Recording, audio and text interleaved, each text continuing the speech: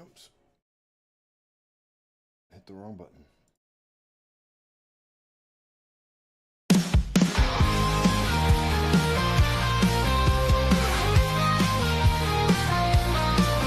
There's a dragon on the wire, breathing digital flames. No sound bites allowed is the name of his game. With a coffee in one hand and his puppy on his lap, cigarettes curling, smoking his political trap. Michael Vass roars through the screen, he flies, painting red and blue skies with his fiery cry. He's the world's watchdog, calling out the bluff. Right-wing swagger, but his heart's pretty tough.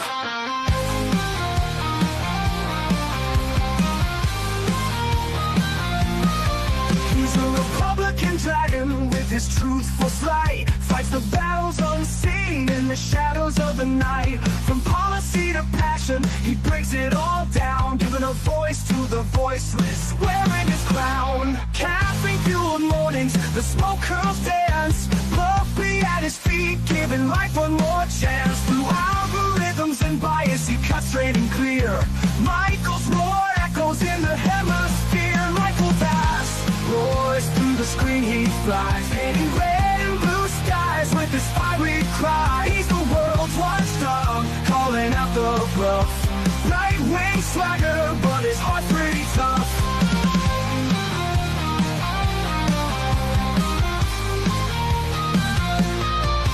No sound bites allowed is his ultimate creed. A dragon's perspective where facts are the seed. Standing tall on his battlefield of thoughts, guarding the truth that others forgot.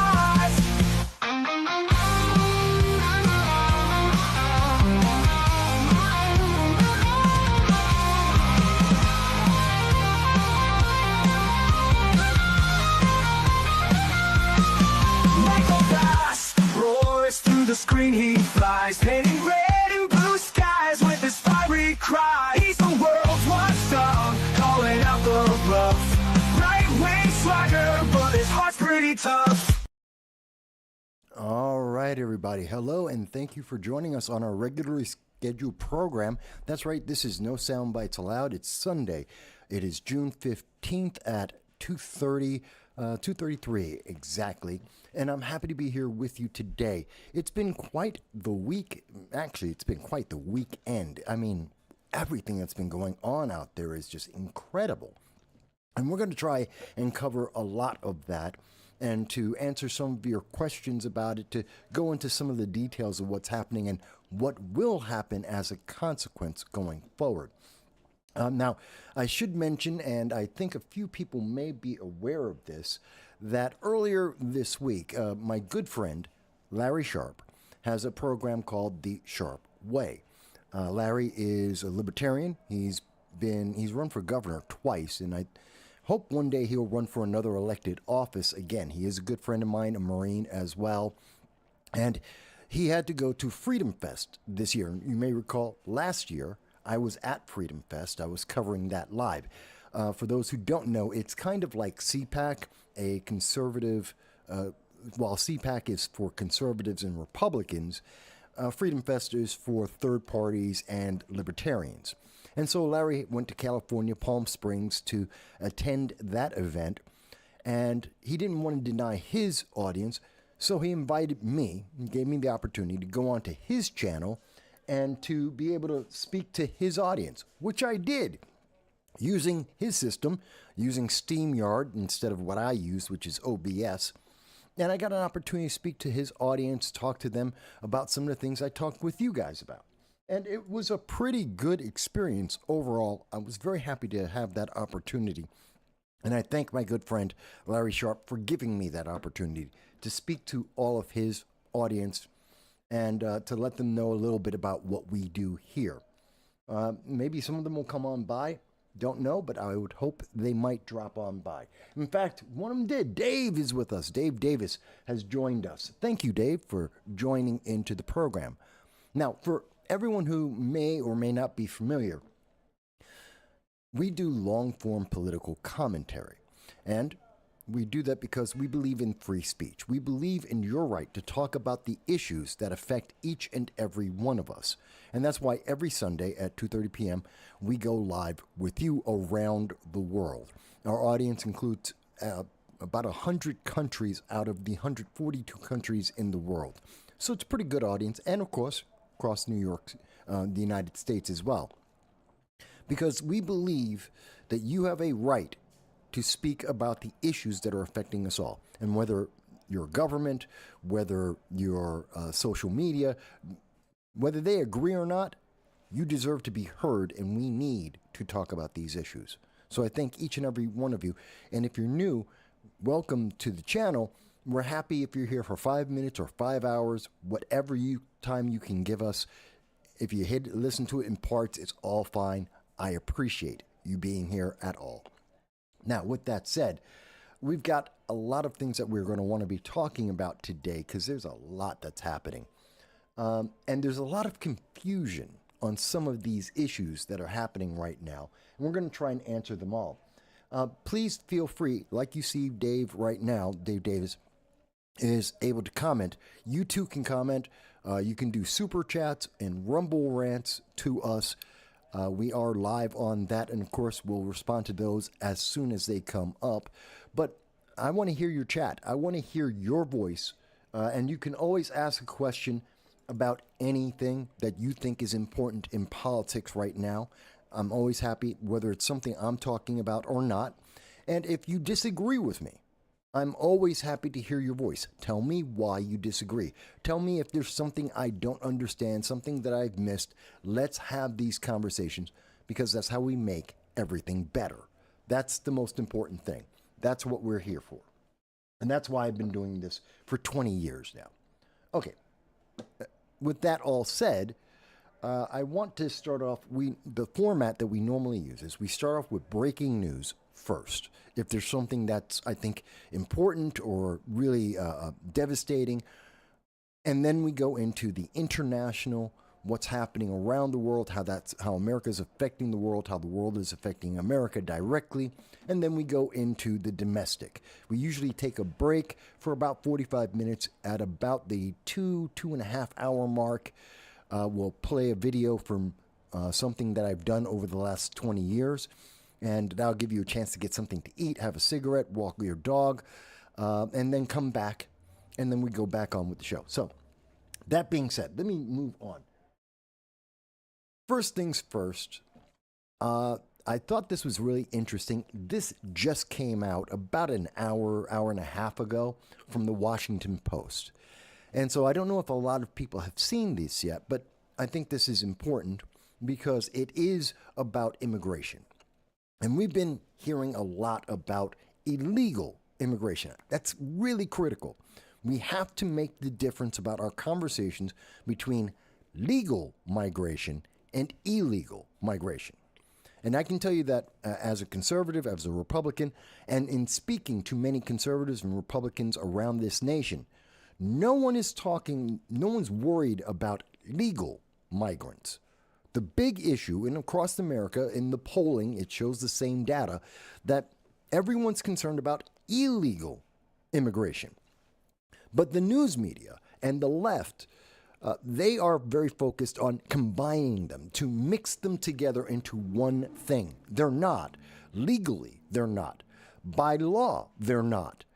But in the more leftist the politics, the more that they integrate both of them to put a gray area into something that is very definitive. And we see that from the Washington Post. And I want to highlight this because this is the Washington Post playing politics with you, trying to confuse the issue and trying to mix the message that you're getting.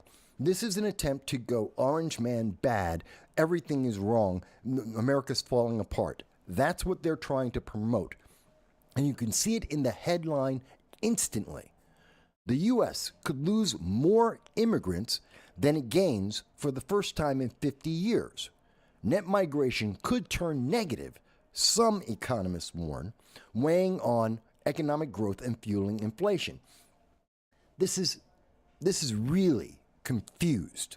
because they say the U.S. could lose more immigrants. Wait a minute. What immigrants? Legal immigrants?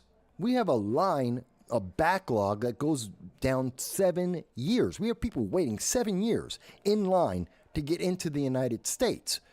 Or did they just all say, no, forget it, we're not going to wait online anymore, we're just going to walk away? That would be a first, and that would be shocking news, but that's not what they're talking about. They're talking about illegal aliens who aren't immigrants. They're not the same thing.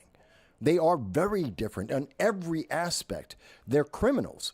So they're trying to give legitimacy to these people because they have a political agenda here. And they're trying to say, Orange Man bad, these policies that 62% of America agree on, even with everything the news media has said about the illegal immigration, the protests, the ICE riots, everything that's been put out there, and the majority of Americans agree with the campaign promise that Donald Trump made and the reality that we are seeing, which is why you no longer hear the Democrats ask the question, did you vote for this? Because the answer they have been getting back for almost 140 days now is yes, this is exactly what we voted for. We wanted mass deportations. We want especially violent criminals out of our country when they are illegal immigrants. Yes. So automatically the Washington Post is trying to manipulate you. And this is dishonest. And we want to call out when news media is being dishonest and they have a partisan political agenda that they are pushing on you. We want to point that out because they think no one will notice. They think you're too dumb and they think that they can get away with this. They can't. Now, going through this article, and I only read through very briefly once, but they say for the first time in at least half a century, for the first time in at least half a century, more people may leave the United States than arrive this year. An abrupt shift in immigration patterns with potentially significant implications for the economy. So this is a wish list. They have no idea what they're talking about. This is a prediction, but they're putting it in as hard news. This should be political commentary. It's not. This is hard news reporting, and the first thing they have to tell you is this is possible. It could be the first time in 50 years that we see fewer illegal aliens overall in America. This is by no means hard news. This is political commentary. But they're trying to pass it as hard news. They go on to say, economists at 2 Washington think tanks. That's not a lot of people. That's nowhere near a consensus of thought of economists around the world or even in the United States. Just 2 think tanks. Which think tanks, by the way? Are they left-leaning Democrat think tanks? Are they neutral think tanks? Are they Republican and conservative think tanks? Are they libertarian think tanks? Oh, they don't mention that. That's not important. They're from Washington, D.C., so they're important and they're smarter than you. That's what they want you to think. Again, this is manipulation. Expect that President Donald Trump's immigration policies to drive a reversal from the near total shutdown of the southern border, which Americans support, to threats to international students. It's not so much threats, it's a pretty clear statement about policy. It is a focused policy. And the loss of legal status for many new arrivals. Well, no, you're talking about the temporary status given by Joe Biden to certain countries, Haiti and Venezuela in particular, were the focus, where he gave them a temporary refugee status expedited to come into the United States. That was never meant to be permanent. They were always going to go back to their home countries at some point.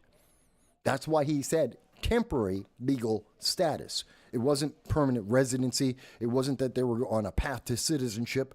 They were always meant to go back. So Again, the Washington Post is not being very honest here. They're being actively dishonest in the way they're playing with the words to make it seem like Donald Trump has made a mistake, that people who voted for Donald Trump on the immigration issue, that you made a mistake, that you're at fault for supporting illegal immigration policy and law and enforcing the laws that exist that Democrats voted for, that Democrats never changed. They could have gone to Congress at any time and changed the laws. They didn't, because Democrats were perfectly happy with the laws as they exist, as long as you didn't enforce them. They go on to say, a rise in deportations, the aim of recent workplace raids, which has changed, but I'll get into that, that triggered protests in LA and other cities. That's not why they were protesting. That's the excuse they're using. They don't like Orange Man bad. That's what the protests are about. Orange Man bad. Donald Trump, a Republican, at least in name, is in charge, and they didn't want him in charge. They want power. And so everything he does for the last decade has been wrong, has been evil. They don't like making America great. So MAGA is evil. They don't want to put America first. They believe in America last. These are the policies of the Obama administration. This is the Democratic Socialists of America. This is the Biden-Harris policies. They want America to be last. America is their problem, is the problem in the world, in their mindset.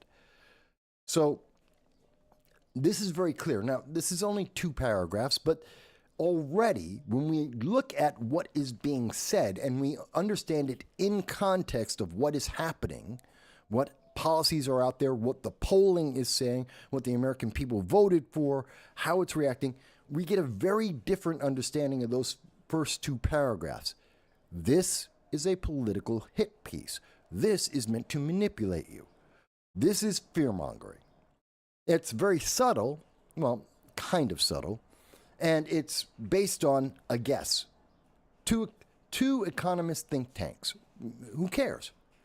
That's like saying, there's this school in the middle of Iowa, and the principal thinks something.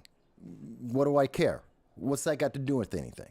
That's not a consensus of thought. They're not telling us that most of the think tanks in Washington, D.C., most economists across the country or around the world have this view. No, just a couple of people. Okay, and then you should tell us immediately, are they Democrats? Are they progressives? Do they work for Democrats or progressives? Do they get funded by Democrats or progressives? This is important to put this in context to understand. Are they giving us a fair understanding of the situation? They don't want to do any of that. Instead, they want you to be afraid. They want you to think you're wrong. They want you to think the policy is wrong because they want illegal aliens in America. The reason they want that is because we were told by Kamala Harris in Philadelphia when she was interviewed by ABC News, when she was running for the presidency after she had been anointed without vote by the rank and file Democrats, when she was anointed as the replacement for Joe Biden, she went on, got an interview with ABC News, which we covered. We actually presented that and covered that for you. And she said, immigration, the whole purpose of open borders were to allow illegal aliens in so that Democrats could have control, create a path to citizenship, and create an entire class of people that were subordinate and basically slaves to the Democratic Party. And 8 million of those individuals, all beholden to the Democratic Party, all of them voting Democrat, that is enough to make sure the Democrats would hold all the significant positions in virtually any state in all federal elections as long as they want. They'd have power for decades to come. That's what this is all about. This is what the whole open border policy is about. And it doesn't matter if the infrastructure of New York, Boston, Chicago, it doesn't matter if the infrastructure of LA and Portland and Seattle, Austin and Boulder, Colorado, it doesn't matter if they fall apart because it's about power. It's not about taking care of people. I find this very upsetting. Now, you may look at this and say, but Mike, it's really not that bad. They're a major newspaper with a major bias. And we know in polling after polling for years, for decades now, we know that all the newsrooms across America, about 80 to 90% of the newsroom is either Democrat or progressive. They have a built-in political bias. And you may say, well, the Washington Post, the major news media, they're neutral. No, they're not. No, the hell they are. Everyone is a human being.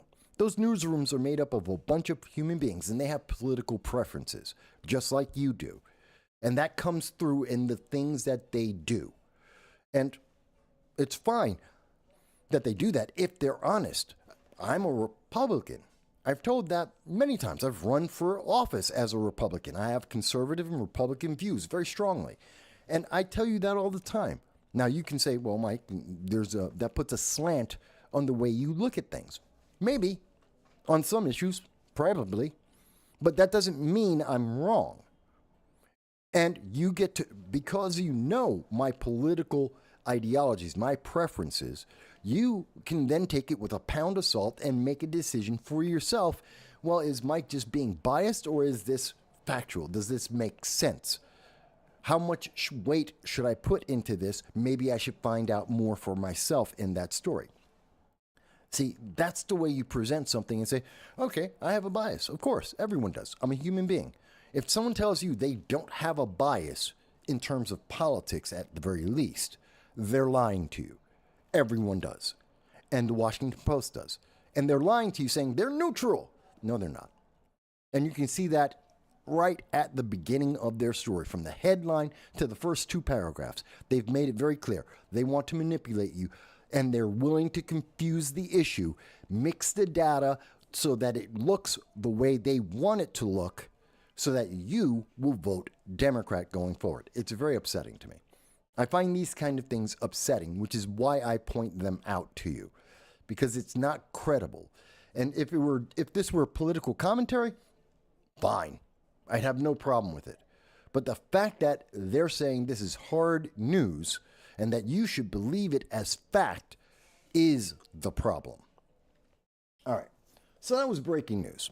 At the end of the show, I will be linking every article, every news story that we talk about will be linked in the sources so that you will be able to go back, read it for yourself in full, and make your own decision about whether you think I'm correct or incorrect, or find out more for yourself and make your own decisions. Because I believe you're an adult.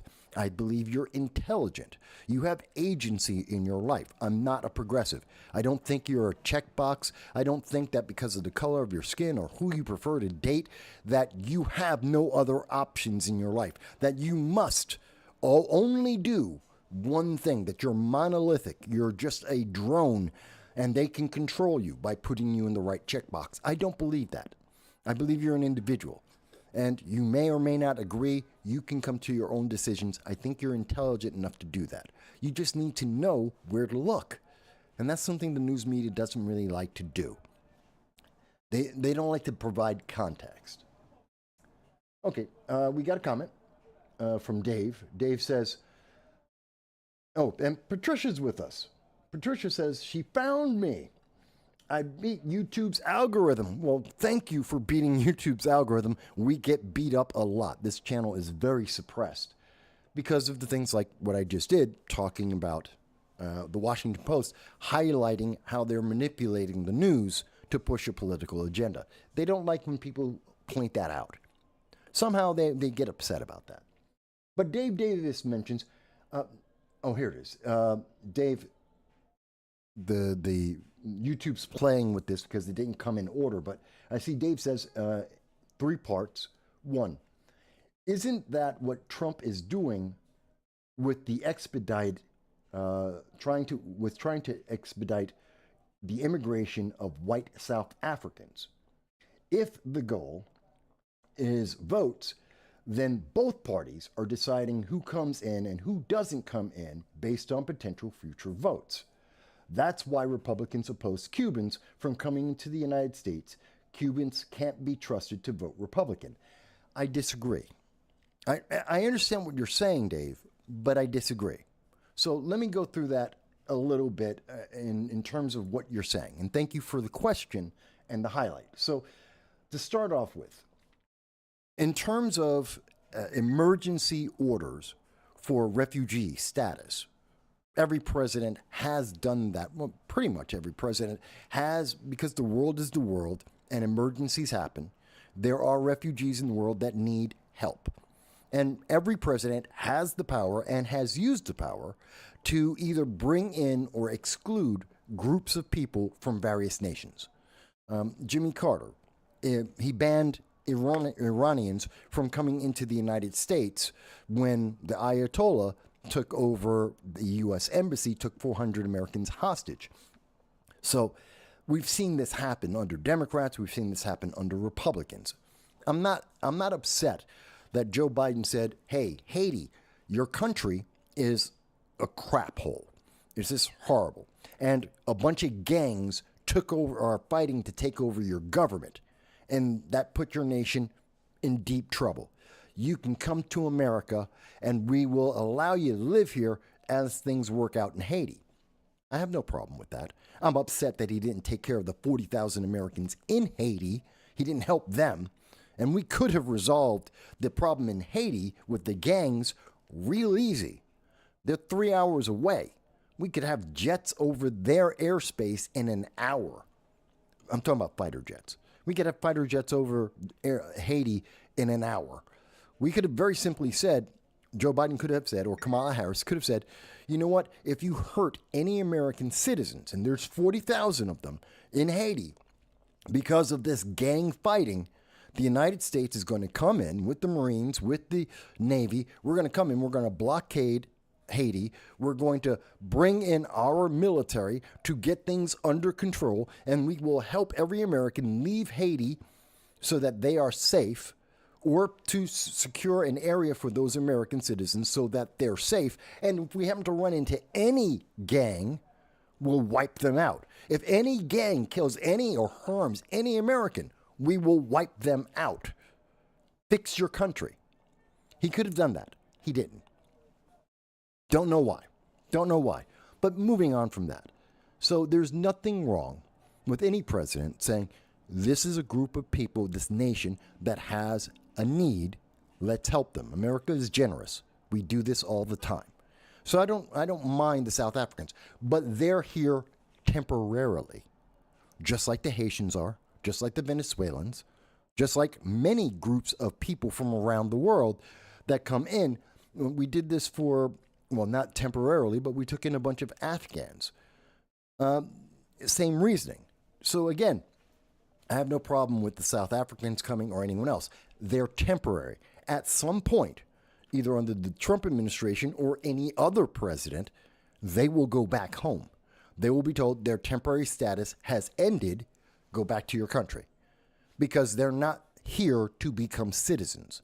There's a big difference in that understanding. Democrats are pissed off that Trump said, oh, well, we're sending them back because it was temporary. And they're like, no, you can't send them back.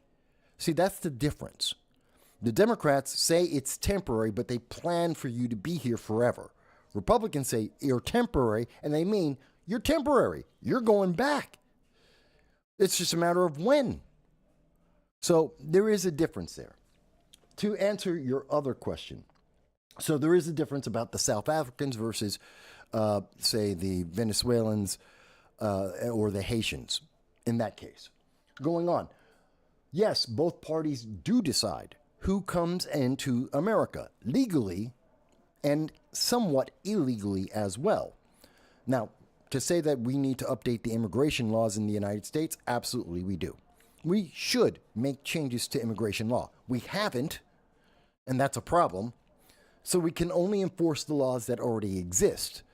But yes, the Democrats, by action and inaction, the Republicans, by action and inaction, have made decisions about which groups of people will come into America legally and how many of them. Should that be changed? Probably. Will it be changed? Apparently not. So yes, they are responsible for that. And in doing that, by having the immigration caps that we do around the world, well, then that forces other people who want to come into America to either come in under H-1B visas, student visas, or illegally. And very often, about 7% of people who come in under a visa, whether it's a tourist visa, a student visa, H-1B work visa, about 7%, depending on which study you look at, it's somewhere between 7 to 15% of those visas people overstay. The visa expires and they stay in America and they become an illegal alien. So that's a problem. That is a problem. Now, again, but being an illegal alien, whether it's because of the policies of Congress, Republicans, or Democrats, illegal aliens don't have a right to vote. I know Democrats want to give them the right to vote because then they have a slave, they have a group of people who are enslaved to the Democratic Party and are beholden to them, so that gives them power. But the fact is, they don't have a right to vote in America, nor should they. So they're not American citizens. They don't have a right to vote here. If they want to vote, go back to their country. It's that simple.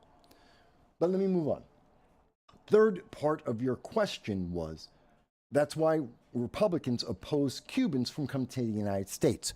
No, that isn't why we're opposed. There's a couple things to that. And I'm a little bit older, so I remember some of the things about the Cuban immigration crisis that many people today who are younger don't know about. They've never heard about this. A couple of the problems. First of all, when Castro took over, the initial group of people who came from Cuba to the United States were welcomed.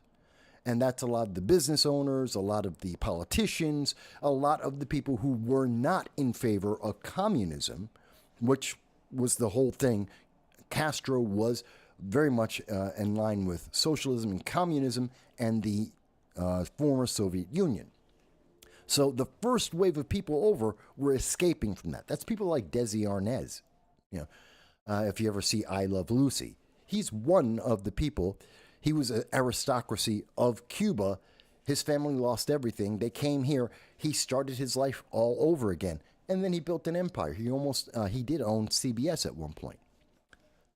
A lot of really good people. And that's a lot of Florida right now. After that first wave, there were a couple times where Castro would he would open up the prisons, he would open up the mental wards, and take those undesirable people in Cuba. Some of them were political prisoners. Some of them were criminals. Some of them were mentally ill. Some of them were just poor people. And he would send them out of Cuba into America. He was just cleaning up Cuba. And the best way he could do that is get rid of those people. So he sent them to America. And America would say and there was a huge wave of criminals that were released and sent towards America. That was back in the late 70s, early 80s, that America said, wait a minute. We know these are prisoners. We know you've just opened up your prisons and let these guys out. That doesn't mean we want them. We're not allowing criminals to come into our country because you don't know what to do with them and you have too many criminals in Cuba. So that was a pushback, and that was both Democrats and Republicans who were saying that.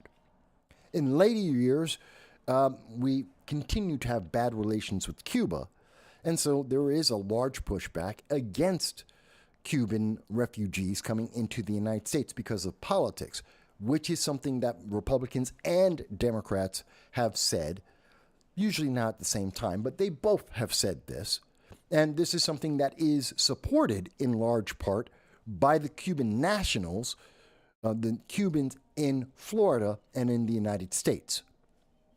So it's a lot more complicated than what many people think. So there is that. So it's not as cut and dry. But I'm glad you asked the question because I'm sure there are many people who knew nothing about that. And I'm just trying, and this is just a brief overview of it. There's many, many more details to it, but I wanted to answer your question. Patricia says, Desi Arnaz, Ricky Ricardo on the I Love Lucy show, would have been rounded up and deported in today's climate. Not quite, because Desi Arnaz was a legal asylum. He came over with his family as a legal asylum. They were political figures and business figures. They were welcomed into the United States. So if anything, they may have been temporary refugees, and they might have become naturalized citizens from that refugee status. That is possible. Or they may have at some point been told to go back if they were under a temporary refugee status. That's possible. They could have also asked for asylum, and they would have gotten it. By the way, the first nation next to Cuba from Cuba going out would naturally be the United States. They could also go to Central America, but they actually would have a legitimate asylum claim. So that would also be something that would keep him in America. Now, if Desi Arnaz came into America either as a temporary refugee or an asylum seeker, came into the United States, and then decided to trash America, either by committing crimes or trying to sow insurrection in America, he could lose his status. And that would get him deported. That's true. Desi Arnaz was known for, he loved Cuba throughout his entire life. He appreciated and loved America for allowing him and his family to be alive, to have the lives that they did get to have the opportunities that he was able to have. But at the same time, he was very clear that, but he was born in Cuba. He loved his home, but he could never go back. If he ever did, they'd kill him, kill his whole family. So he could never go back. He was exiled by that government. So he wasn't about to trash America. That had nothing to do with America. He was upset with Castro. So it's a very different scenario. Let's see. Patricia goes on to say, my brother drives taxi up near the Canadian border, and the Haitians are going to Canada. I have no problem with that. Let them go to Canada. We didn't say that they had to go back to Haiti. We simply said you had temporary status, and that status has ended because it was temporary. If they want to go to Canada, England, France, Germany, I don't care. Let them go.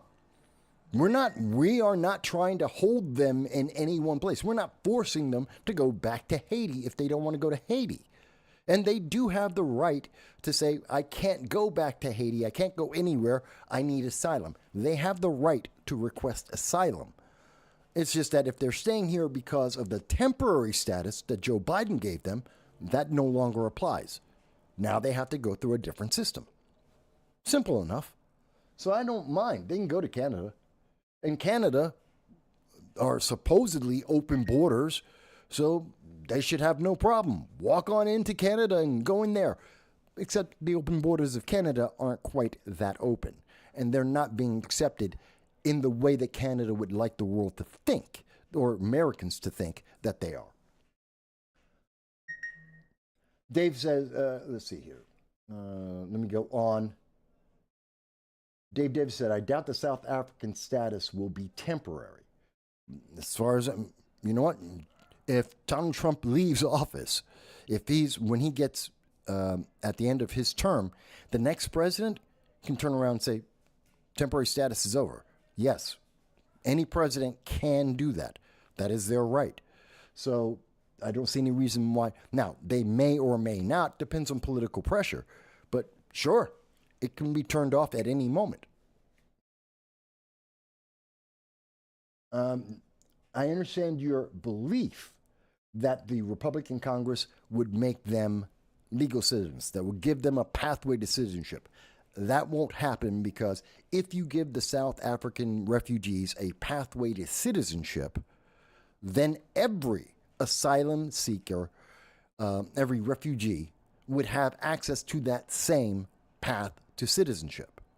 Because if that path to citizenship isn't generic, then it's not constitutional. It would be excluding a class. It would be excluding classes of people, and that would be illegal. So, no, they're not going to be given a path to citizenship because that would give every illegal alien, every refugee, not illegal, every refugee, a pathway to citizenship on the same status and same clause. And the Supreme Court would say you have to extend that to every refugee, every asylum seeker with temporary, at the very least, with temporary status, if not full. So no, you're not going to see the South Africans get a pathway to citizenship. It's not going to happen. Some people may want it to happen. It's not going to happen.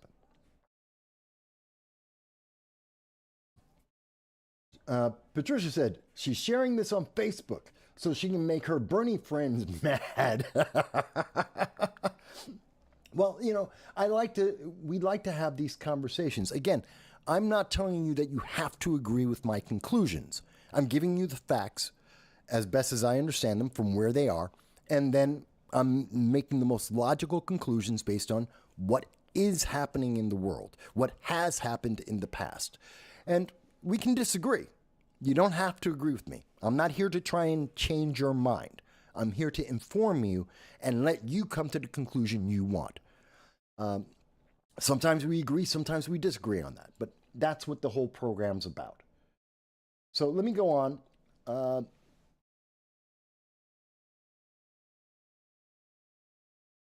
me see here. Wait a minute. Dave mentions Arnaz fled with his family after the Cuban Revolution of 1933.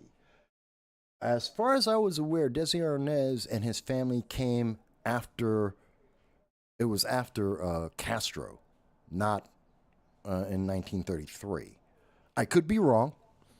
And if I am wrong on that, someone please correct me. But as I understood, that was because of Castro, not because of 1933. Could be wrong. Okay.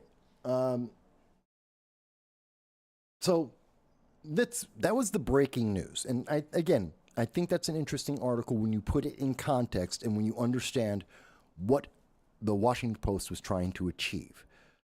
But let's move forward and look at international politics. Now, I know everyone's talking right now about Iran and Israel, and we will talk about that here. But before we talk about that, there are other things that are happening in international news that we should be talking about. Lest everyone forget, there is still the Ukraine-Russia war going on right now, and that is responsible for a food crisis in the world. There is literally 35% less food in the world, somewhere between 30 and 40% less food in the world right now versus 2019. That is a fact. It's not a question. It's not an opinion. That is a fact. And that has caused famine and starvation around the globe. It has also increased the price of food for everyone on the planet. Part of the inflation, food inflation, that we are experiencing here in America is because of the international food crisis.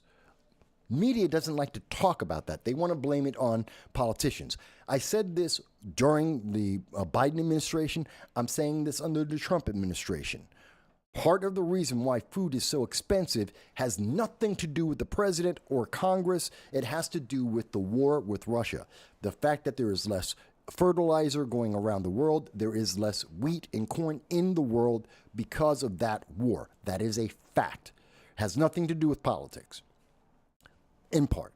So there is that portion. Separate of that, and there's also the pressures on oil and gas, and it gets complicated, and we've covered it all for years now. But that war is still ongoing. Russia is still winning, not because I want Russia to win, not because I love Putin, because I damn well don't. I've lived in Moscow. I've seen what the hardline communists, the KGB, I've seen what they think is good for people, and I don't wish that on any of my enemies. So Putin, who I would like to see lose, but he's not, they're winning. And they have resisted any effort for a serious ceasefire talks, which is why about a week and a half ago, 2 weeks ago, President Donald Trump said, you know what, I'm going to walk away from the talks because it's devolved. Part of the reason why it devolved, the talks devolved, initially, Putin was willing to consider ceasefire and peace talks because Donald Trump, strong leader, focused messaging, he was pushing, and he had the full support of the Ukrainian people, and it was going to be imminent that the United States would have people on the ground, and not just military support, but infrastructure support. That's a turning point in the war. That would change the dynamics and potentially would bring America in, because American civilians and troops could be involved. So Putin didn't want to deal with that, whereas he didn't even talk at all to Joe Biden or Kamala Harris. He ignored them. He laughed in their face, literally, on international news media, laughed in their face. He actually talked to Donald Trump. He reached out and said, hey, I want to talk to you. Maybe we should do this. The thing that messed up the potential of a ceasefire could have happened over a month ago. It was when Democrats talked to Zelensky on the day that Zelensky was supposed to be signing a mineral deal, which would have guaranteed the rebuilding of the infrastructure of the Ukraine, which would have guaranteed an infusion of cash into that nation, that would have guaranteed U.S. civilians on the ground, which would have prevented Russia from continuing to attack as long as those U.S. individuals were there. The thing that would have stabilized to some degree that region, it was sabotaged because Democrats who don't like Trump, they have Trump derangement syndrome. They said to Zelensky, no, push Trump, embarrass Trump so that you can get a better deal. Because the mineral deal isn't great for the Ukraine. That's a fact. It's way heavy-handed for the United States, but we have the advantage. Without us, that deal doesn't go forward. The peace deal doesn't happen. Peace talks just go nowhere. That's just the reality. And so we took advantage of it, and Trump made the deal in the advantage of the United States because we need rare earth metals. That's just a fact. Now, the deal is good because in getting peace, that helps to deal with the global famine that's going on. It helps America with rare earth metals that we need. It puts a cap on some of the actions of Russia, at least for the next decade, and that gives a pause to the world. That gives breathing room. So Zelensky, taking the advice of the Democrats, who were more than happy to just fund, you heard Joe Biden, he was willing to fund that war for the next decade without any change, without having any ceasefires, without having any peace talks. He was just willing. He said, America will just keep the money flowing. We'll fund you for the next decade. Not to have peace, not to end the war, just to keep on fighting. Zelensky said yes, because that's a hell of a lot of money on the table. And he wanted it. And he thought, Democrats said, I can press Trump and I'll get the same kind of money I was getting out of Joe Biden. He was wrong.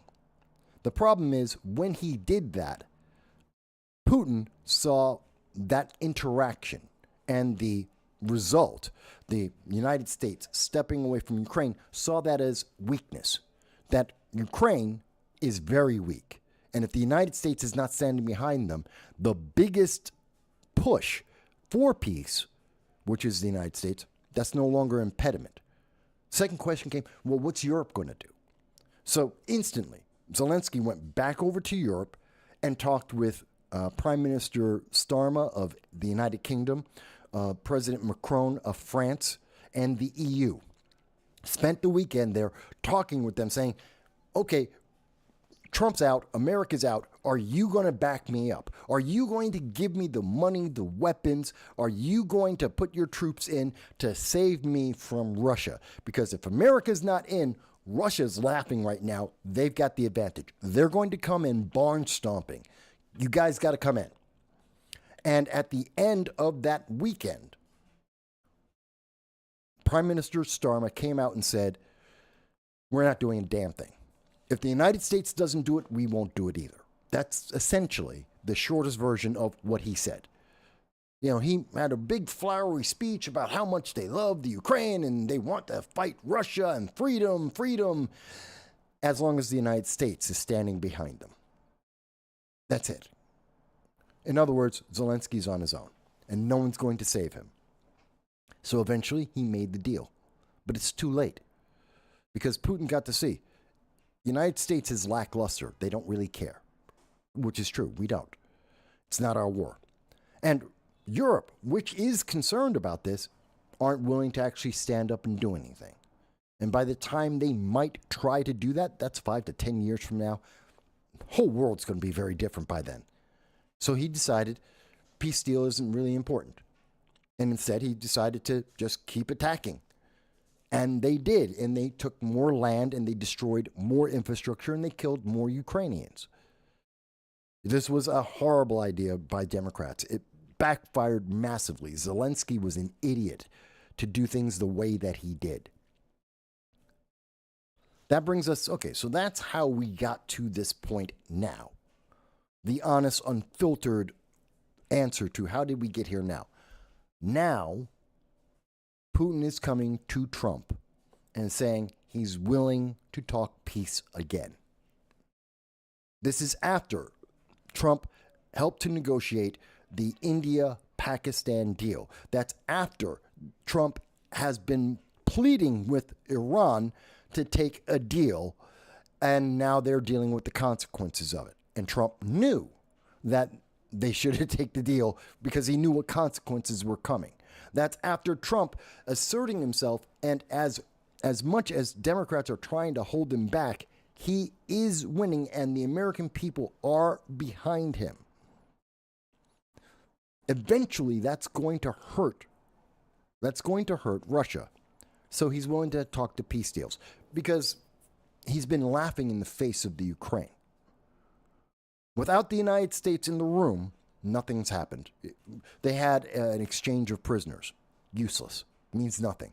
Gets no one closer to ending the war. Russia now is willing to consider it. That's a big deal. I think that's important, and no one's really been talking about it for a while. People have forgotten what's going on there. This is, again, Trump is the central figure in 4 different negotiations going on around the world for peace at this moment. People love to say he's not been successful. These are ongoing talks. And the biggest impediment have been some of the people involved. Russia didn't care about stopping because they wanted to win. Ukraine didn't want to stop because they want to win. Hamas didn't give back the hostages because I don't know what the hell Hamas is thinking about. The Houthis did back down. They did agree. Iran didn't. We see what's happened. 3 out of the 4 cases, we can see what happened. All right. Let me move on a little bit more. Do I have more comments here? Yeah, I do. Dave says, I had to look it up, and CBS Sunday Morning had a clip on Desi Arnaz. Desi Arnaz married Lucy before Castro. I Love Lucy was before Castro. Then I stand corrected. Thank you for correcting me, Dave. I'm wrong. I remembered it as after Castro, but I obviously had that wrong. Okay. I don't think that changes materially what I was talking about. I don't think that changes the argument I was making. But it does, and it is a fact that Desi Arnaz could not go back under Castro, could never go back. He and his family would die. But I do stand corrected that he left before Castro and that revolution. So I stand corrected on that. Thank you for correcting me.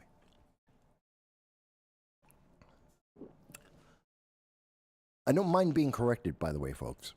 I know a lot of information. Doesn't mean that I remember everything perfectly every single moment. If I've gotten something wrong, tell me. I'm a human being. I'm a big boy. If I'm wrong, I'm wrong. If it materially changes what I was saying, that's important because then I have to rethink what I've told you, what position I hold. And if it's important and it's substantial, then I want to rethink it because if I've made the decision based on faulty information, then there's a problem. I have to resolve that. I have to rethink that. That's why we have these conversations, so that we can think through the problem and make sure that we're doing that as clearly as possible with as little bias as possible, if possible. So I don't mind being corrected. It's happened before. I like being corrected when I've gotten something wrong, but I don't believe that's a material difference in what I was speaking about in terms of legal and illegal immigration and refugee statuses. I don't think that changes anything. Let me go on. So, there's, in terms of the Iran-Israel war, I know there are some people who are very upset with Israel because of what's happened with Gaza, with Hamas. And I think you can't look at what's happening with Gaza in the same way as you're looking at what's happening with Iran. Very different scenarios. Yes, Iran is the greatest sponsor of terror in the world. That is a fact. And part of that support of terror is support of Hezbollah, Houthis, and Hamas, who all are attacking Israel on a regular basis. That's true. And that's where the missiles and rockets come from Hamas and the Houthis and Hezbollah. Their rockets come from Iran. A lot of that has to do with the Obama administration, which I'll get to in a second. But the conflict between Israel and Gaza and Hamas is a very separate issue to the problem of Israel and Iran. Iran, since 1980, has been trying to actively destroy Israel. Most recently, this year, Iran made the first attack against Israel directly. Usually they're using proxies. You'll see that Iran is using their proxies, like Hamas, to attack Israel for them. And, Iran sits back and goes, I don't know how that happened. Oh, I'm so shocked. I didn't know that when we trained Hamas to be able to infiltrate and kill civilians, that they were actually going to do it. Who could have known what our training would lead to? How did we know that if we gave rockets and missiles to the Houthis, that they would use that to attack shipping in the Red Sea? How could we have known? That's the position that Iran has classically taken.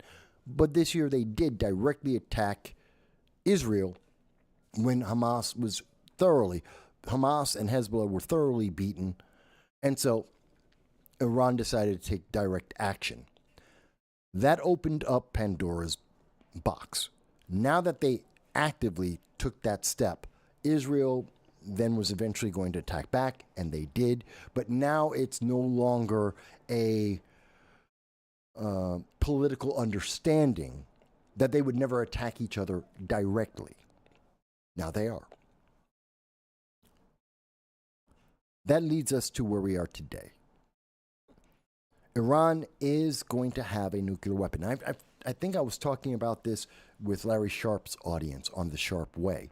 And I was talking about what's going on with Iran, Israel, in that the problem isn't as much the nuclear weapons.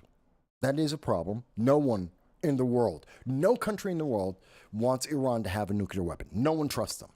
Saudi Arabia, United Arab Emirates, Syria, well, at least the old Syrian government at the least, Israel, Europe, United Kingdom, Canada. There is no country I can think of that trusts Iran with a nuclear weapon. Even the supposed quasi-allies of Iran, being Russia and China, do not trust Iran with a nuclear weapon. No one wants them to have a nuclear weapon. But the problem isn't having the nuclear weapon, it's really the delivery system. See, if I make a nuclear bomb and I can't go anywhere, I can't do damage. If they have a nuclear missile and they can't get it out, if they have a nuclear bomb and they can't get it out of Iran, all they can do is kill Iranians. That's a limited threat. That means they have to try and drive a nuclear weapon into another country. So you would have to drive from Iran through Syria, through Iraq, to get to Israel to be able to try and attack Israel with a nuclear weapon. Someone's going to notice that and take it out. It ain't going to happen. But missiles, ICBMs, intermediate range missiles and rockets, that's different. That can take a nuclear payload.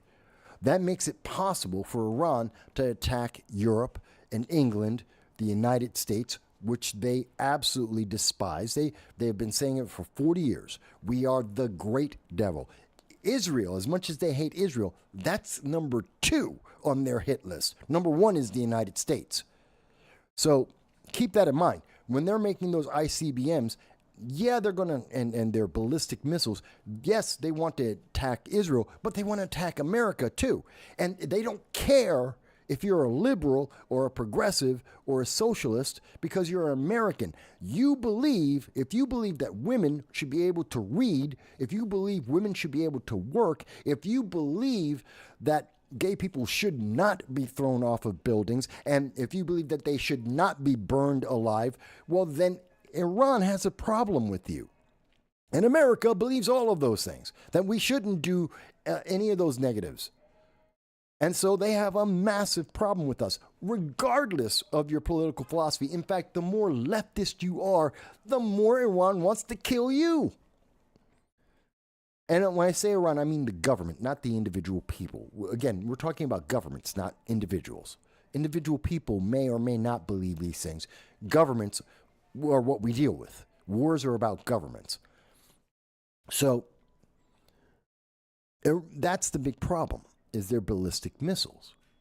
Now, let's go back a little bit in time because the mainstream news media won't, and they're not going to tell you about this.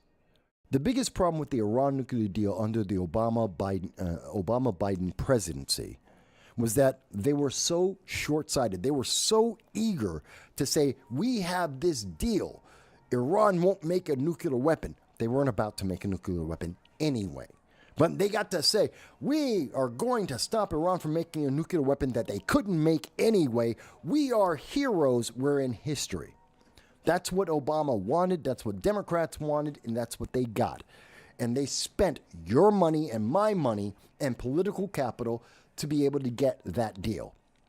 The thing that was most important in that deal, and I covered it at the time, the deal let Iran build missiles. It let them build ballistic missiles, ICBMs, hypersonic missiles, drone technology. And that is the problem. That's the delivery system. That takes that nuclear bomb and brings it to everyone else in the world. That's why Iran is a threat. That's why everyone says Iran can't have nuclear weapons. Because if they have a delivery system, we are afraid they will use it. And by the way, no one can shoot down hypersonic missiles. No one in the world can shoot down hypersonic missiles at this time. America is not safe from hypersonic missiles. Neither is China or Russia, Europe, England. Nobody is safe from that. No one can stop them. That's a problem. That is a massive problem, especially if they're nuclear armed. Oh my God, now consider the problem. We can't stop it, and it's nuclear. And it can hit anywhere in the world. That's a massive problem for everyone in the world. And Iran hates, the Ayatollah hates everyone that doesn't believe what the Ayatollah believes. The government of Iran hates everyone that will not submit to the government of Iran. That's a fact. The Iran nuclear deal, one of the biggest problems I had with it and why I opposed Biden trying to resurrect it, is it let Iran have a delivery system, and that puts everyone in the world in danger. And Israel, realizing that Obama made the mistake, Biden doubled down on that same mistake. And now, last week and a half ago, to be exact, the Ayatollah Khamenei said no to the deal that Donald Trump was trying to make. That was the green light go.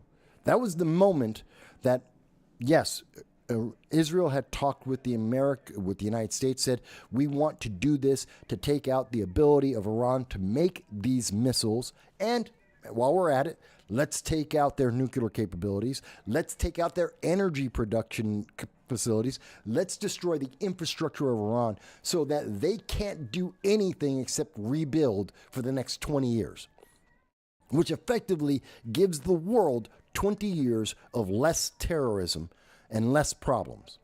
Does that resolve the problem? No, but it buys you time. Buys you like 2 decades. That's what Israel was offering. And Trump said, no, let me make a deal. If they take the deal If we can stop them from making the ballistic missiles, will you hold off? I don't know what the answer was from Israel about that. But Trump believed that if they took the deal, they would stop. And the Ayatollah came out and said no. Said no to the deal. Trump said, we're going to keep on talking, and then removed all the U.S. personnel this week. No one noticed. I mean, everyone noticed that U.S. personnel were getting out of Iran, that Trump was moving those troops out, which made everyone think, okay, so the deal went bad, the talks weren't moving forward, and that was seen more as a political statement, like, okay, we don't like you, we don't trust you. You're going to get almost everyone, every political commentator, every pundit was thinking, okay, that means that we're going to be putting sanctions on Iran to turn the screw and say, no, you should probably make a deal because you're going to be hurt. You're going to go bankrupt. Instead, Israel said that's the perfect time to drop a bomb. The Houthis have been beaten. Hezbollah has been beaten. Hamas is destroyed. Iran is weak and isolated, and they're rejecting any help. And no one in the world wants them to have a nuke. Now is the time to hit. They don't expect it, and they're isolated, and it's perfect timing. That brings us to where we are now. The thing that upsets me in this entire thing, so I wanted to give you the background because no one takes the time to put all the data together, to get the story together, to let you understand how we got to where we are today, to let you understand how difficult it is to stop this from continuing to go on, to stop this from escalating. Now you have a context of all the moving parts that are involved in this process and why it's so difficult to get peace, why it's going to be so difficult to get this to stop escalating. And most of the news media don't tell you that because they want you afraid. If you're afraid, then you're going to capitulate. If you're afraid, you're going to believe whatever one of the elected officials says to you, and you're going to do what they say, or at least you're going to be a hell of a lot more likely to do so. And they can get away with things saying, we did something, but it has nothing to do with what you wanted. We did something which helps them, but hurts you. And that's what I don't like. And every politician, God knows, 99% of the politicians, they love to say, I'm doing something which isn't going to help you at all. It's about to help them and their party and their political partisan ideology, but it's got nothing to do with help for the American people and or the globe. But they get to use the title, I've done something, which is a complete failure. And by the way, I got to take away your rights. I got to spend more of your money. It's upsetting to me. So now you understand some of the background. And I know, it takes a while. These are things that you can't really say in 5 minutes. You can't. I've heard some of the most intelligent pundits and researchers and analysts out there in the world. No one can explain this entire problem in its fullness, in its real depth in 5 minutes. It's not possible. And anyone who's doing it in 30 seconds is editing. Massively editing, usually editing based on a partisan political agenda. That's on the left, that's on the right, doesn't matter. If they're giving you a 30-second answer, they're giving you a 1-minute answer, they have edited what's going on to put this in a frame, a spin, a political spin, poly-spin, to say, hey, here's what I'm going to present you, because this gives me an advantage. That's the truth of it. That's why I take more time to answer this for you. And I know there's questions. I'm going to get to them. I'm going to come back to them in 1 second. But I want to make sure this is understood for everyone. So here's the thing. So now we know why Israel decided to attack Iran and why they decided to do it now. Trump is still saying there can be peace. that this can end. But it requires Iran taking a deal that stops them from making missiles. They cannot have a delivery system. They cannot have nukes, and they cannot have a delivery system. That is off the table. Everything else we can negotiate, those are non-negotiable. They cannot make more missiles. They cannot make nuclear weapons. Period. That's a full stop. And the Ayatollah thinks he can leverage this. He thinks he has room. He's wrong. He's wrong. Because Israel has no problem. They have every reason in the universe to keep on pounding Iran into the dirt. I'm talking about the infrastructure. They will destroy the entire infrastructure of Iran to put them back to the Stone Age so that will protect them, so that they will be protected. I understand why Israel is doing it. And by the way, Israel was attacking infrastructure. I commend them on that. The first day in particular was stunning. That militarily, strategically, that was brilliant. Oh my God. They were rolling a D20 dice and they got natural 20. They got all of the scientists that they were looking to get. They got almost all the generals that they were looking to get. They got them all. And minimal collateral damage, which is otherwise known as human beings. Minimal spillover. They got these guys targeted and they nailed them. They hit all the nuclear plants. They hit the power generation plants. They were hitting infrastructure, and they got the hierarchy of the Iranian government. And I believe that they were looking for the bonus of knocking out the Ayatollah. That would have been bad. In fact, that would have backfired on them because he's a religious leader, and it would have turned into a holy war, and it gets way worse than things are now. You think things are bad now? Kill the Ayatollah. It gets massively worse overnight because he's an instant religious martyr. And if you think there was a war before, you have seen nothing yet until the Ayatollah dies. But that being said, so Israel has been attacking infrastructure targets. Now, I know there's a couple of reports out there that are questionable, and they're saying, well, no, Israel's attacking civilians. I really haven't seen that. And I don't know if that was a misfire or a missile that went off, because as far as I can tell, all of their targets over the last 3 days have been military targets, have been infrastructure targets, have been government targets, because they're destroying the infrastructure. They want Iran in the Stone Age because that makes them safe. And Saudi Arabia is perfectly happy with this. The United Arab Emirates are perfectly happy with this. Qatar is happy with this. The Middle East is okay that this is happening. They don't like Iran. They don't trust Iran. They don't love the Ayatollah. They're more than happy to see Iran, one of their biggest threats, go to the Stone Age. They're happy about this. The response from Iran makes sense. They have to respond. One, they're a nation. Two, they're a nation in a region where strength is visual. Strength isn't just what you say, it's what you do. To save face is a big political necessity. It is a necessity of governance. And people may not like that we say these things, but it's true. Look at every nation in the Middle East. And their policies, their doctrines are all based around saving face and military might, about strength, individual strength of that country, of that individual. So you may not like someone saying that. It is the truth.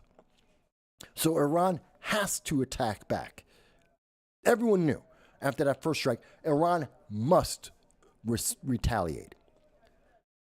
The problem is they retaliated. They didn't attack the military infrastructure of Israel. They didn't go after the power generation of Israel. They didn't go after the nuclear capabilities of Israel. They didn't go after the planes or tanks of Israel. They went after the people. They specifically absolutely purposefully targeted residential areas and civilians because Iran is a terrorist nation. The government of Iran are terrorists. And their first thought in a war is the first thing they could do is attack civilians. Not the military, not the infrastructure, not the government. They wanted people. If that doesn't tell you what the difference is between Iran and Israel, I don't know what will. That doesn't mean that you have to love everything Israel has done. Israel is not above critique. No, they are not. But there is a world of difference between these two nations, at least initially, at least at the start of this conflict. One is going after military infrastructure and government. The other is going after civilians. Guess what? Those two things are not the same. And to say that, well, Israel is strong is not an excuse to attack civilians. It isn't. Just like when Hamas attacked civilians. That's not an excuse. I don't care how big or strong your enemy is. Attack the military, don't attack the civilians. It's a very simple rule. Everyone agrees on it. This is something going back to the Middle Ages. You attack the military, you don't attack the people. Barbarians attack people. Countries attack governments. Again, you don't have to like Israel for this to be true, because it's not about like. I don't care if people like or dislike what I'm saying. Is it accurate? Does it make sense? Is it logical? That's what I'm worried about. Are these the facts as we know them? Yes. What does that mean? Why did these things happen? I'm explaining that. You don't have to like it. It's not about like. It's a war.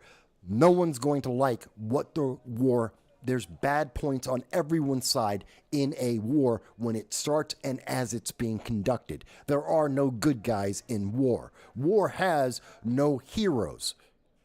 After a war, you can claim anything you want. You can say, I was the good guy, I was the hero. You can write history any way you want if you live through the war. But during the war, there are no heroes. Glory comes afterwards. Iran made the mistake of attacking civilians, and that means this doesn't end. As long as Iran keeps attacking civilians and Israel is attacking infrastructure, this war is going to be very one-sided, it's going to be very long, and Iran is going to lose. That's a fact. And it doesn't matter if you like Israel or not. It doesn't matter what you feel about that. You can be from Harvard all you want. You can say that small governments versus big governments, the small ones are the good guys, and this is racist because Iran is smaller than Israel, which it isn't. You can come up with any story you want. If Iran is taking terror tactics as a government against the government of another country, attacking civilians, Iran will lose. And they will be devastated, destroyed. They will wind up in the Stone Age. And I think that's deserved. You may disagree with me. You may think Iran is nicer or kinder or gentler. Maybe you'll think that it's anti-Semitic or it's anti-Muslim, whatever you. It doesn't matter. I think Iran loses, and I think they deserve it. Now, if Israel is confirmed, and I've only seen one news report where Israel is shown to be attacking or had a missile hit civilian areas. I've only heard about one missile hitting a civilian area, and Iran doesn't have an Iron Dome. And Israeli troops are well trained, and their equipment is American equipment. So, yeah, they can have the occasional missile miss.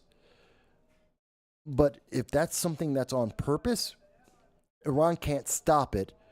And if Israel is adopting the tactics of Iran and attacking civilians, I will denounce them too.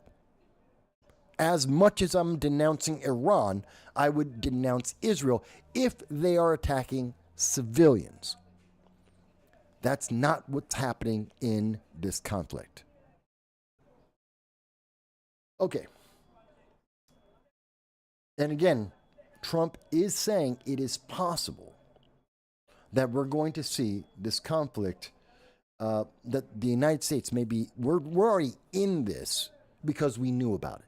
We're in this because we're defending Israel, our only ally in the Middle East. We have to protect them. We have agreements with them, and they're the only ones we can trust in the Middle East, which is too much of a strategic hotbed not to be involved.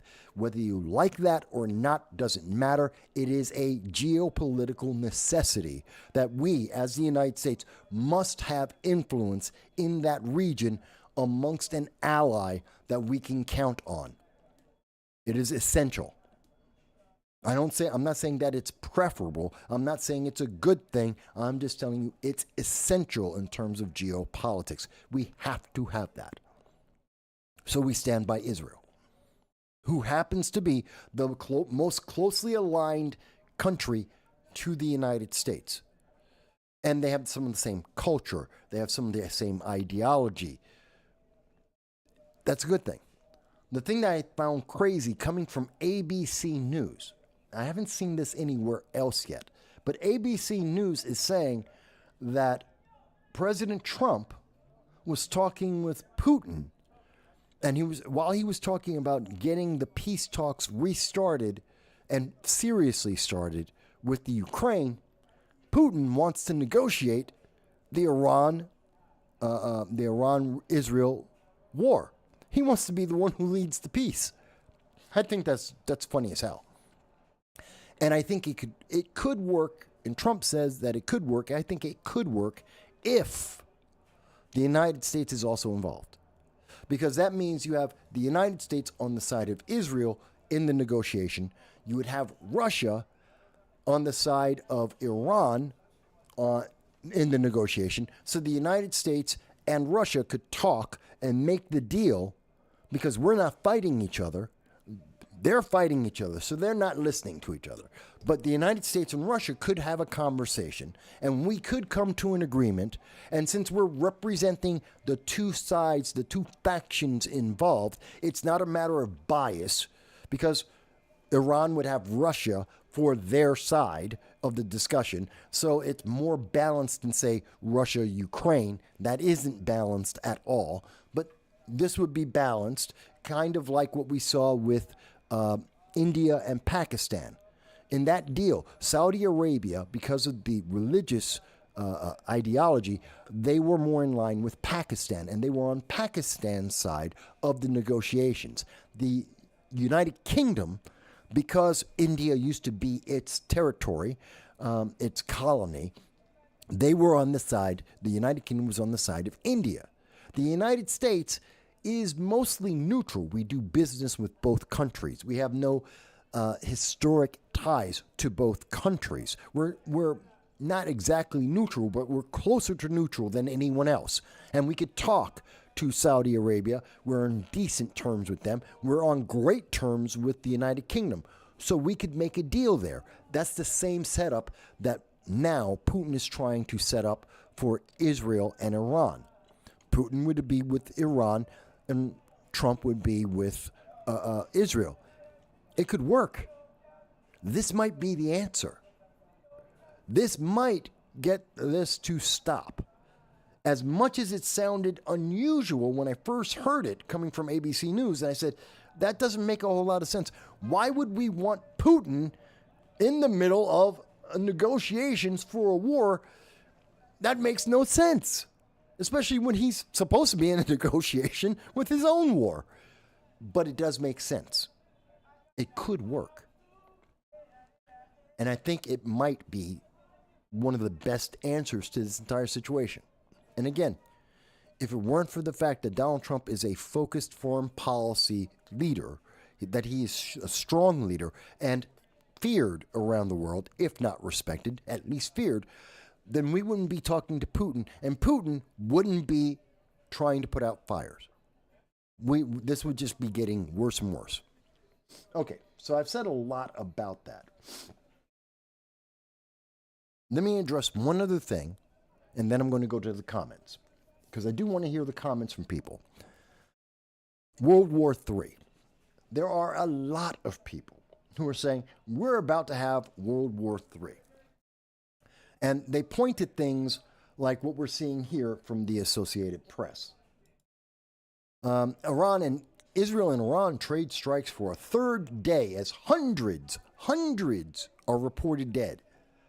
And according to the Associated Press, that came out today at about 1 o'clock, 12:30 today, Israel strikes have killed at least 406 people in Iran and wounded another 645.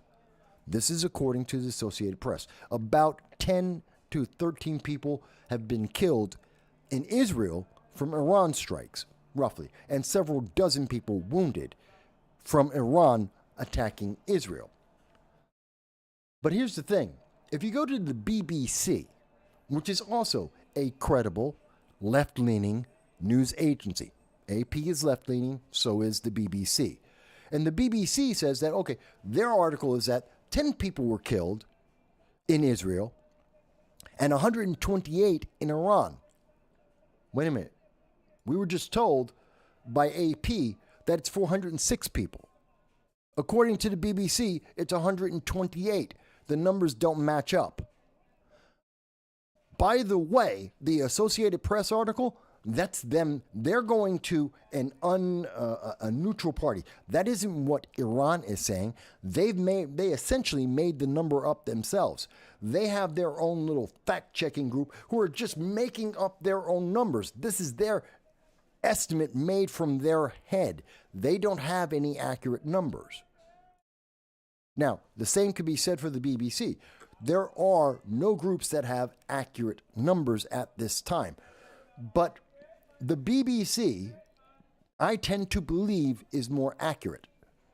They have been more consistent in their reporting in international conflicts, especially in the Middle East. They've been far more reliable than the Associated Press. You may disagree.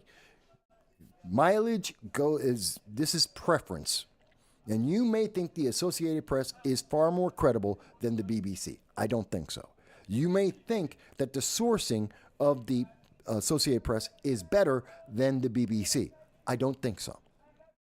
I think the Associated Press is far more biased on certain news stories, like stories dealing with Israel, than the BBC is. Both are biased.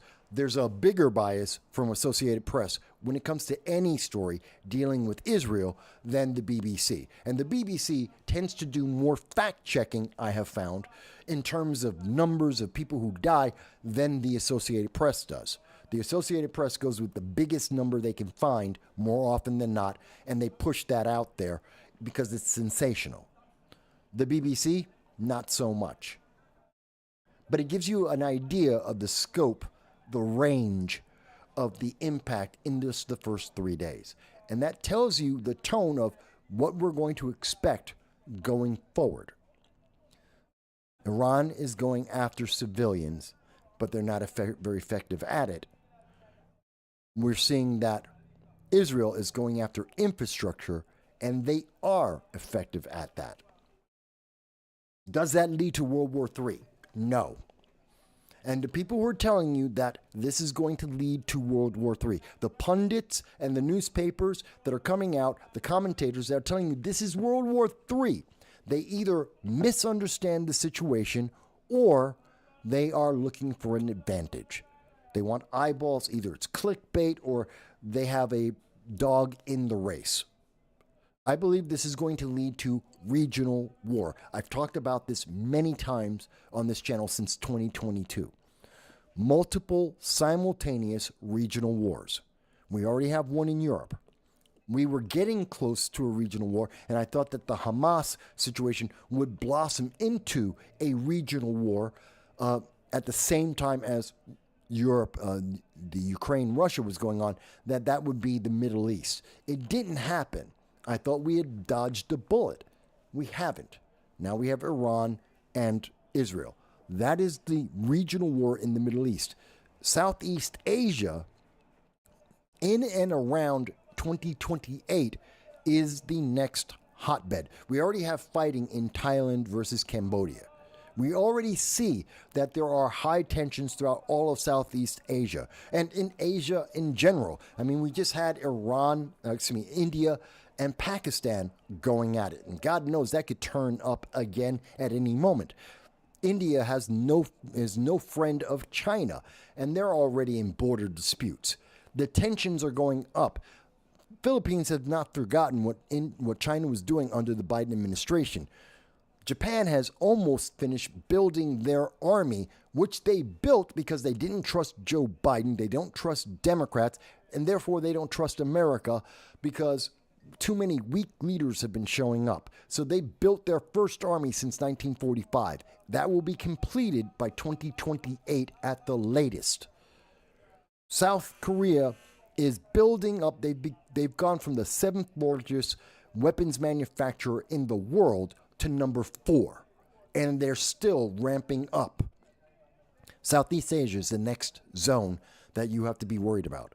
And if there are 3 simultaneous regional wars going on at the same time, that overwhelms pretty much every government in the world. There's an old military saying, you never fight 3 wars at the same time. You never want to have 3 fronts in your battles. You cannot maintain that. That is too much distraction.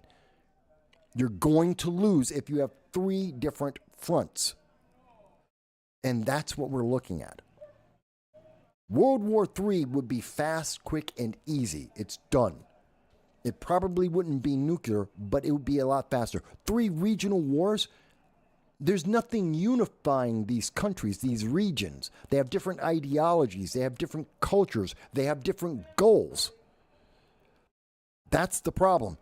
If it's World War III, then there's one banner. There's 2 ideologies, essentially. You have very clear, defined rules and who's on which side. It becomes very, very definitive. 3 regional wars, you have different things going on all at the time. Well, which I may be on, and a great example of that is Russia and how in the European theater, well, Russia's involved in a war with the Ukraine and Europe is against them. But in the Middle East, well, here it is, Russia's coming in on the side of Iran.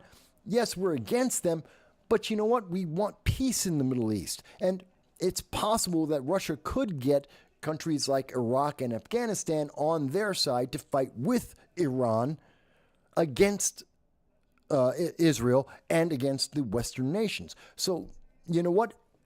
They're not in the same position. And Russia's coming into this supposedly saying that they want to help create peace. So on one hand, in Europe, they're fighting, but here they're trying to be a peacemaker. That's the problem with 3 or multiple regional wars. You have conflicting goals and ideas. You want to help these guys to help create peace in the Middle East, but at the same time, you want to crush them because you're fighting them in Europe. And then what happens when, if I'm correct, in the Southeast Asia goes nuts? Well, what side are they going to be on then? They're on 3 different sides of 3 different issues, quite possibly. How are we going to deal with that? It's very confusing. So that's my problem with 3 regional wars. It's worse than World War III. And when people are saying World War III, they're misunderstanding the situation. They're misunderstanding it because there is no unifying essence for all of these groups. There's nothing that's going to bring them together. Oh, is that my dog? Hang on one second, folks.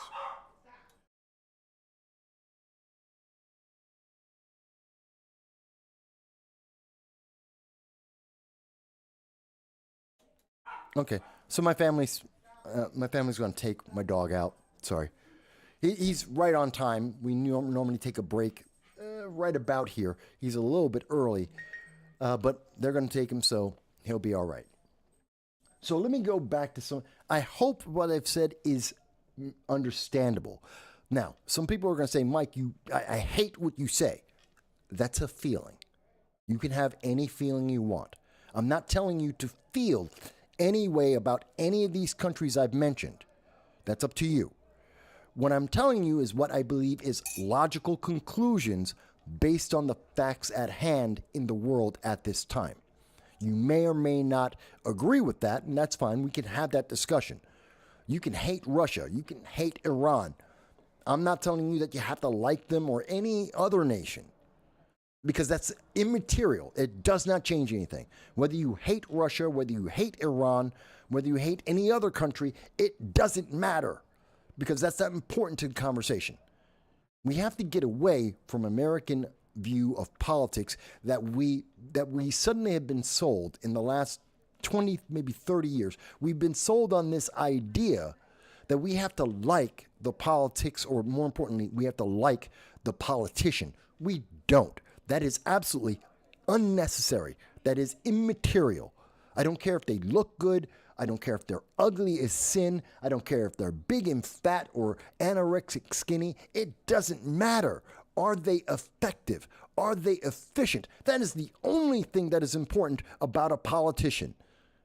I could care less anything else. I don't care if they're gay. I don't care if they're straight. I don't care if they're white. I don't care if they're black. I don't care about that superficial, useless crap, because none of that has to do with, are they effective? Are they efficient? So when people say, but I don't care. Stop right there. It's meaningless. I don't care. This isn't about like. If we could get the things we like, the world would be nothing like it is right now. So like isn't important. And all the news media, CNN, MSNBC, all the people on the left saying, oh no, but if we could just do things the way we like, if people would just do what we like and desire, yeah, and that's called slavery, and that is indentured servitude, that is a drone. That's not reality. Let's deal with reality. Okay, so let me go into the comments here, because I'm sure there are people who have comments about some of the things that I've said. And I'm always happy. By the way, if you want me to answer your question faster, please do a super chat or a Rumble rant. Let me know what you're thinking. I'm happy to hear your voices there. Tell me what you see. Do you agree with what I've said so far? Do you understand better what's happening in the Middle East? Did I make sense? Whether or not you agree, did I make sense? Do you understand how I get to the conclusion I'm getting to based on the information I have? Is there not enough information for you? Give me something. Tell me what you're thinking. Okay, let me go back to the comments here. So Dave said, no, Patricia says, are they connected to Korea, who does have the capability? Yes, Iran and North Korea have been talking. They have been trading. Because of the Biden-Harris administration, they forced Russia and Iran and China and North Korea to work together. Mind you, none of these countries like each other. They all hate each other.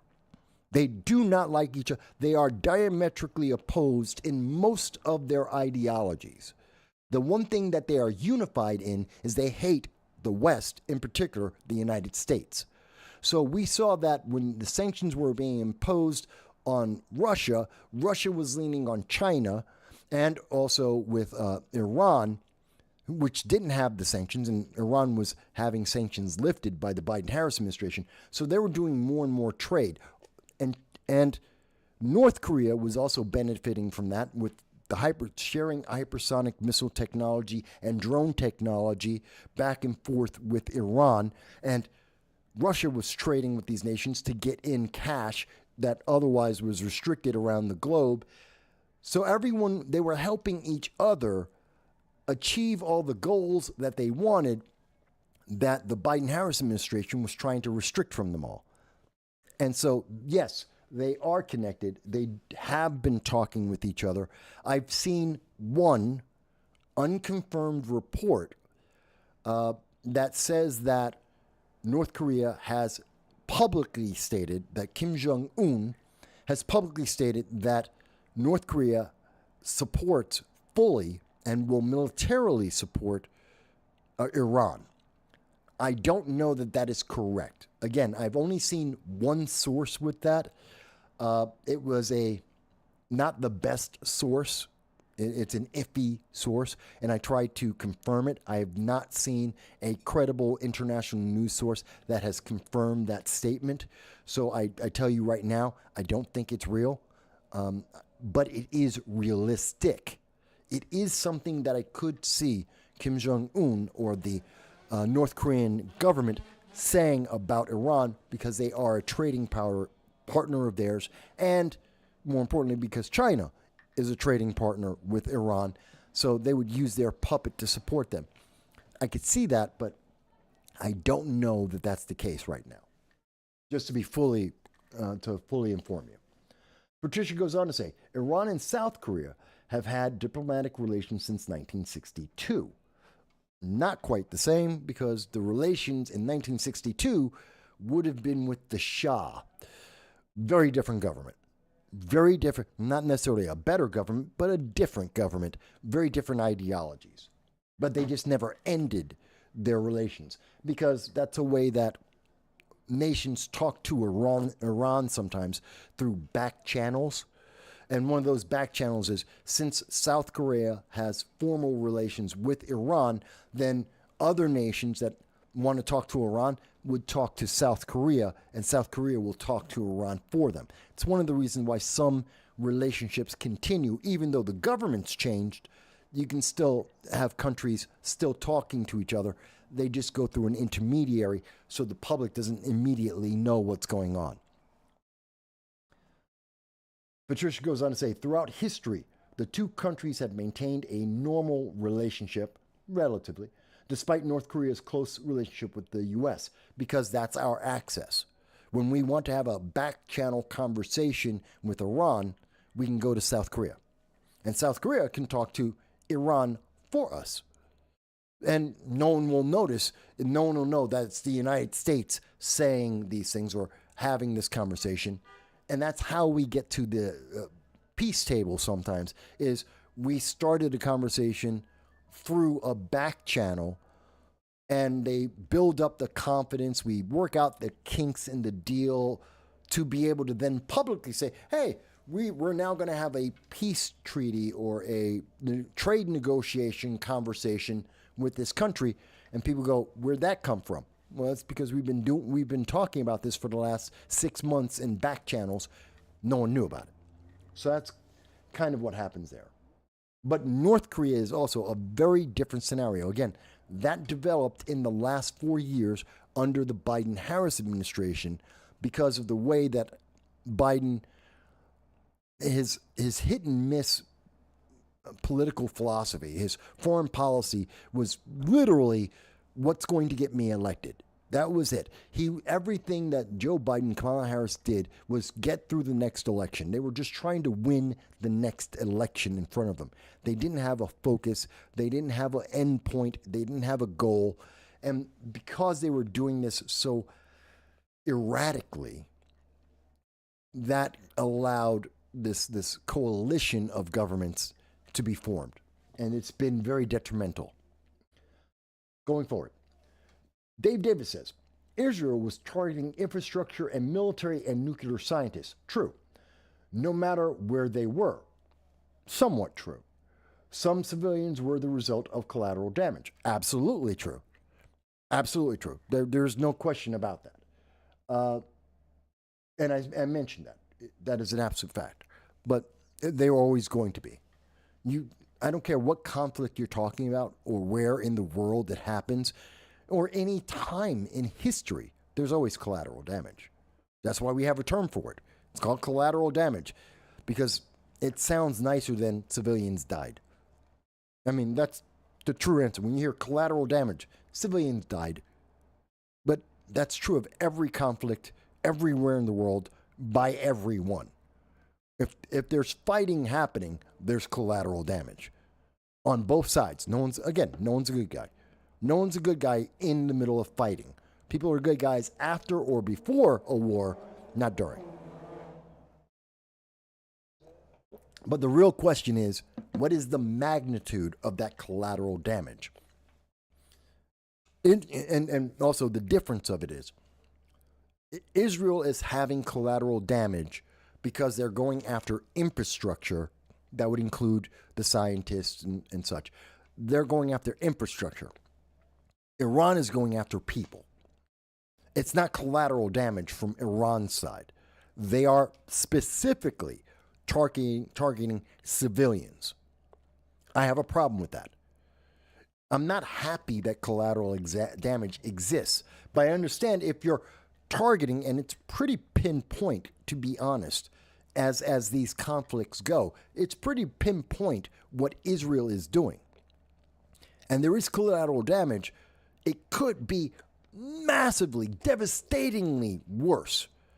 They're talking about hundreds of people wounded or possibly killed. But it could be in the thousands. It could have been thousands. But it's not, which is showing some restraint by Israel. Because I believe the intent, from Israel's point of view, the intent isn't to destroy the people of Iran. It's to destroy the government of Iran. It's to return Iran to the Stone Age in terms of technology and remove that threat. It's not to kill the people. It's not a genocide. As much as some people want to say the catchy latest phrase and say that Israel is genocidal, that's not true. It's just not real. That doesn't mean they're good guys. Doesn't mean they're perfect or angelic. Just means they're not genocidal.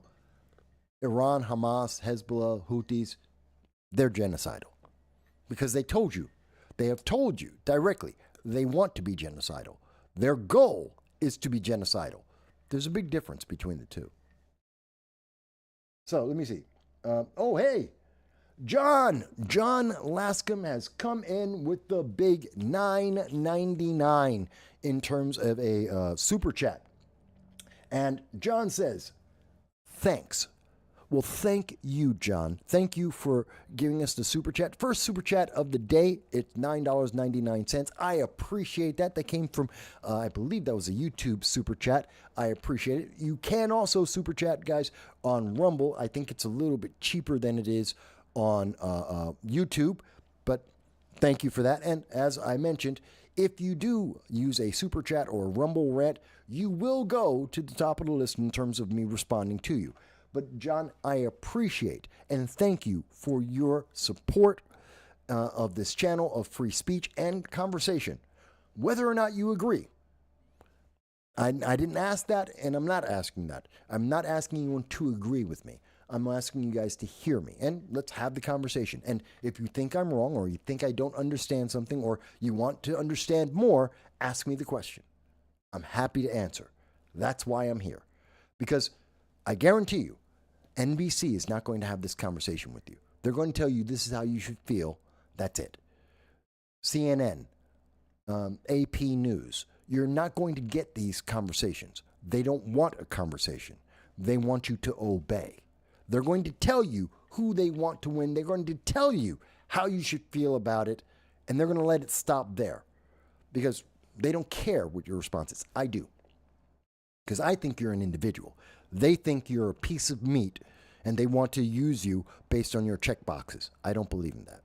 So thank you, John, for supporting us to break through those algorithms, to break through the suppression, to be able to have these conversations across the world. And again, people, if there's someone in Iran, if there's someone in Pakistan, if there's someone in any part of the world that disagrees, not just in the United States, anywhere in the world, and you guys are saying, Mike, but you don't understand what's happening here. Fine, tell me. Let's have this conversation. So let me go back. Thank you again, John. So I believe it's Dave Davis. Okay. Dave says, Israel was targeting infrastructure and military and nuclear scientists. No, okay, I did get that one. Patricia said, I have watched news out of the other countries since 2016. It's very eye-opening. Yeah, it is amazing. It's immensely. People often wonder. I in a regular day, I do not watch Fox News at all. I know a lot of the people who are on the left, they go, well, you're just a parrot for Fox News. No, I'm not. I don't watch Fox News. specifically, purposefully, because I hear from the left going, oh, see, you're just into Fox. I have no idea what Fox does. I don't watch their channel. Stopped watching them back in about 2014. I don't follow things like Breitbart. I have friends that do. I don't. Or almost all of the major right-wing organizations. I really don't follow any of them. I do check them every so often because sometimes they will focus on a story that the left-leaning news media won't talk about. That things happen and news stories come out, and like with the Tennessee trans shooter, when the manifesto was released by the Trump administration, 112 pages, which I covered with you guys. I did an entire video on those 112 pages of the Tennessee trans shooter manifesto. The left-leaning news media ignored the story. They let it die. They didn't want to talk about it. No, we're not going to talk about that. And they ignored it. The right-leaning news media, a few outlets covered it. Not many, but a few. So you had one side absolutely trying to blackball the news, another side that actually had the news. And because I am aware of some of the right-leaning news media, I followed to get, okay, here's a story, and let me see what the left says on it. If the left has nothing to say about it, then I have to wonder, okay, is this just the right spinning their own story, or is this a credible story? And if it's credible, let me find out more information about it. So that's kind of how I go through. I watch dozens of, I follow dozens of news organizations internationally. The BBC, The Guardian, I follow Deutsche Welle, I follow the Hindustan Times, the Times of Israel, Nippon News, The Economist, foreignpolicy.com. I'm just naming a couple of the foreign publications and international publications that I follow. So I always recommend that because the U.S. news doesn't always cover international news.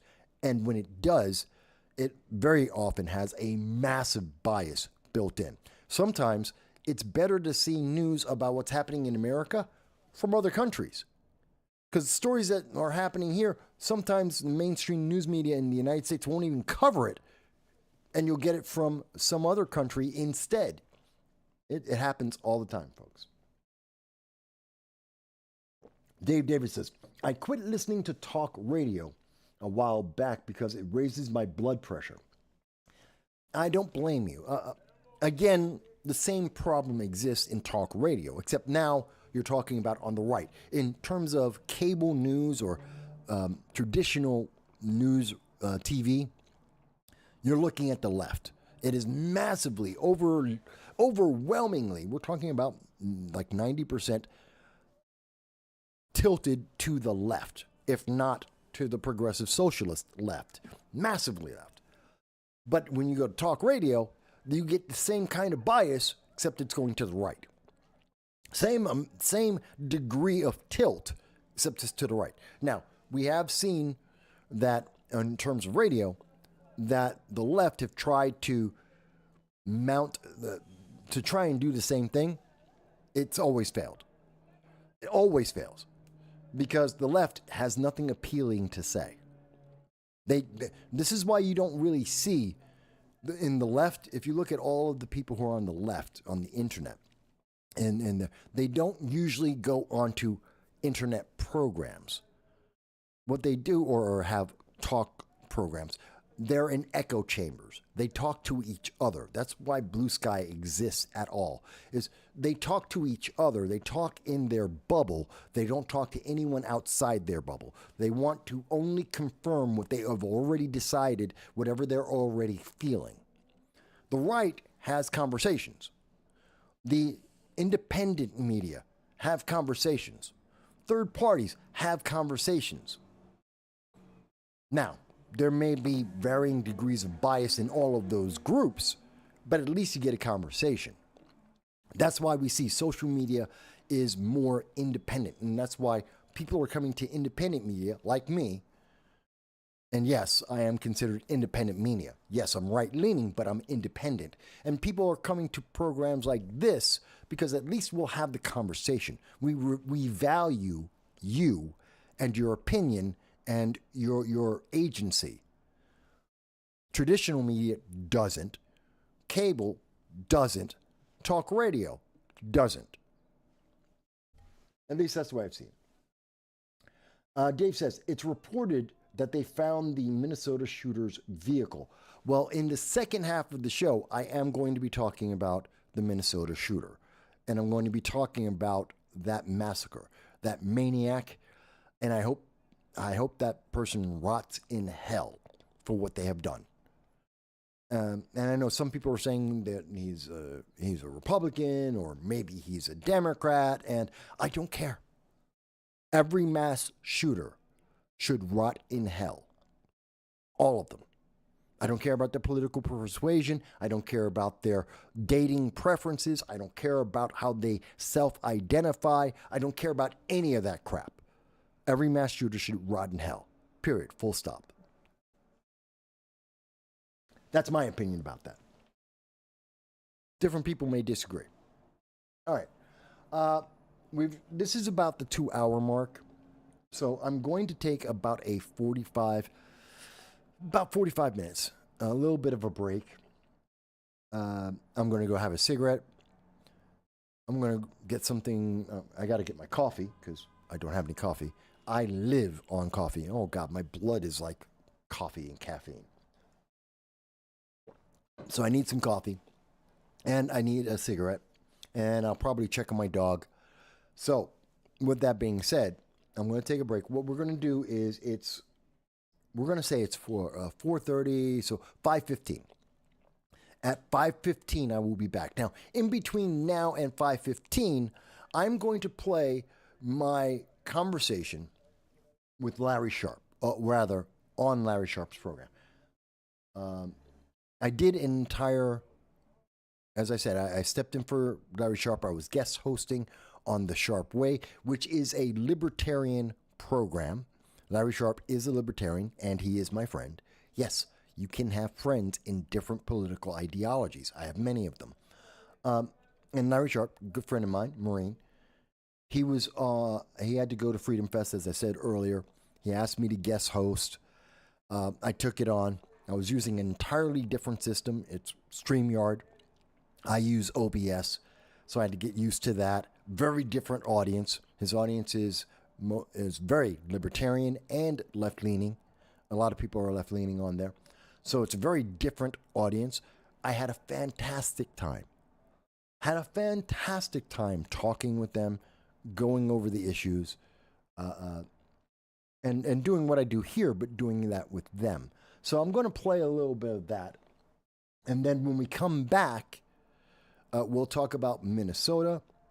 We'll talk a little bit about the No Kings protest. One of my biggest questions about the No Kings protest, where's the money coming from?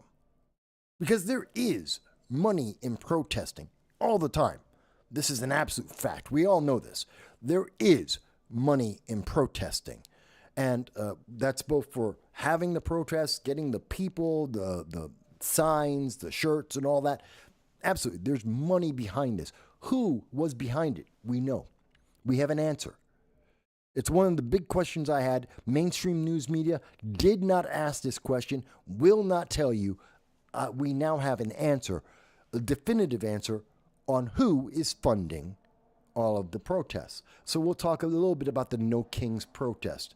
We'll probably talk a little bit about Senator Padilla, Alex Padilla. Most people know something about the story. It's pretty much died because of everything else that's going on, but it's still worth talking about at least a little bit. We'll talk about that. I believe we should probably talk a little bit about the U.S. economy. The fact that inflation basically it barely got moved up. It was very much flat, which is a good thing. And unemployment is flat. That's a good thing. And we were promised the economy was going to be destroyed. It was all going to fall apart. Not happening. Not happening. So we should have a conversation about that. Some information about leadership PACs. This is how you get deceived. This is how politicians lie to you. Are they accepting? Question that many people ask: do politicians accept corporate money? And many people go, well, it's IPAC. It's IPAC. No, it's not IPAC. There is something else that is more insidious. It is more of a lie. It is money laundering, essentially. It is legal money laundering, and it is used to manipulate you. And virtually every single candidate does this. It's the way they lie to you, and I will show you the evidence of that. There are one or two other things that we'll talk about when we get back. Again, we will be back at 5:15. Until then, I'm just going to play something. I'm going to play this for you so that you guys can follow through with the program. You'll have something in the background while you grab something to eat, folks. Get yourself a cigarette. Go and take 15 minutes, and then we will be back. Oops, I got to set this up. I thought I had it all set up. I did not. Again, remember, this is from The Sharp Way, my good friend Larry Sharp's channel.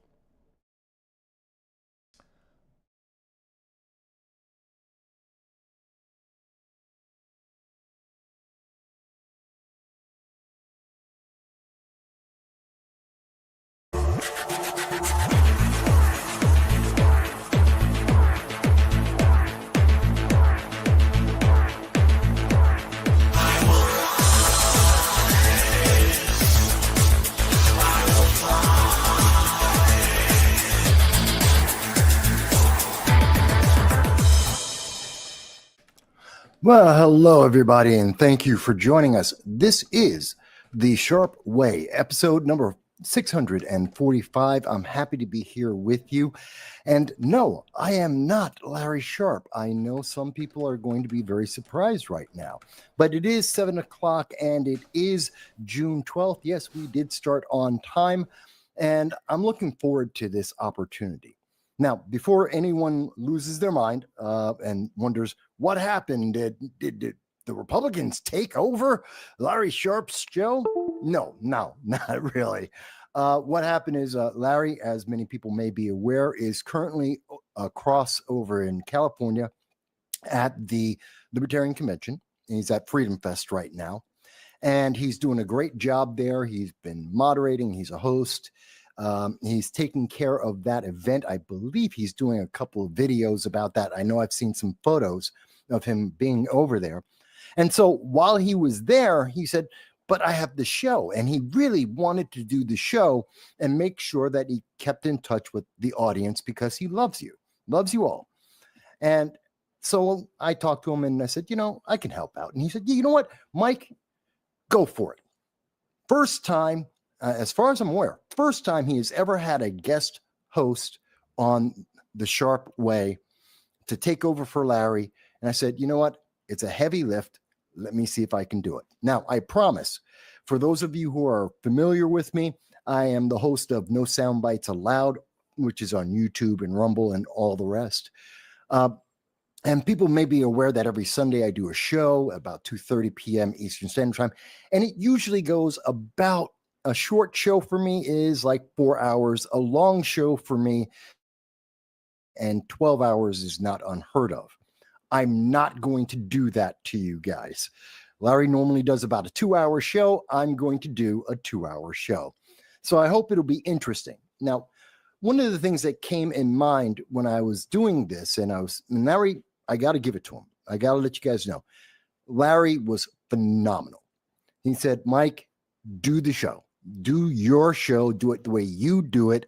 I'm using his system. So if I think we're having a problem with Rumble right now, I apologize for anyone who can't see it there. We should be on X. We should be on Facebook. We should be on YouTube, Getter. We should be in all of those. I don't know why we're not on Rumble right now. I'll work it out later. But he said, do your show. And I'm going to go in here. But I want you guys to know, he let me loose and said, just do your show, do a good show. And we'll see what happens. So that's what I'm going to do. So it's a little bit different of a format. I'm not really familiar with the system he uses for his back end. I use an entirely different system. So I apologize to everyone on Rumble. They'll be seeing it in a later upload. StreamYard and today I know there's also the additional problem that earlier today the Google Cloud was down. And so that took out a lot of systems out for a lot of people. So the internet's been glitchy all day, which kind of goes with the theme. Because I was sitting to myself and I said, Mike, what can we talk about? I'm talking to a libertarian audience, an independent audience, third parties, the Green Party, I know are here. Many Democrats watch this program, as well as some Republicans and conservatives. So what can I talk about that is unifying, something that everyone can talk about and many of us have similar ideas about? Well, I think it's about whether or not America is ending. Are we seeing the demise of America? We've been promised and told that America is done, that there is no more America. We're losing all of our freedoms. The Constitution is being burned. It's all crashing around our feet. We're hearing that Donald Trump is a dictator and he's an authoritarian. And at the same time, we have on Saturday, there will be a military parade, which is the 250th anniversary of the United States Army. Hey, to all my soldiers out there, congratulations. You've made it to a quarter of a century. I'm proud of you guys. Marines are still better, but I'm still proud of everybody in the Army, everyone who has served, everyone who is serving now. May you find peace in your time that you are in service. Saturday, we're going to have a military parade. It is not the first time that America has had military parades. It's not very common. The last time was in 1991, but we do have them. It isn't that unusual, but we're being told in this case, it's authoritarian. It means it's the end of America as we knew it, and it's now the American empire. We're seeing Marines, as I was speaking about before, they're now over in LA. They've been deployed. They've been trained. The training ended last night for civil unrest, which if I can train you to be prepared for civil unrest in 24 hours, that's not good training. I can tell you that. And sadly, honestly, Marines aren't trained for civil unrest. That's not what we do. I'm a Marine. Larry's a Marine. Many of our friends are Marines. Many people in the audience are. We don't do civil unrest. I mean, we create civil unrest. That's our job. I believe the quote is from the Marine Corps manual, in engaging enemies. It's to seek out the enemy through superior firepower maneuver and to remove the enemy's ability and willingness to continue to fight. That, I believe, is an exact quote from the Marine Corps manual. What that effectively means is Marines maim and kill. That's their job. That was my job when I was in, Larry's job. That every Marine is a rifleman, a basic rifleman, and our job is to find the enemy, maim and kill, stop them. That's it. So I'm not really happy that Marines have been deployed in LA, and the 24-hour course on civil unrest. I don't have a lot of faith in that, to be honest. Not because I doubt my Marines, but I know the training they went through, and the training to defeat the enemy is superior to whatever they learned in the last 24 hours. My fair warning to any of the progressives, the Democrats out there, any agitators that are out there that think, well, I'll just run up on a Marine in LA and I'll treat them like I would treat any police officer. Don't do it. You're not going to like the result. It's not going to be what you think it is. The Marines are not going to react like police react. Someone will get hurt, very badly hurt, and you don't want to do that to yourself. You may want the clicks, and I'm sure someone will get a 15-second sound bite out of that, and they'll plaster it around saying it's like Kent State all over again. It's not. It's not. Don't do this to yourself. You could be permanently hurt. Marines do not play when we are on duty. That's just a fact. So that being said, let's think about think about all of this. So put it all in context. So we've got Marines on U.S. soil, which is, again, not unheard of. It's unusual, highly unusual, but not unheard of.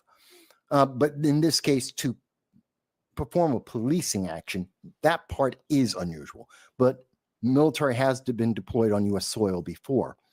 But we have that going on with the National Guard. 4,000 members of the National Guard have been deployed into L.A. because of the riots that are there. No, it's not the entire city burning, but it is parts of L.A. County and the city that are burning, that there is arson, there is property destruction, there are conflicts with law enforcement.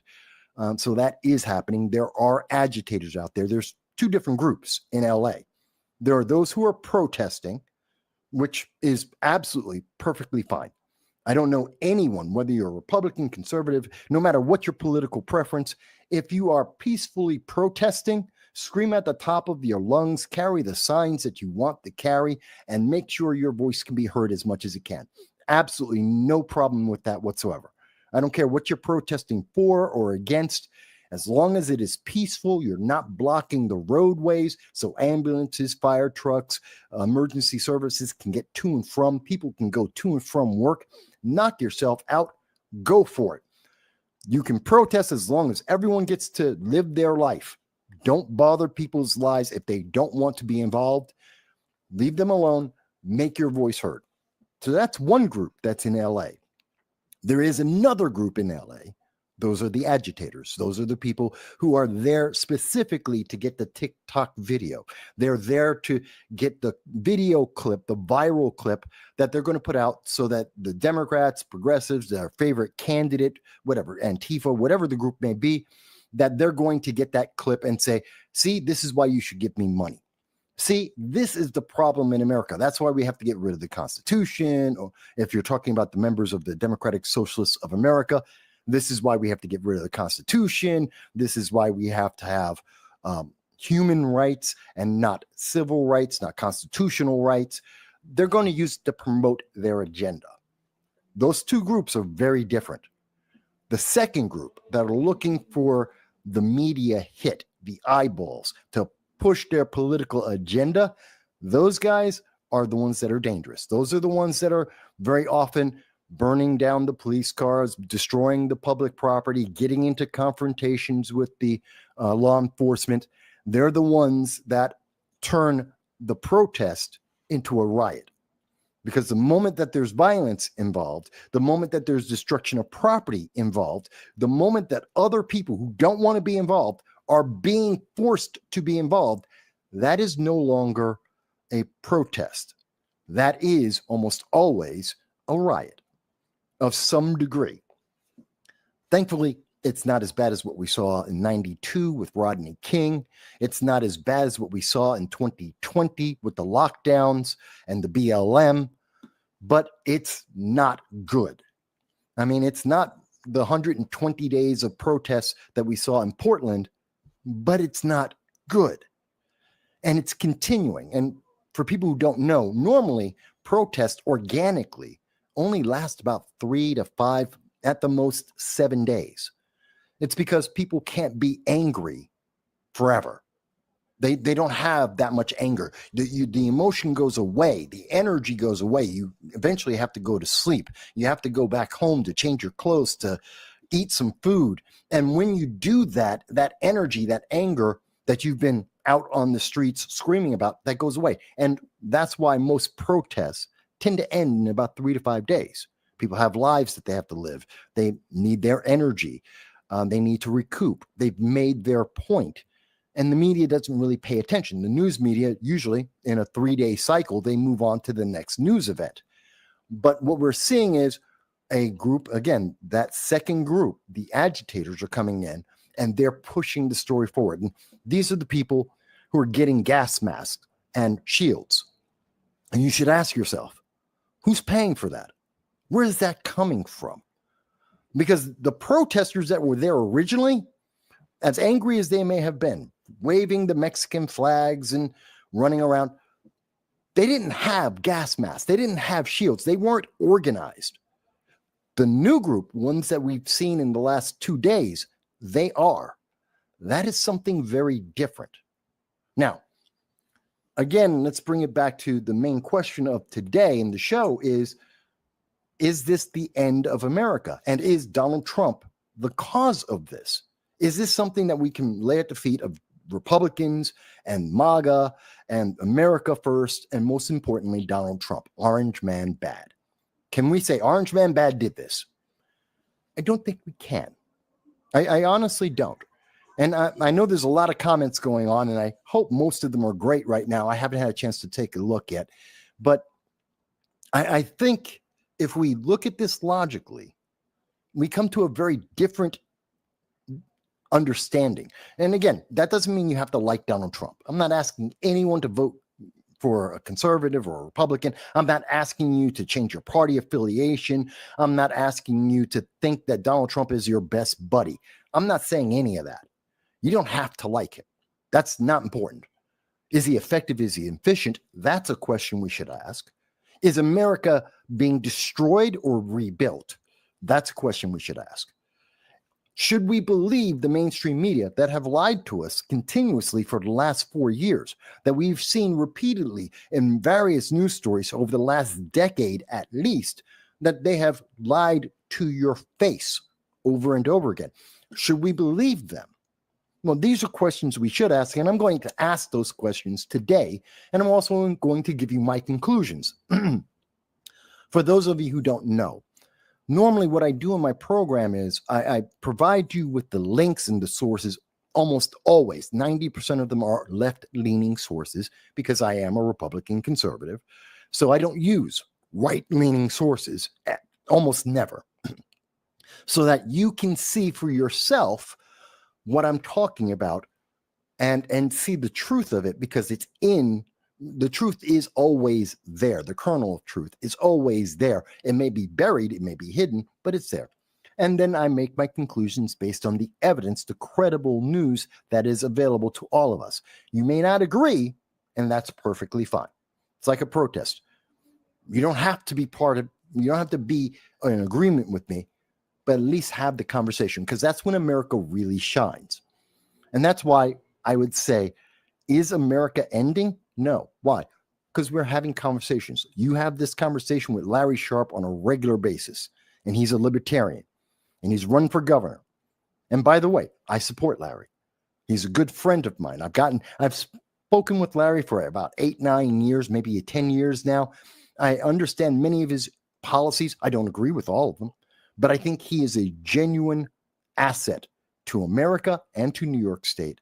And I do support him in the things that he does, even though he's a libertarian and I'm a Republican, because the best person with the best plan is the person I want to vote for. Period. It's not about the partisanship. There's a lot of things that I'm absolutely partisan on. Absolutely. I have my biases just like everyone does. But I want the best person. That's because I talk to Larry. I've listened to Larry on the many issues. Not that I agree in everything, but that we have these conversations. And so I got to evaluate him and compare him to many of the other politicians out there, many of the people who are candidates out there. Larry's got the best answers. That's why I support him. That's why I'm a friend of his. You know?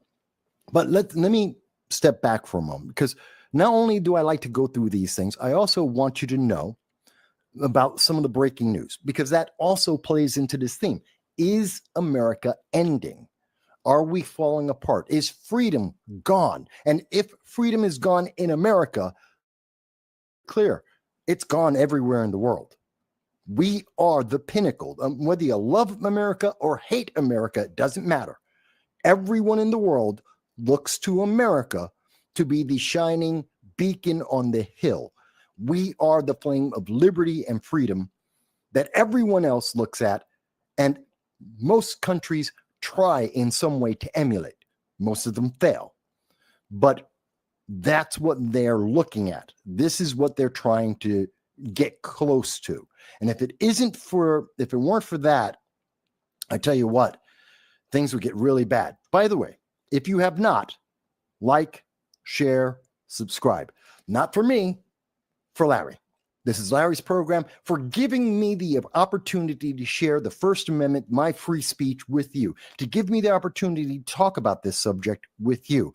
Because Larry does this for years now. He's been doing this almost as long as I have. I've been doing 20 years. He's been doing it 10. Because he does this every day, because he's in California right now at Freedom Fest, making sure that the First Amendment applies to everyone, please like, share, subscribe. Help Larry out. Let's get Larry to, let's get him to 50,000 viewers. It's not looking for the most in the world. We're not trying to compete with Tim Pool and the rest of those guys. Just 50,000 subscribers. That's all. It's not a huge number. And I know you guys can help him do it. Absolutely. So I like to always take a moment to go into the breaking news and then get back into the story so that you can see the context. Is America ending? Is this Orange Man Bad's fault? So let's take a quick look at that. And let me see if I can make this work properly. Bear with me, folks. I know it's the first time I'm doing this, so it's like, nope. That's not right. There we go. Okay. So what you see on the screen is there's some breaking news that came out about 4 hours ago. The Trump administration tells migrants, illegal aliens, well, excuse me, migrants, these are refugees.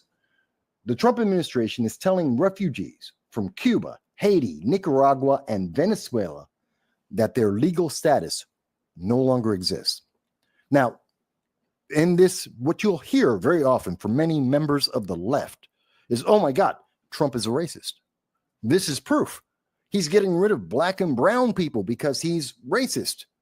He's an ist. He's a 1930s German. And this is the proof of it. And that's why America's ending. We told you it's all over. It's right in your face. This is all over. The Constitution is burning because he's getting rid of black and brown people. He's going to put everyone in chains tomorrow. No, he's not. And that's not the truth. Now, what's the part that should be pretty important in this CNN article? Again, breaking news just came out, and it's something that we've been hearing about actually for a couple weeks now. It's been back and forth in the courts, and the Supreme Court has agreed with the Trump administration. The answer is there was a Biden-era program. You may remember there was a temporary program to help the Venezuelans and the people of Haiti. Haiti is still going through a civil war. Gangs are trying to take over the government of Haiti. And 40,000 Americans were abandoned by the Biden-Harris administration in Haiti. They took out one plane full of Americans and ignored the rest of the place.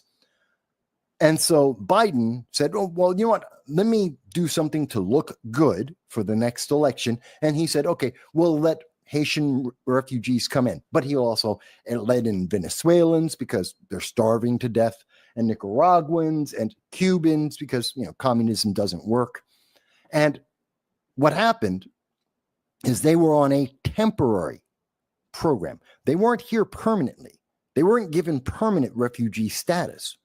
They were never supposed to be here for years and years and decades. Democrats often forget that. The progressives often forget that on purpose. They think, oh my God, they're here. You can't send them back, but they were never supposed to stay. They were always refugees temporarily. They weren't relocating to America for the rest of their lives. But they like to think that. They want you to think that so that they can get that headline, because they're not mentioning the temporary refugees are being sent back to their home countries. Oh, they didn't say that. See, if you said that, which is the actual factual truth, 53,000 are being sent back to their homes. Well, that doesn't sound like a racist. That doesn't sound like an ist or a phobe. That doesn't sound like 1930s Germany. So they lose the donations. They lose the pandering. They lose the virtue signaling, because most Americans will look at it and go, well, they weren't supposed to be here permanently. It was only temporary. So I'm not surprised. So maybe this is giving us the hint that maybe America isn't ending But the fear of America ending, that is on a surge. Just maybe. Now, you may say, Mike, well, come on, Mike. That's just one news story. And yeah, I get that point. In CNN, they're not known for their credibility. They're more than willing to bend the news to get whatever they want. True enough. Absolutely true. But it's not the only story. There is some other breaking news that came out about an hour before the show started. I was trying to listen in, and the Homeland Security Secretary, Kristi Noem, was on, and she was having a press conference saying that the Trump administration is going to keep on moving forward, and they're going to continue, even though Gavin Newsom has said, oh, no, we don't want you. Gavin Newsom's like, oh, I don't want you to be in, don't want the Marines there, the National Guard. We don't want Trump to stop the open border policies, the sanctuary city and sanctuary state policies in California. Well, that's not really a choice he gets to have. We're talking about immigration. That's federal, not state. And I understand there is a definite separation between state and a federal government. But this is something that's federal, the federal immigration laws. So they don't really get that same choice. And so for some reason, California Senator Alex Padilla decided that the very best thing he could do, he's a Democrat, and the very best thing he could do for his constituents, the very best thing that he could do for the illegal aliens that he's trying to protect, the very best thing he could do for freedom in America was crash into the press conference and make a fool of himself. I'm telling you, this is exactly what happened, folks. Now, you may say, oh, Mike, but you don't understand, because that's what the left always loves to say. You just don't understand. No, I do. I do understand. I just don't agree. And let me show you why I don't agree. Because when I say Senator Alex Padilla, a California senator, made a fool of himself, I want you to see, this is the video here. Let me show you. And let's play this. I'm Senator Alex Padilla.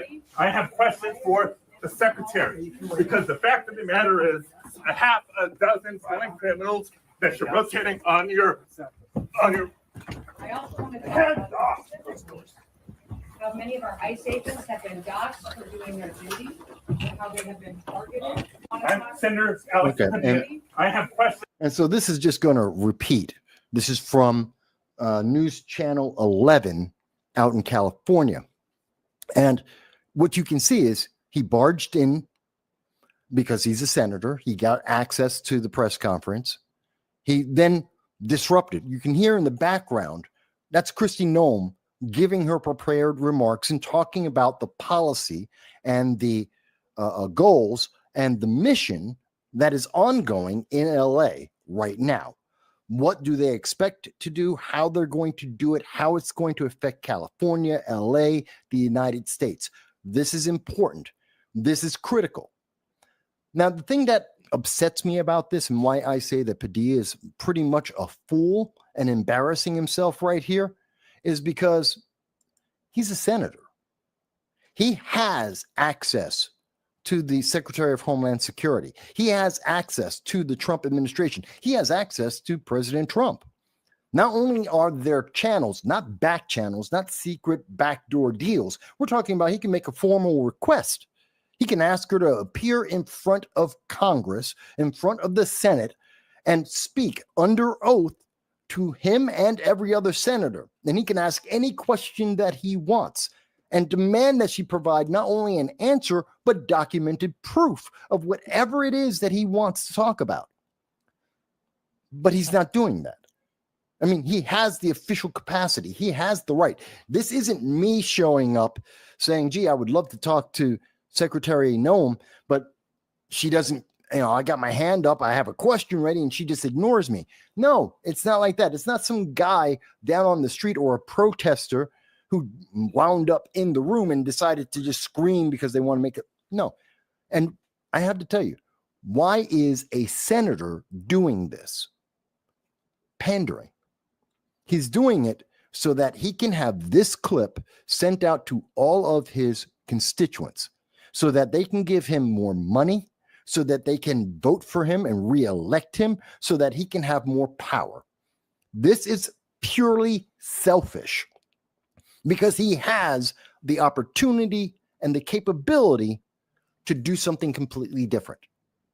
That he has the access to get the answers to the questions that he wants to ask that may be the very same questions that his constituents want to ask.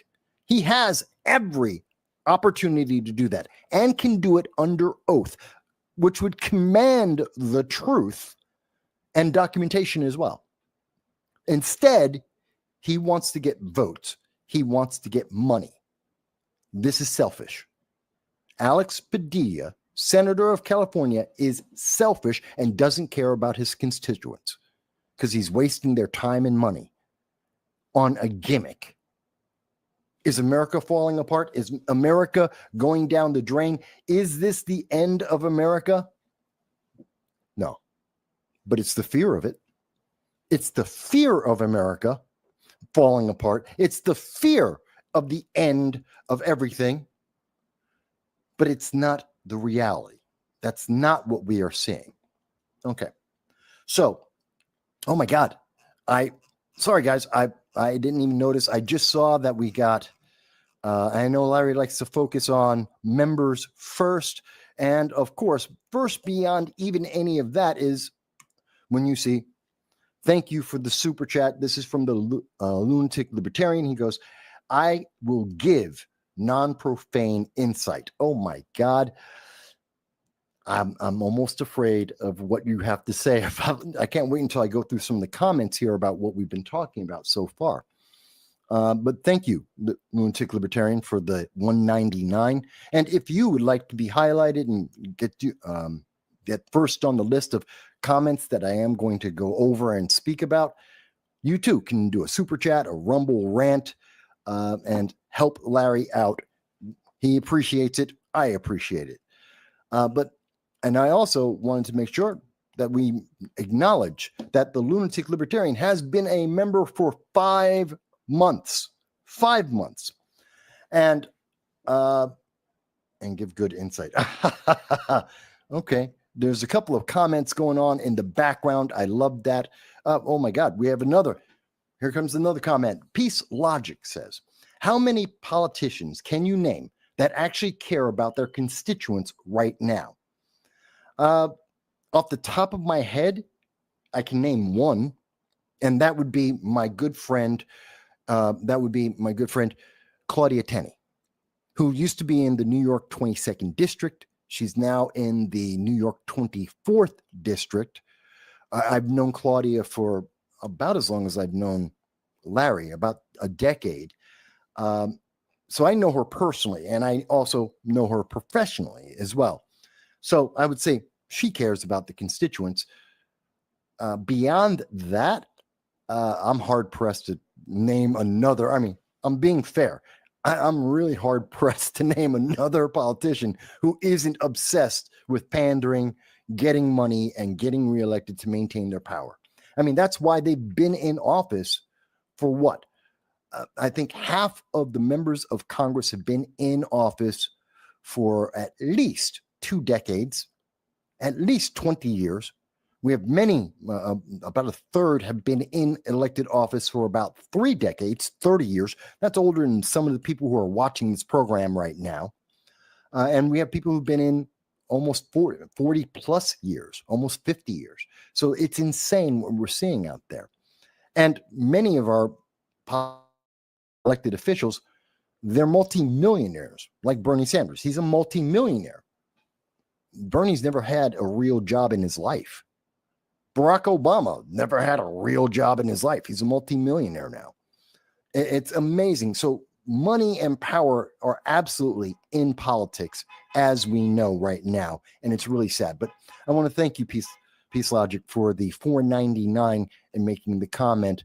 I know Larry will appreciate it as well. So I wanted to give you some of that breaking news to get you up to speed about what's happening right now, to bring us all together. Now, I'm going to, before I go any further, because there's more about this that I think is important, but we know what's happening right this second. And it's not America falling apart. It's not Orange Man bad destroying America. That's not what's happening. What is happening is there are people of various political persuasions. Many of them right now are Democrats, are progressives, are socialists. That's true. And they're taking advantage of this. We're talking about Gavin Newsom. We're talking about Andrew Cuomo, Zoran Mamdani, and Alex Padilla. We see a lot of Democrats, progressives, socialists that are taking advantage of this for money and power. There are Republicans doing the same. I'm not saying there are none, but the biggest voices we can see. It's grating because they are hurting freedom around the world. Again, if America falls, everyone falls. There is no nation that, since they emulate us, if we don't have freedom, no one does. No one does. By the way, we got another comment here. Phil Vecchio. Thank you. Phil says he donates $2, and thank you for the super chat. He says, Claudia Tenney is so good, they redistricted her. And you are not wrong. In New York State, which is a very, very hyper-partisan state, it is bluer than blue because they gerrymander districts. That means they arrange the state so that they have huge pockets of Democrats so that they can't lose in an election, that there's just more Democrats in any one area than anywhere else. And Claudia Tenney has run. They redistricted her so that it was impossible. There were more Democrats in the district than Republicans. They kicked her out of that area. So she had to go where she could have a fair fight. And she's in office today. Which I'm happy to say she is in an elected office. I'm glad you know Claudia Tenney. She's one of the good ones out there. There aren't a lot. I mean, there's Rand Paul, Thomas Massey. I agree. They're great people. There's Claudia Tenney. So yeah, there's two more. I do like Rand Paul most of the time. And I do like Thomas Massey most of the time. They, I do believe, are very much focused on their constituents. So to give them credit, those are two other individuals as well. Let's see. Ryan Murphy with $5. Thank you.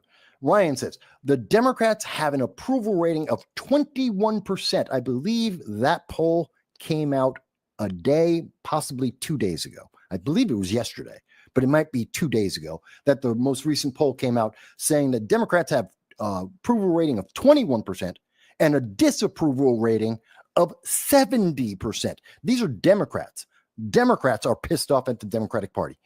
And I'm not surprised why. Did you see what Alex Padilla just did? Did you see the waste of time and money and effort that he just put the nation through? So I'm not surprised. I am not surprised at all that we're seeing this because they're not paying attention to what constituents want. 54% of Americans, that's Democrats, independents, third party, Republicans, want deportations. They want to enforce immigration law. Now, that doesn't mean there aren't caveats to that. There are. Everyone agrees, and even higher numbers. I believe the numbers are approximately 73%.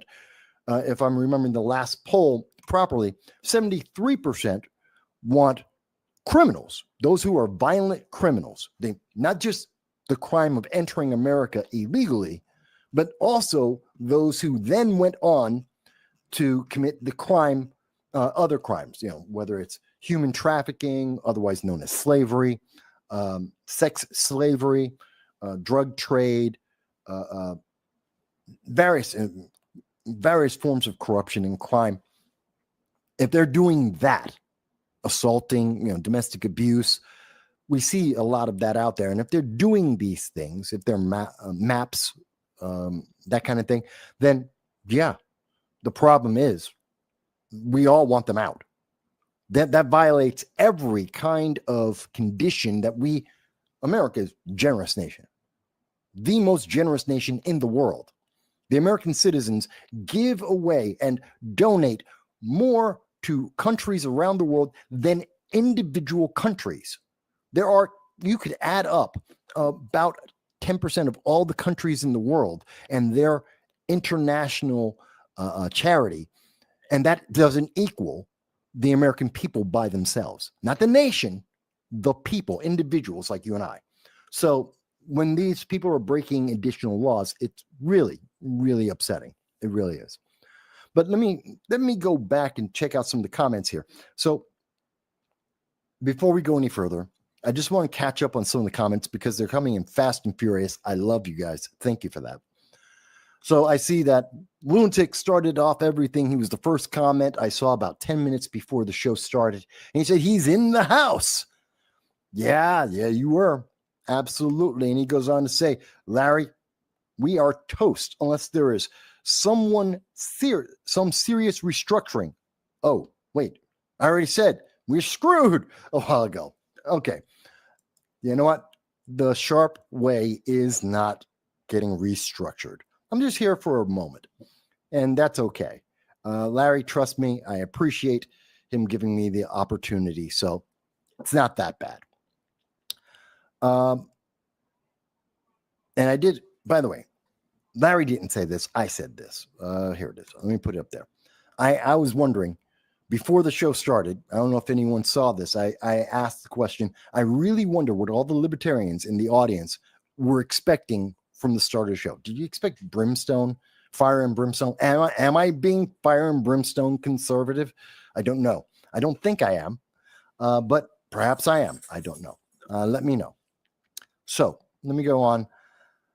Let's see. Dave Davis says, Larry, I think it all depends. Biden wanted to search people's homes for guns without a warrant. Trump wants to search people's homes for illegal aliens without a warrant. You're right to an extent. It's not without a warrant. Trump does. And first of all, when they are knocking on doors without the warrant, you have the right. And people have just closed the door and said, no, go get a warrant. And the Trump administration, whether it's with the National Guard or the state police or even Marines, aren't breaking down the door and trying to force their way in.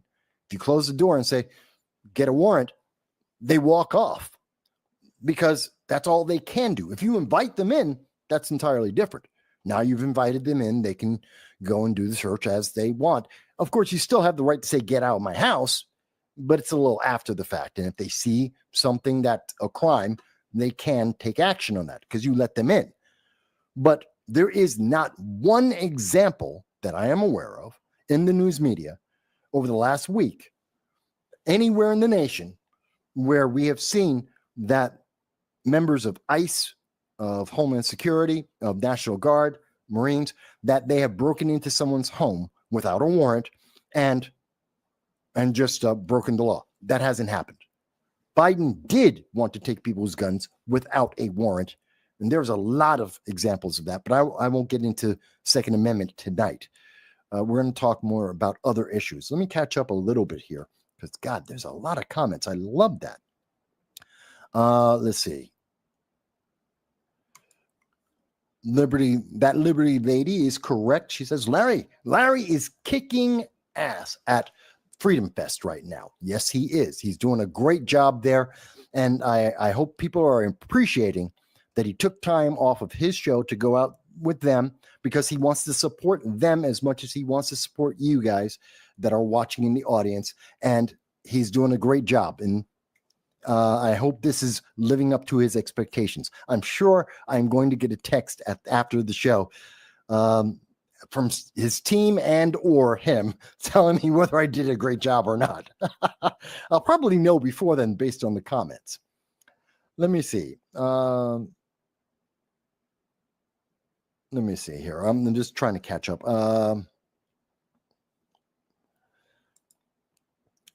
Joel says he's watching from work. Thank you. We appreciate that. I'm very happy about that. Yeah, SteamYard has been a little bit glitchy. A couple of people have mentioned that. Mike has bad knees is mentioning it. Okay. Mike Veloff. Mike says, Trump is the icky tasting medicine America needs to get better. I'm sure there are many people on the left, the Democratic Socialists of America, Ilhan Omar, Alexandria Ocasio-Cortez, Elizabeth Warren, a lot of Democrats out there, Andrew Cuomo, Gavin Newsom, they would say, no, America does not need to get better, needs to stay the same. At least in their opinion, America needs to stay exactly the same, which is full of corruption and grift. And they're the guys who make the money off of that grift. Andrew Cuomo is a great example of that. Makes massive. My understanding is he's made massive money off of grifting because of his elected office. And we do know that, Gavin Newsom,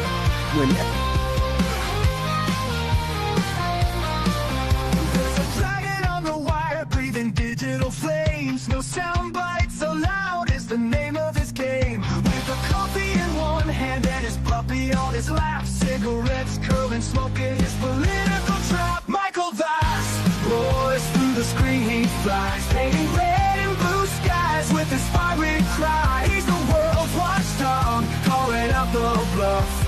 Right-wing swagger, but his heart's pretty tough.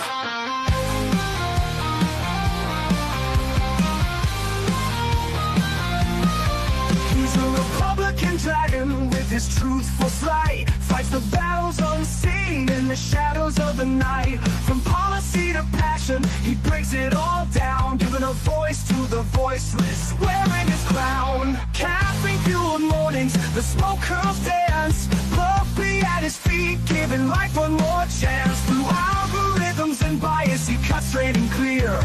Michael's roar echoes in the hemisphere. Michael Vass roars through the screen, he flies, painting red and blue skies with his fiery cry. He's the world's watchdog, calling out the bluff. Right-wing swagger, but his heart's pretty tough.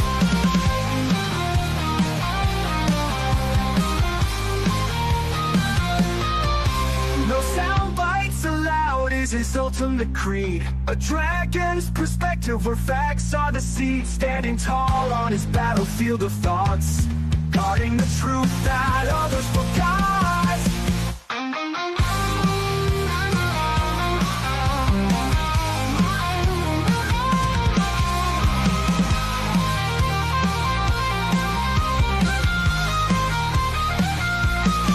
Michael Vass roars through the screen, he flies, painting red and blue skies with his fiery cry. He's the world's watchdog, calling out the bluff. Right-wing swagger, but his heart's pretty tough. Hello, everybody, and thank you. We are back here at No Sound Bites Allowed. I am your host, Michael Valls, the political dragon here in our offices in the Bronx, New York. It is June 15th. It is now 5:17. We are back right on time. And I know I was getting a question from Gracie. Why did the intro play again? Whenever we come back from a break, a scheduled break like that, I always go right into the intro so that you've got about a minute and a half before we're coming back on, so that if you're finishing your cigarette or something like that, the show's starting back up, and that gives you that little bit of a pause time to get back ready, get comfortable, and then the show's going to start over again. So I hope that answered that for you, Gracie. We love all the questions that you guys may ask. Please do take a moment. It's on my channel as well as Larry's channel, my conversation with his audience at the Sharp Way. I did just get an update while we were away from Larry Sharp. He's going to be doing a Father's Day message at 7 p.m., a program at 7 p.m. And that reminds me, and I've been remiss, I apologize, to all the fathers that are watching the program. I appreciate each and every one of you. And I hope that each of you have had a great day so far today, that you're out, you've got some beers, you've gotten to see the best sports that you wanted to see, your team won. I hope you're watching me at some point in the day and saying, you know what, thank you for having a moment to just relax, catch up on some of the politics out there. I hope every father's having a great day. And I hope that every kid gets to know their father like I did. My father has passed away. He's been gone since 2002, and it's kind of sad. And I do miss him. I will always miss my father. Bumpy, not the perfect parent, but then again, what parent is? But I love my father, loved him dearly. He loved me. And that's the part that's important to me. If your dad's still alive, give him a hug. I know he's going to probably be like, what are you doing? Why are you hugging me? And why at least if they're old school, like my family was, like when I grew up, which is a little different than today. But, give him a hug, and even though he'll be like, he'll love it. He'll still love it. And I'm sure, he loved the tie. I know at least when I was growing up, everyone got their dad either cologne or a tie for Father's Day. It's not like Mother's Day. Mother's Day, everyone gets together. They give her, cook a meal. She gets to stay in, and she gets to relax, and she gets to watch soap operas, take her out to a movie, stuff like that. She gets lots of great stuff. Dad, he gets a tie and a bottle of cologne. That's it. I don't know if they still do that. Younger generations may do something slightly different, but it's good to have a dad. It's good to know your dad and have a decent relationship. I hope most people do have good relationships with their dad, and I hope that's been beneficial. They do need to be called up. Grace says, I came in late, didn't realize what time it was. No, it's quite all right. It's quite all right, Gracie. I don't mind. Again, I love questions. Any question. There is no bad question. No, there's almost no bad question. AOC sometimes challenges that thought. But I love questions, and I don't mind giving answers. By the way, also during the break while we were gone, some breaking news did come out. I know we were talking about Iran and Israel earlier, but I wanted to show you the news. This is from CNN.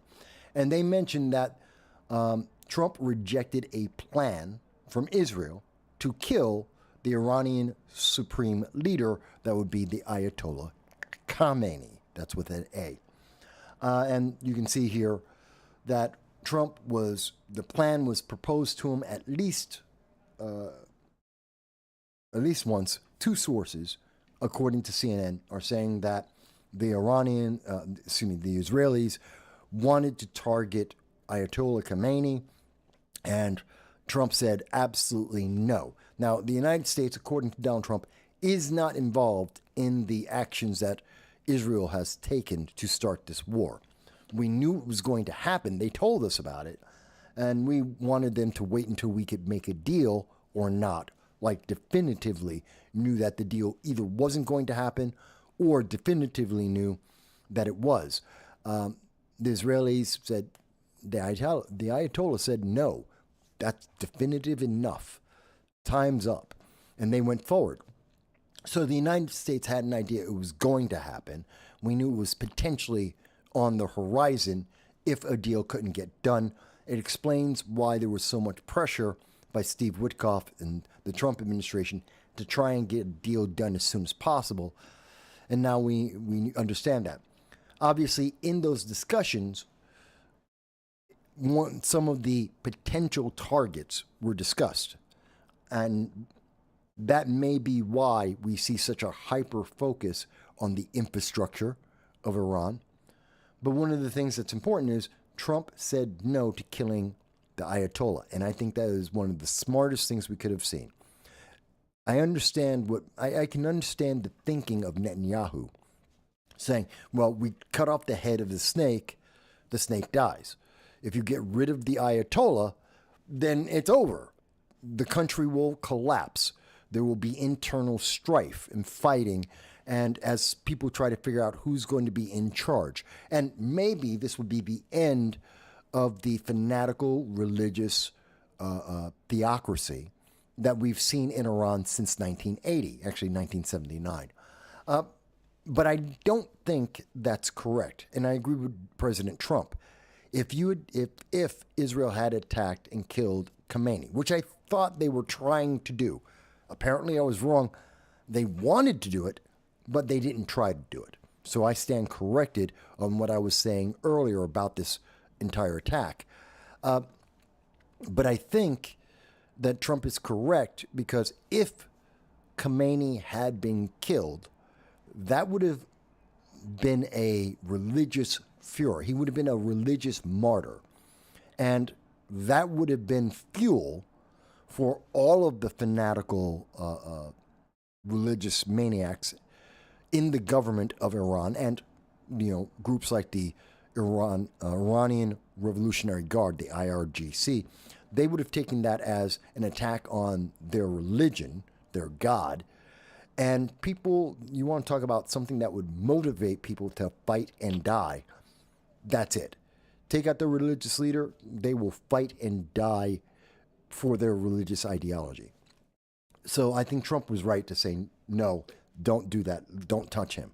Take out the infrastructure, take out all the generals, everyone in the government, take out the scientists, take out the power. Don't touch him. He's the one person you can't take out.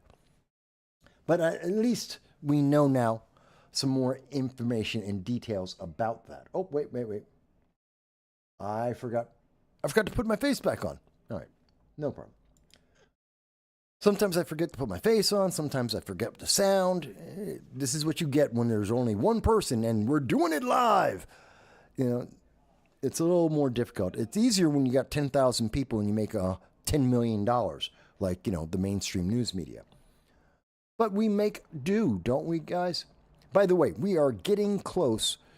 I think we're very close to getting over 100 people watching live. I look forward to you guys doing that. Please like, share, subscribe. I want to get a record for the Sunday live stream of having 500 live viewers all at once. I think that would be phenomenal. I know YouTube doesn't want to see it happen. I know some of the social media are very much against it, but I would love to get to that 500 mark. And of course, more subscribers is always good. So we've been talking about a few things. Let's see. Gracie had a comment. Isn't it illegal for the United States to permit Israel to kill the foreign leader, Khomeini? And she goes on to say, I thought that we were not allowed, as per the Constitution, to take out foreign leaders or allow it to happen. No, that's not correct. A foreign government can do anything they want. Israel is a foreign government. They have, as much as people like to say that Israel is a puppet of the United States or the United States is a puppet of Israel, we hear that all the time. The reality is two separate governments, two separate leaderships, very different ideologies. We can't stop. It's like saying, could we stop France or Germany or England or Canada or Australia? We can't. We can't stop Venezuela or Cuba or North Korea. We can't. We can prefer anything that we want, but we cannot control those other governments. And many would say that we shouldn't do that. That's part of the problem for the United States, that we've interfered too much in other countries' governments, and we've got it wrong every time, which has led to inevitably more wars, more conflicts, and more difficulty. I wouldn't say that's exactly correct in every case. There have been some cases where that's true, but not in every case. But that being said, it isn't unconstitutional. I do not remember any passage in the Constitution that would prevent us from doing, and this is true of any government. There is nothing in any constitution of any government or any law of any government that I'm aware of that prevents them from killing the leadership or religious figures anywhere in the world.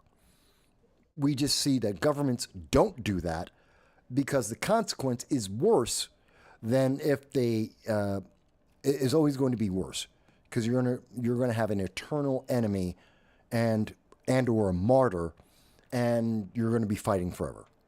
It's not worth it. The calculus is bad. So that's why you don't see governments do that. That's why you don't see religious leaders being killed and assassinated. It's not that they can't be. It's just, it's not worth it. That's generally the calculus in that. But not everyone agrees. But again, in terms of is it lawful or not, yeah, it's lawful. There's nothing that prevents it. It's bad politics to do that. So I hope that answered that a little bit for you. I wanted to move on into domestic issues and a little bit about, I guess I'll start a little bit with Senator Padilla, since we were just seeing him on screen. And you saw the video, which he's talking about, but he doesn't really want people to see it. He wants people to think that it was worse than it was. And as Gracie had mentioned, as many people have mentioned, if you were a regular citizen, you barge into a room uninvited, you get into the room, there's a press conference going on, and while the press conference is going on, you suddenly start screaming at the speaker and start moving towards the podium, you're going to get stopped. And you're going to be, depending on how you're moving, you might be stopped really hard because that's unacceptable. And you will be taken out of that room because, one, they may not know who you are, and two, even if they do know who you are, they don't know what your intention is. And Padilla wants to say, well, I was just going to ask a question. He's a senator. He can ask a question anytime he wants. He has access to the entire Trump administration. It's not like he could never get another chance to ask her a question. It's not like he could never get video of the press conference, play it for her, and ask the question. It's not like he couldn't go on to CNN or MSNBC, ABC, CBS, that he couldn't get a news outlet to cover him talking about the press conference and ask publicly whatever question he wanted. It's not like he couldn't officially go through the channels and ask the question. So he's out of his mind. But I was looking at Padilla and I decided to double check something. Defend the Dream is a leadership PAC. And I've talked about these before. Leadership PACs are the way that politicians lie to you. They take money that politicians are afraid to take. So in the case of Democrats like Padilla, when they say, I don't take money from corporations, I don't accept corporate PAC money, because they want the public to think, oh, this is some altruistic hero. They're not corrupt. They don't do corrupt things like take money from those evil corporations, the various things like healthcare or whatever the latest boogeyman is on the left or on the right. And this is how they do it. They get individual donors through the leadership PAC.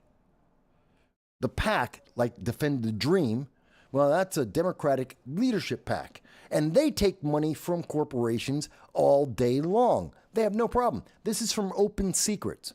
So this isn't Republican bias. This isn't left or right. This is just the numbers. This is as neutral as you get. They do. The PAC, Defend the Dream, does take the money from corporations all over the place. Look at, you can see it. They've got it listed. They love to take corporate PAC money. They take money from the corporations, and then if you're wondering, what do they do with that?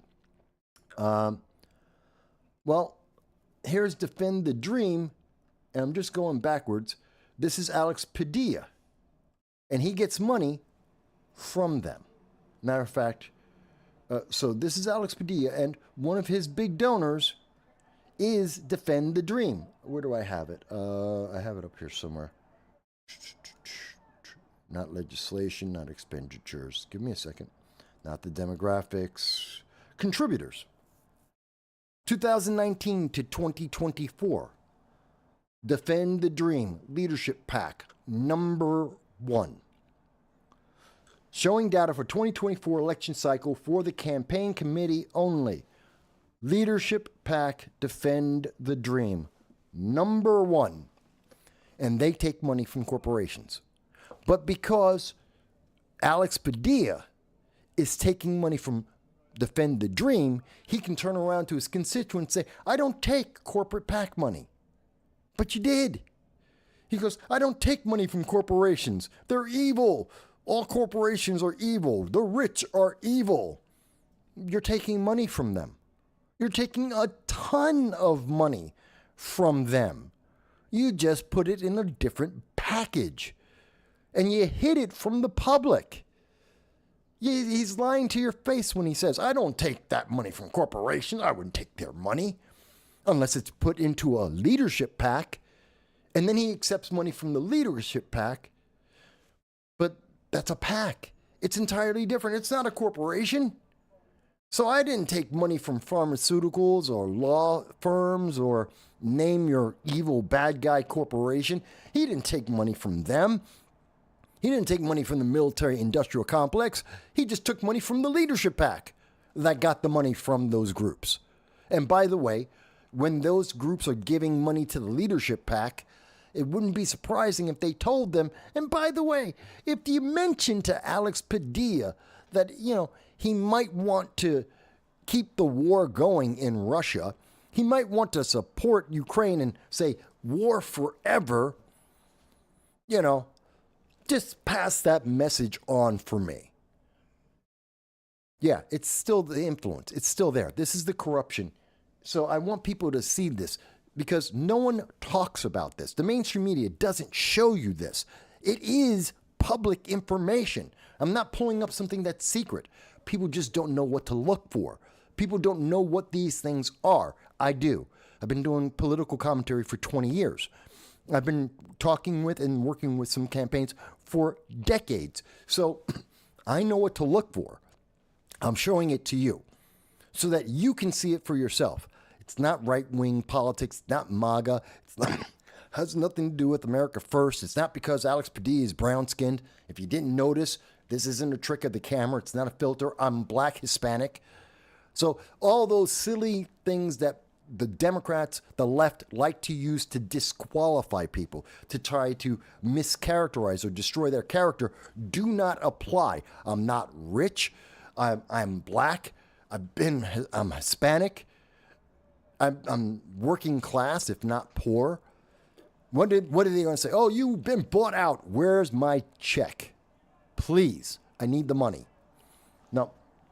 So I just want you to see this because it's absolutely a fact. Absolutely a fact.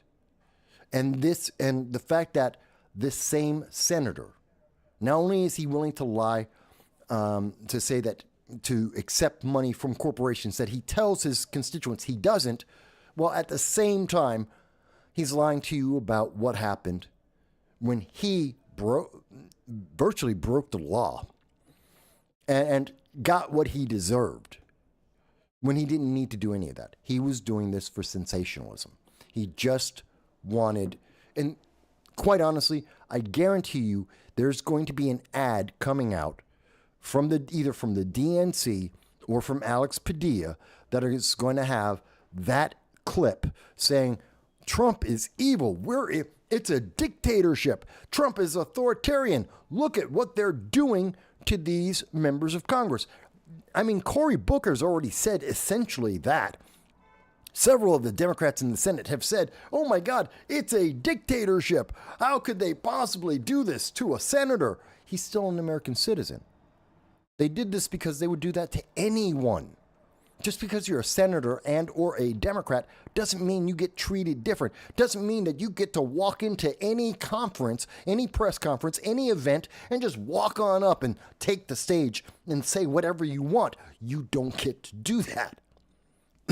And if you try, there are consequences. And Alex Padilla found out. Cory Booker may not like that. Chuck Schumer may not like that. But I dare you to walk into Chuck Schumer talking to the public and do what Alex Padilla did and think that you aren't going to be treated the same or worse. And Chuck Schumer is not going to be like, well, no, let them come on up and speak in the middle of me speaking. Let's go and get their questions. Matter of fact, take the microphone from me. He's not going to do that. He's never done it before. He's not going to do it going forward.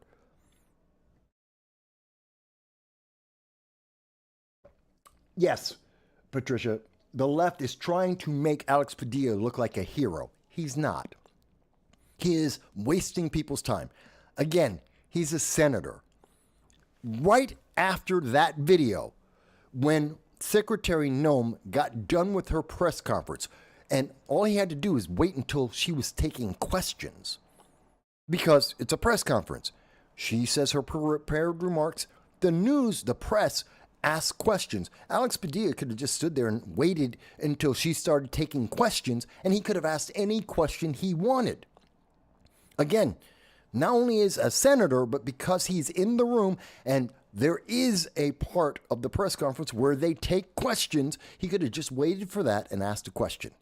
Again, he was doing this to grandstand. He was doing this to take advantage of voters, to make money and to get a snazzy ad so that he could get reelected.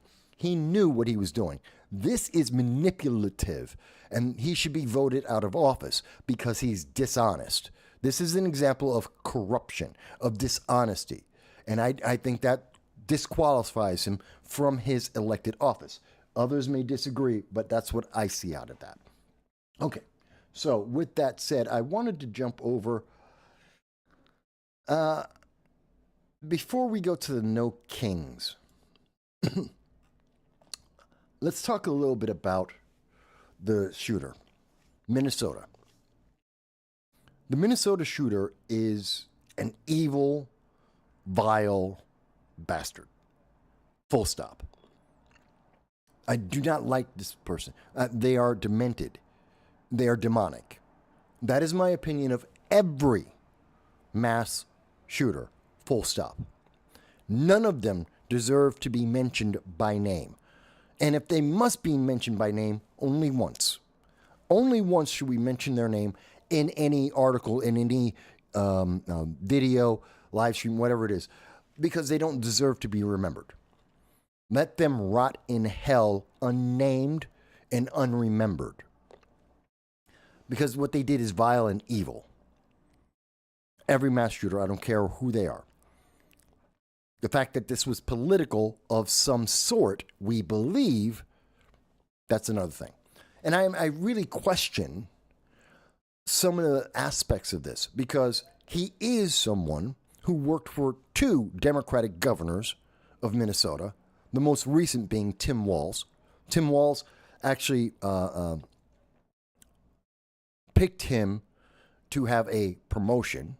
So he's known politically to Democrats, which, as much as I'm hearing from some news sources that are saying, well, he's a registered Republican, and yet he's doing so well in Democrat political circles. That is curious to me. That doesn't make a lot of sense. That he's being promoted by Democrats to have more power, more position, doesn't seem to be the normal habit of Democrats. But it's possible. It is possible. But that, again, doesn't justify anything. That we're seeing, it's now been reported that he had at least 70 names on a list, which was, I don't believe, was provided to Governor Walz when he said this attack was politically motivated.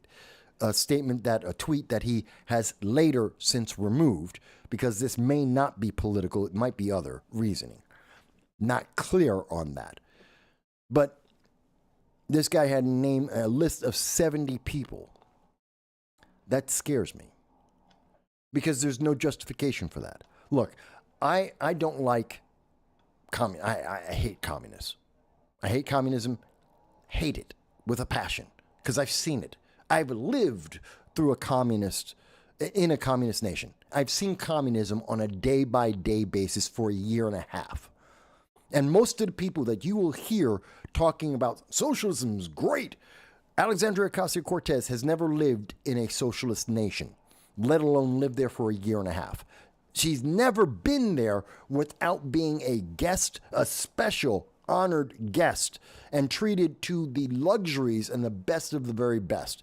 It's like going over to North Korea. Guess what? If you happen to be whatever, that basketball star, yeah, he got to be treated like a king. He had a great time. It's a fantastic place. If you're Jay-Z and you go over to Cuba, you and Beyonce are going to be treated like the best of best buddies. You're going to get everything. When Obama went to Cuba, they created a baseball game just so Obama could see the baseball game and say, well, Cuba's not such a bad place. You know what? Go there as a regular person. Live there for a year as a regular person without all the perks and benefits of political office.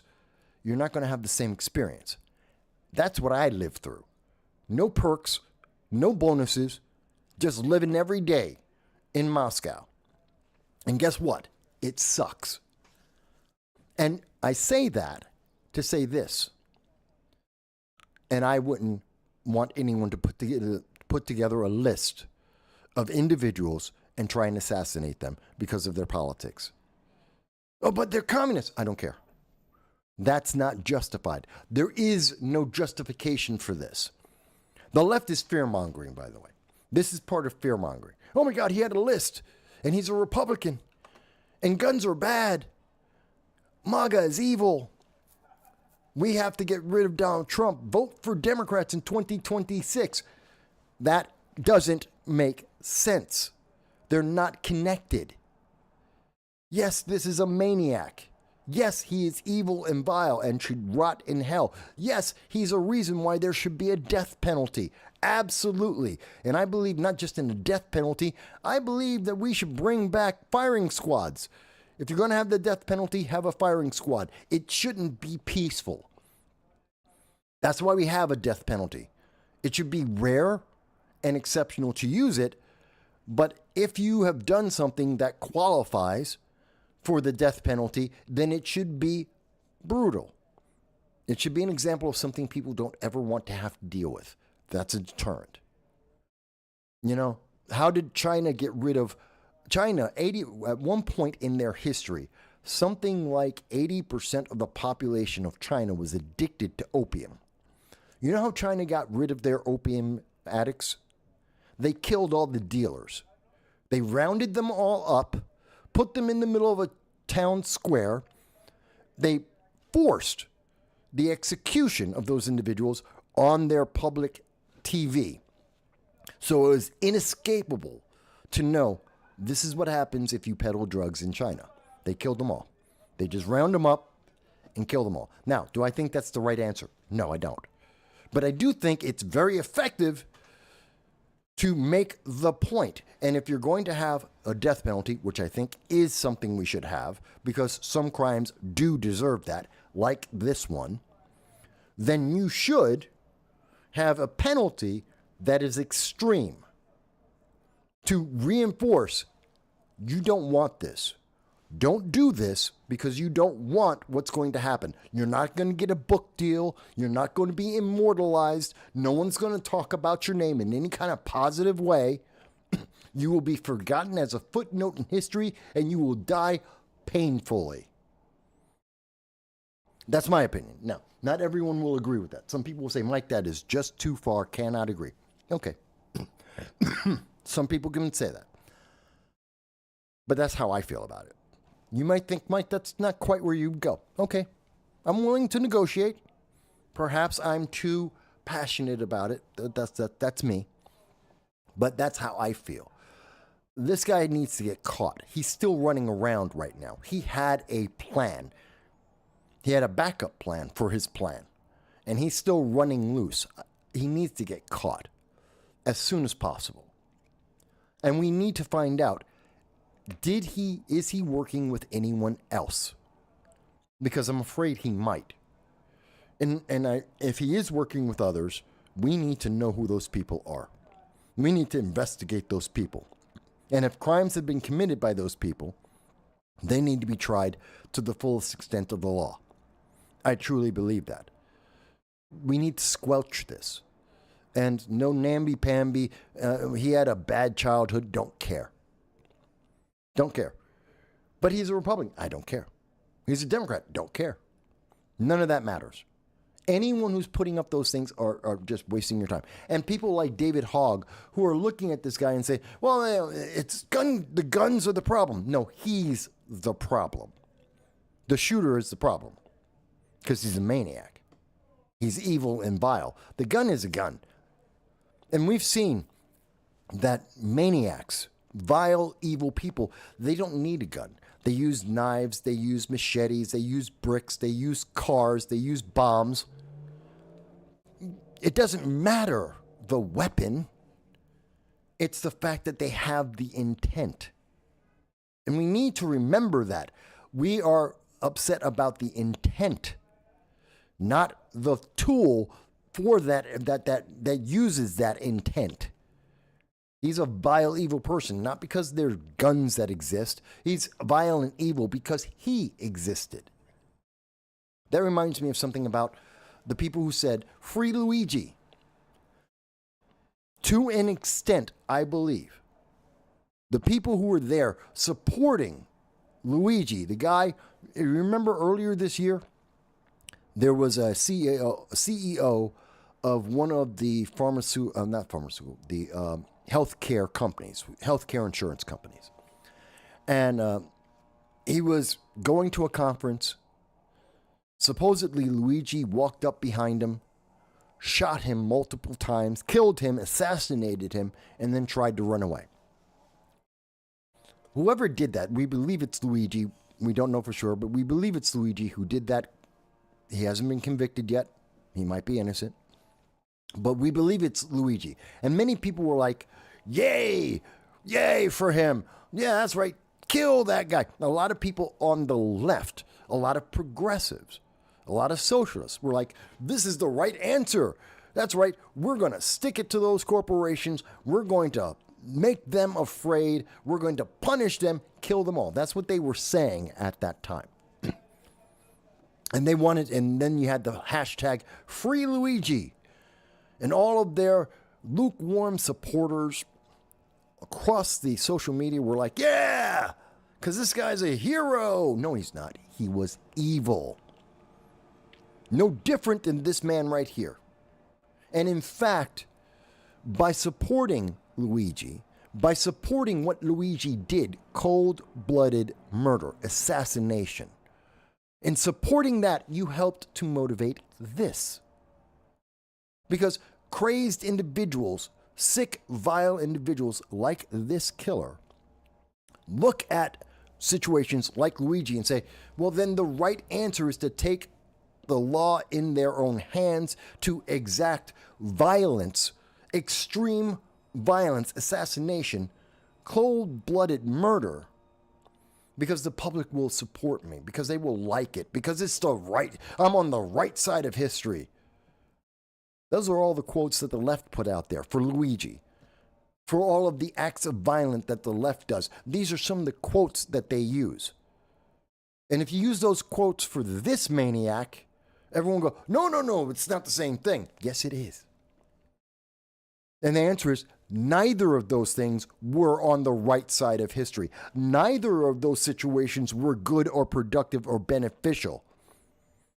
But one got a lot of media. Why? Because the left was happy. Now the left is mad. Guess what? It's the same thing. And if you were supporting Luigi, you probably support this guy. At least you should if you're being consistent. And I challenge people who are saying, free Luigi. He was a hero. Then you should be thinking this cold-blooded assassin is a hero too, because he did the same thing Luigi did. And if you don't see them as being exactly the same, you should really sit down and think this through, because your ideology is flawed. It is broken. And if you think, and for those who do think that they're both the same and it was a great idea, you have a problem. You have a massive mental issue. Go get help. I'm being serious. It's not a joke. Go get help. Because, no, cold-blooded murder is evil. Period. Full stop. Doesn't matter about your party affiliation. Doesn't matter about your preferences. Doesn't matter about anything. That's just evil. Excuse me. So let me go to the comments here. Mike Has Bad Knees says, the next of kin of a murder victim should be able to decide the fate of the convicted. I can't say that's a terrible idea. Now, there are some who will turn the cheek, some who are religious, various religions, and they will say the punishment will come from God and just keep the person in prison for their life. And when they die, they'll have to confront God and deal with the consequences then, eternal consequences. I understand that, and some people will do that. And some people will go with my idea of a firing squad. And some will say poison or hanging or what we use now. Okay. It is compelling, but the problem is that makes it emotional. What I'm suggesting, and the reason why I say they all should be, the death penalty should exist, is because it is impartial. Because it doesn't matter if you have a feeling or not. It doesn't matter if you have loved ones or not. If you're orphaned or you're adopted or you have a family or you have a family that you're out of touch with, it doesn't matter. It's about the law, not emotion. Because if you're doing things for emotional reasons, you're more likely to make the wrong decision. So I don't want, in terms of crime and punishment, emotion should never be there. As an example of what I mean, the social justice reforms of criminal justice, of criminality, that's all about emotion. And that emotion led people to say, well, because you have a certain skin color, a crime either doesn't exist or it does. Either you should be penalized or not. And that's how we get revolving doors that we have right now, like in New York State, where someone can be arrested for a crime like robbing a bank. They'll go in and 2 hours later, they're walking out of the jail and they go back and rob the same bank. This has happened several times now. Or they'll go and victimize someone. They'll go to jail for an hour and they come back out and they go back to that victim. And now they threaten them to not be a witness of the crime. Otherwise, they'll get hurt even worse.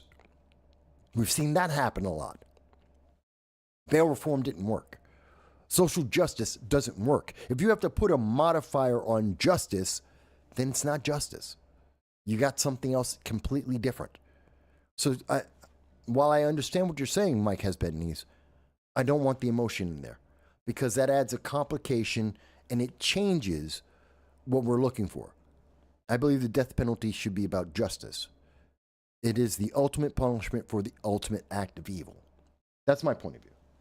Not everyone will agree, but that's my reasoning for it. Take it as you will. So, yeah. And no one in the mainstream media will tell you that there is a connection between the movement to free Luigi and the assassination of Democrat lawmakers in Minnesota. They're the same. They won't tell you that because the mainstream media doesn't want to piss off their base. They want Democrats to feel good about the bad decisions that they have made. They want to have more control.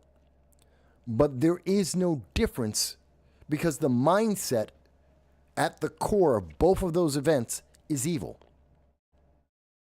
That's it. The only difference is the propaganda spin on the two stories. They're both just as evil, just as vile, just as unjustifiable. And I know there are people who say, but it's healthcare and healthcare companies, these insurance companies are horrible. Yes, it's still not justified to murder them. Not telling you that you're wrong. Healthcare can be better. Obamacare is an abomination. It failed massively. The social experiment with healthcare is an abomination. It has failed. Doesn't mean you go around killing people. And if you can go around killing CEOs of private companies, you can go around and kill politicians. There's no difference. In fact, you probably have more reasons to go and kill a politician than a private businessman. Realistically, it's not worth it. That's not how we have a society. That's not how a society stays together, stays unified. It's not. We need to call out both of these things. And for those who are saying, like David Hogg, that this is about gun control, no, it's not. Please stop with that lie. Please stop lying. It has nothing to do with gun control. Whether you had a legal gun or an illegal gun, doesn't matter. Doesn't matter if he used a car or if he electrocuted these people. Doesn't matter.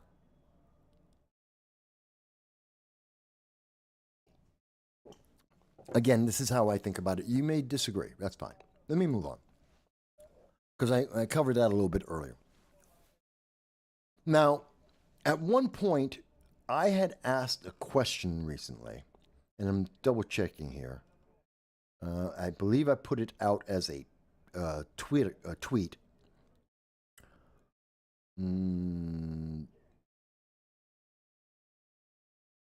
Give me a second. I'm just trying to, just so you can see what I'm doing here.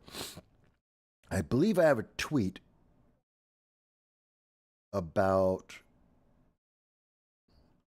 well, one of my tweets was a serious question.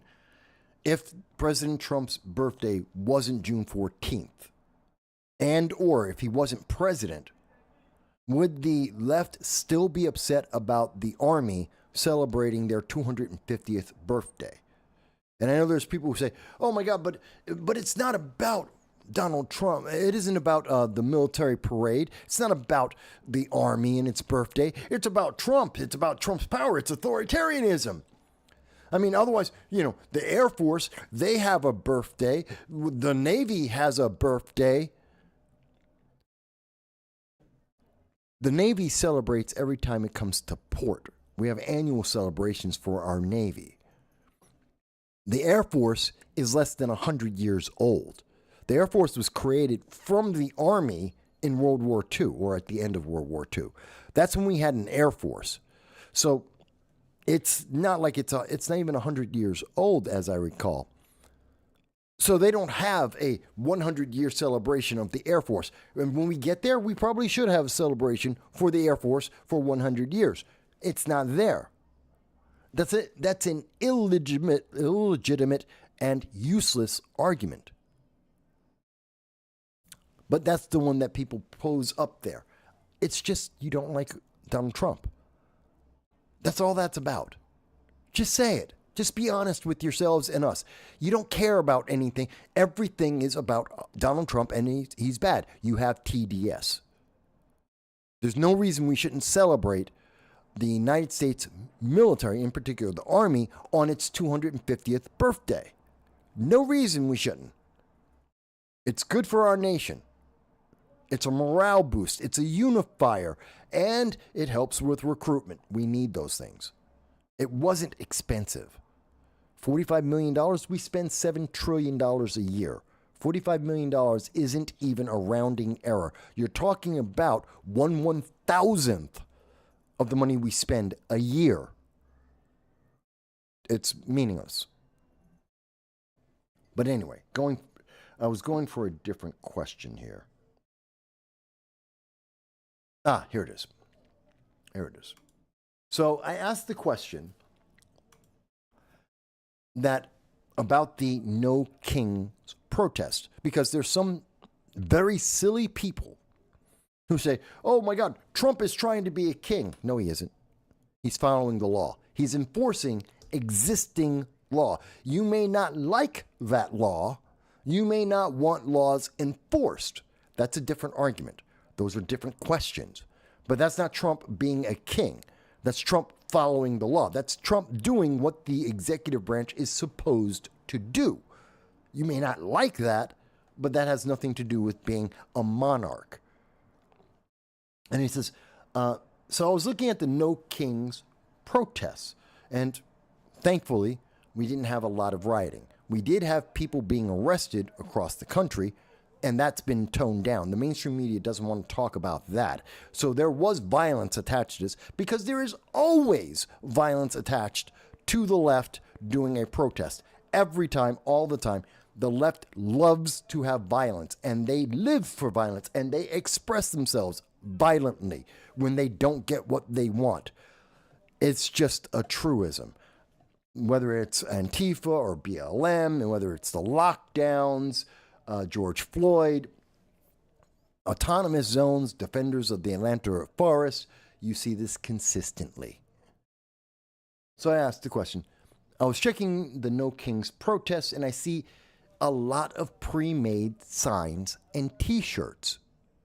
Like on the coverage of CNBC TV 18, that was the channel, they had people, a bunch of people.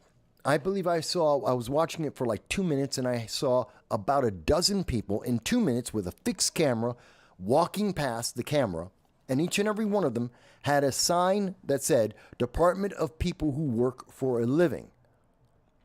Who made that? Who paid for that? Who distributed that? Why did they do it? That requires organization, logistics, distribution, purchasing, design. Who did all that?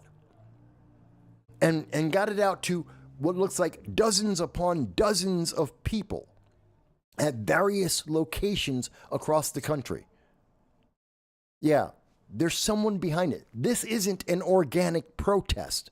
How did we have 1,000 protests planned, and we knew that there was going to be 1,000 cities? How could we know? If this was organic, how could we know that 1,000 cities would jump in? How did we know that they would, each of those would have dozens, if not hundreds of people joining in? And we knew these numbers. We knew this was going to happen ahead of time. That requires logistics and planning and money. Who's behind all that? Because it's not organic. This isn't real people. There is some organized group behind it. And that's what I was bringing up. And the media doesn't like to ask that question. The media doesn't want to discuss this issue. But I know who did ask this question and who did bring this up. Believe it or not, it was Chris Cuomo.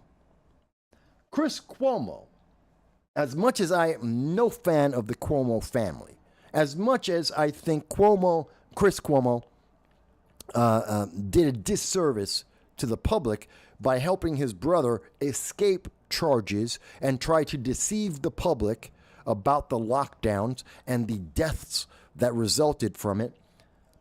But, he loves his brother. I get that. And if my brother came to me and said, Mike, in the same situation, would I help my brother and say, well, okay, here's what I know what you can do? Yeah, I probably would. I mean, I love my brother. But that's still not an excuse. That doesn't mean that I don't get consequences against me because I did that. That doesn't mean my brother gets to walk away clear, and doesn't mean that I don't get consequences. One of the consequences for Chris was that he lost his big time cushy job, but he got another cushy job instead. So I don't know about how much of a consequence he got. But sometimes Chris Cuomo does a actual journalistic job. Sometimes he's actually credible. And I'm not saying that because I agree with his politics or I don't agree with his politics. It's not because he does a subject where I think he's right. It's because sometimes he actually does his homework. He actually does what I do. He actually researched. He actually looked for the evidence. And he presented the evidence. And here's what I mean. Let's take a listen to this for a moment. Not really just about ICE. They are a coordinated effort to recruit as many people and different types of groups that may have different ideas, but they all share a common goal: destroying the West, democracy, our country. This is the fundamentalist threat playing out. We're just not calling it that because we're not seeing it like that because we're so caught in this right versus left BS. The latest salvo after the embassy shootings, the IVF clinic, the healthcare CEO murder, the campus chaos, now it's these. It's all part of a growing fundamentalism that is the biggest threat to all of us. You got neo-nationalists in the same place as far-left radical anarchists. And he's made a great point so far. This doesn't make sense.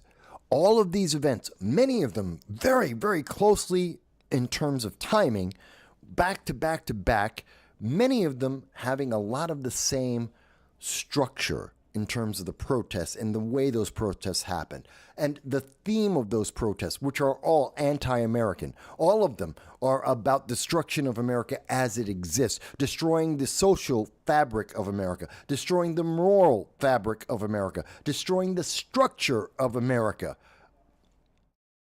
How are they all so similar?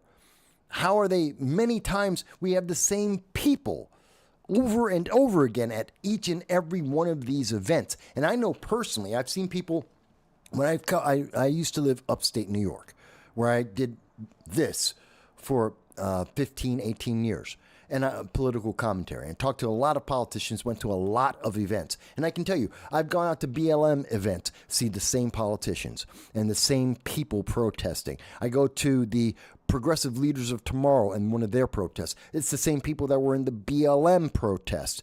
And I go over and I see veterans against war. Same people. You go and see the protests that happened from George Floyd. The same people.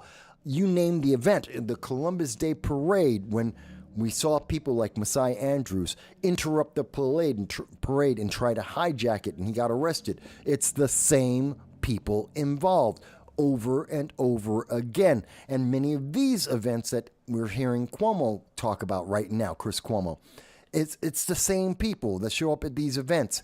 You have to wonder why. They have lots of different names for their various organizations. There's Indivisible New York, Progressive Leaders of Tomorrow, Plot, Antifa, BLM, Veterans Against War. They have a lot of names. It's all the same people. They just use a lot of names to make you think that there's this huge movement, this big crowd, this big wave of change. It's the same people. And where are they all getting their money? Where are they getting their logistics and their supplies? Let's see what else Chris Cuomo has to say about this. Extreme Islamists. This is not organic. It's not just protest. It's not one community coming together to fight oppressive tactics. Notice, he correctly says, this is not organic at all. Look at this. He's got D.C., New York, Chicago, L.A., all having the same protests. Gee, that's a lot of planning at the same exact moment.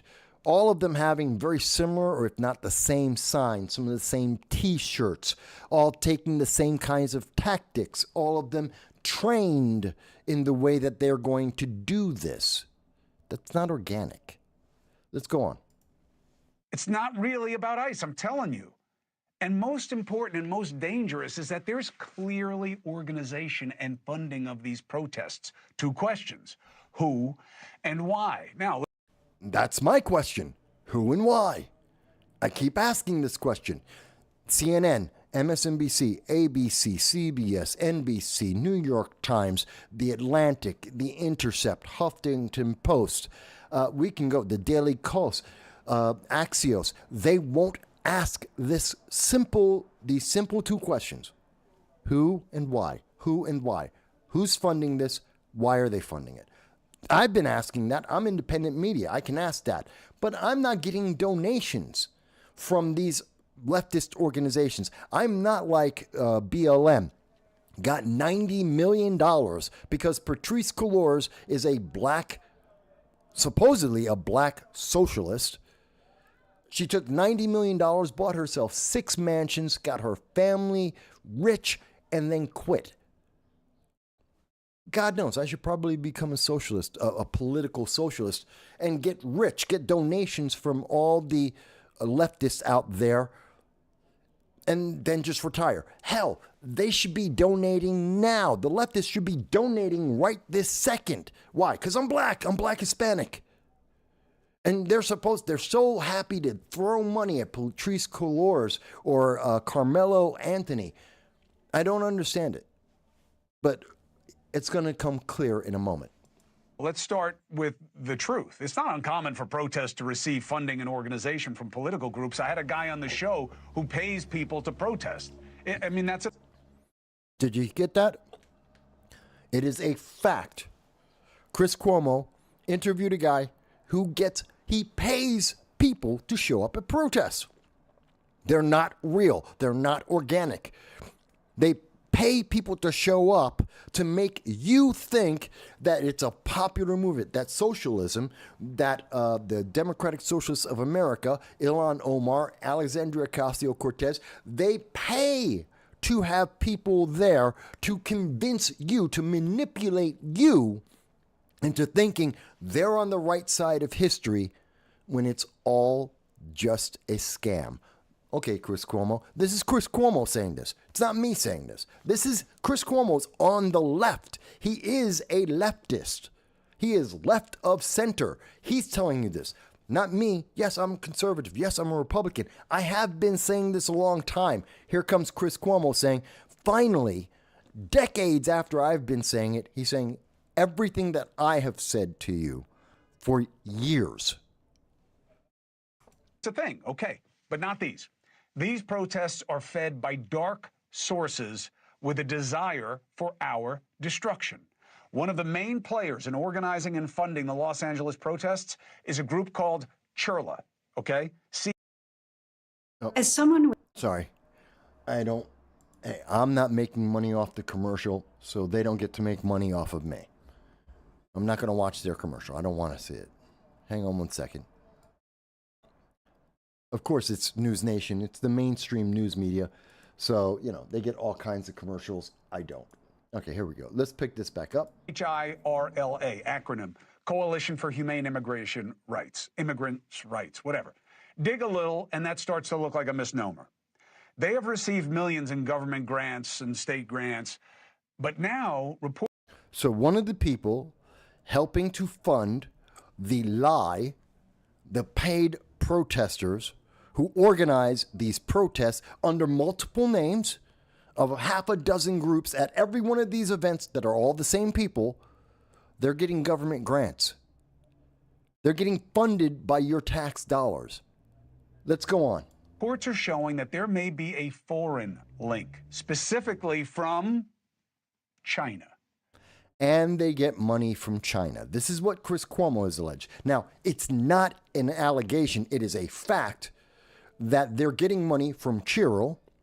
They're getting money from grants so that they can have these protests, because the left doesn't have money of their own. They always get your money. They always use your money to push their agenda every time. And they're willing to use violence. They take your money to be able to fund themselves, to get the weapons, to get the people to commit acts of violence against you. This is a vicious cycle. And they may be getting help and motivation from overseas, in particular China. Wow. And this is coming from Chris Cuomo. This is a guy on the left. Not a conservative, not MAGA, not America First. He's not a Trumper. This is Chris Cuomo. He's on the left. Funding and organizing these protests. Where in China? Who in China? The pro-Chinese far-left Party for Socialism and Liberation. They're known as the PSL. The PSL. You may have heard that before. That acronym, that organization, which is a leftist organization in the United States that trains Americans, that is very much in favor of socialism. It's kind of like the DSA, the Democratic Socialists of America, which is with Alexandria Ocasio-Cortez. It is a form of the progressive movement. Why did you hear them before? Where have you heard PSL before? They are working with Chirla, helping fund the protests in Los Angeles and maybe elsewhere. Remember, all the parties in China are controlled by the CCP. So this is China. And the party is pushing to destroy capitalism and the West. This is its agenda. This is what China wants. They even have a term for the effort. It's called the smokeless war, where they have this theory of how they'll destroy the West without actually taking to the battlefield. Yes, but tell me, Chris. Tell me about the PSL. That's what they did during the anti-Israel campus protests. The PSL worked hand in glove with anti-Zionist student groups and helped organize and fund the Columbia campus encampments. Oh, so the PSL is working with Columbia students. Because China, which has the Confucius Institutes, something I've covered before in detail, they get money. Colleges are getting money from the Confucius Institute, which is the Chinese government. In fact, they were being investigated, the Confucius Institute, for grooming spies like Fang Fang. Fang Fang, who was a spy attached to Eric Swalwell, who met him in Delaware in a college with the Confucius Institute. Yeah, that kind of stuff. So, okay, the PSL, which is China, is in Colombia. It's pushing kids, it's funding and training kids to be anti-American, to fight against America, to join socialism.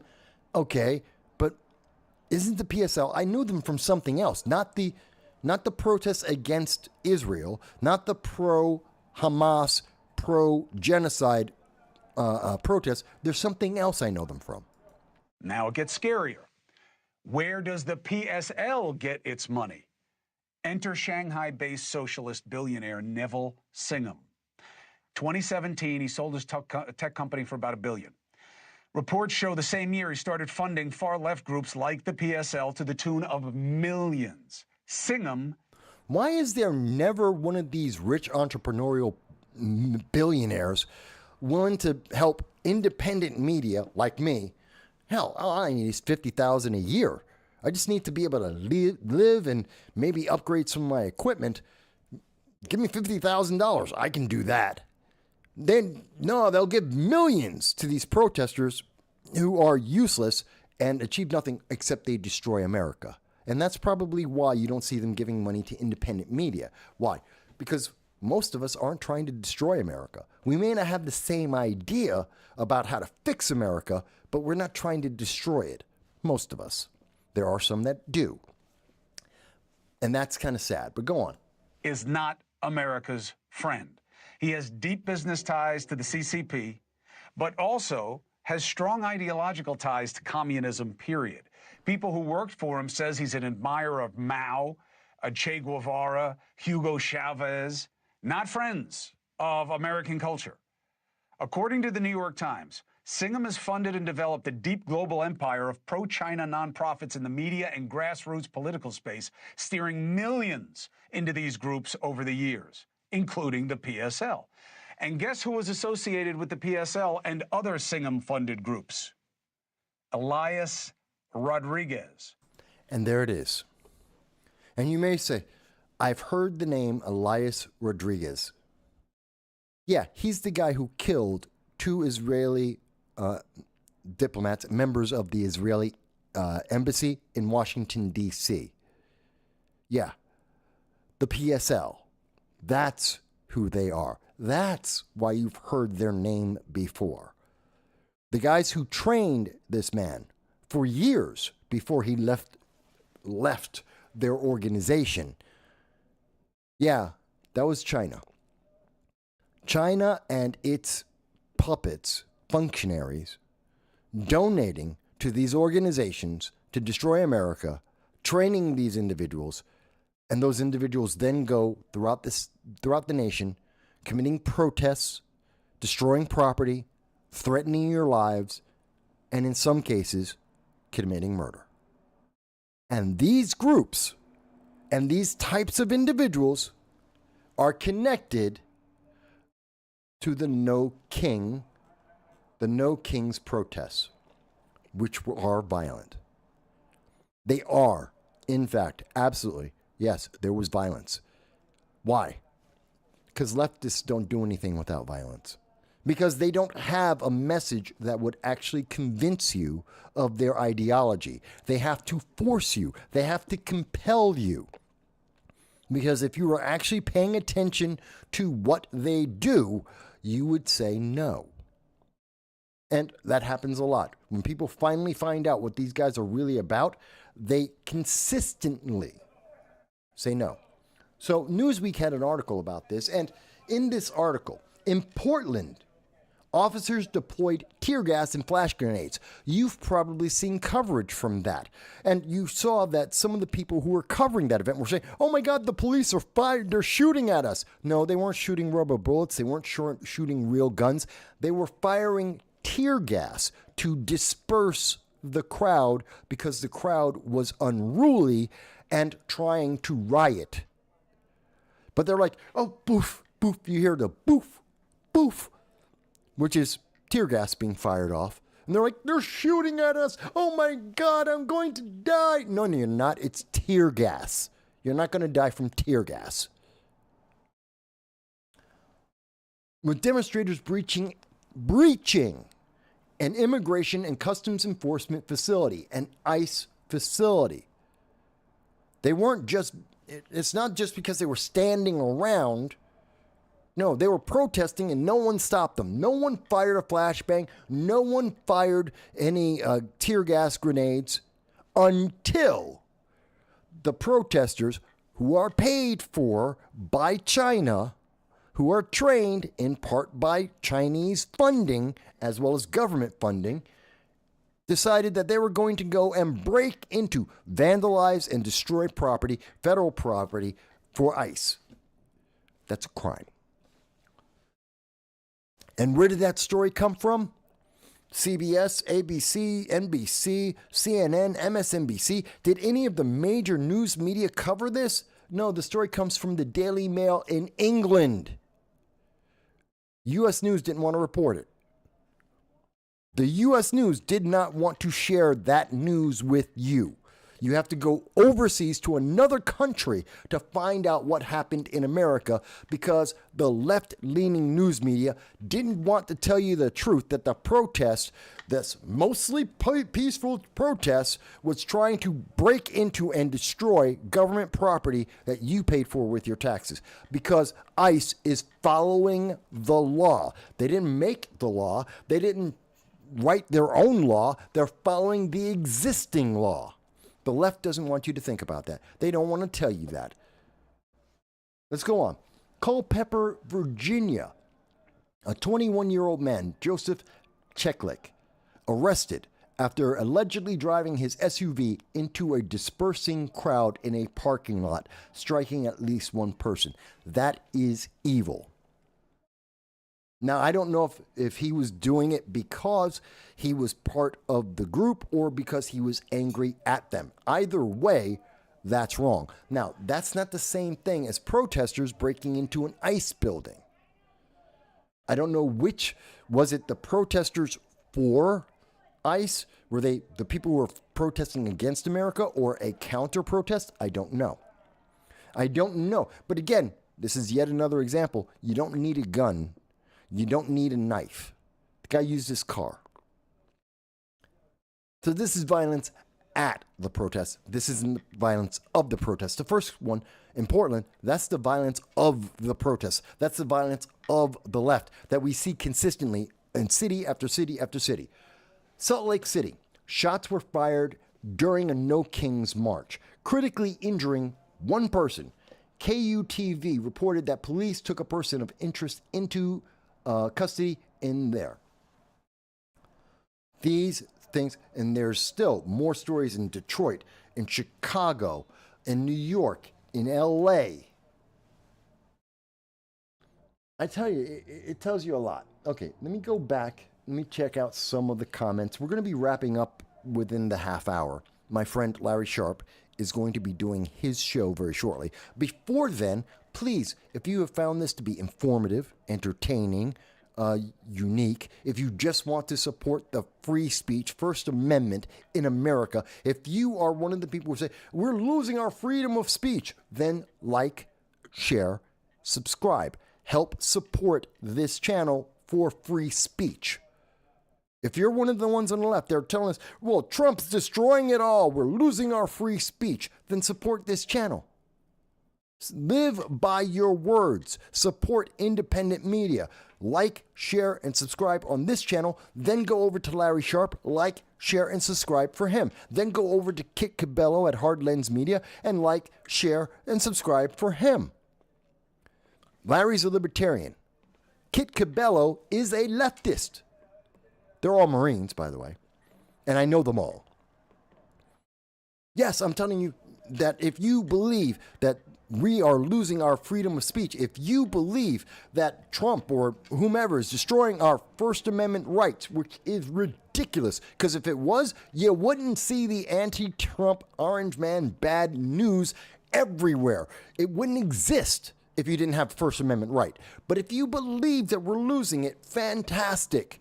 Like, share, subscribe. Not just me, Larry Sharp, Kit Cabello, all three of us. That's the left, that's the center, and I'm the right. How many of those leftists would do that? BLM, Antifa, Plot, Progressive Leaders of Tomorrow, Indivisible New York, Veterans for Peace. How many of these people who are absolutely telling you that they're on the right side of history, they're protecting freedom of speech, then why won't they help support my freedom of speech? Because they protect what they want to say. They protect those who agree with them. And everyone else they don't care about. Everyone else they'll silence. That's not freedom of speech. That's selfish. That's an agenda. Okay, let me go back to the comments. Let me go to the comments here. Let's see. Ooh, there are a few comments. There we go. Okay, so let's see. Patricia says, I've been involved with many left organizations, and we had people post pictures of t-shirts and mass produce them with donations. I wish I could get a paid protester job. I don't know how you qualify for a paid protester job, but they exist. I know the left always says, oh, that's not real. That's not true. There's evidence. Chris Cuomo interviewed the man who owns the company that hires people for these things. They make like 10 paid protesters, believe it or not, can make up to about, I think it's, some of them can make even as much as $10,000 a month for what they do. It's ridiculous. Dave Davis, let's see, some conversation in between with people. That's fantastic. Patricia says, they have been planning this since the parade was announced. I think they've been planning it before then. They've just been looking for an opportunity. They've just been, I believe that since Donald Trump won, the moment Donald Trump won, these organizations, and in particular the people who are really behind things, the people at the PSL, the people at Chirrell, the people behind those guys, which would be China, have been planning for some kind of event, and they're just looking for windows of opportunity to execute those plans. The fact that Trump said, oh, I'm going to have a military protest, there it goes, that's our window. We'll jump on that one. That's what I think has been happening, but I could be wrong. Let me go on. Let's see. Patricia goes on to say, those who make peaceful revolution impossible will make violent revolution inevitable. A quote from JFK. True. That is a truism. Let's see. Dave says, Mike, it doesn't matter. Left wing or right wing, politics is a grift. Sometimes. Sometimes. Not always. DSA, Democratic Socialists of America, Democratic Socialists of America makes money, and Turning Point USA makes money for different reasons, with different agendas. The goal of those two companies, very vastly different. And Turning Point USA doesn't have elected officials. DSA does. That's Alexandria Ocasio-Cortez. That's Anna Presley. That's Ilhan Omar. There's progressives in office because of the DSA. They have a political agenda to really subvert our government, and they're in the government. They're part of the legislative branch. Turning Point USA is a news media company. They're commentary. They do what I do. That's not the same thing. But yes, they both make money off of politics. That's true. Okay. So do I, for that matter. I don't make a lot of money. I wish I did. Come on, people. Put in the super chats. Join the Patreon. I can make more money. I need it.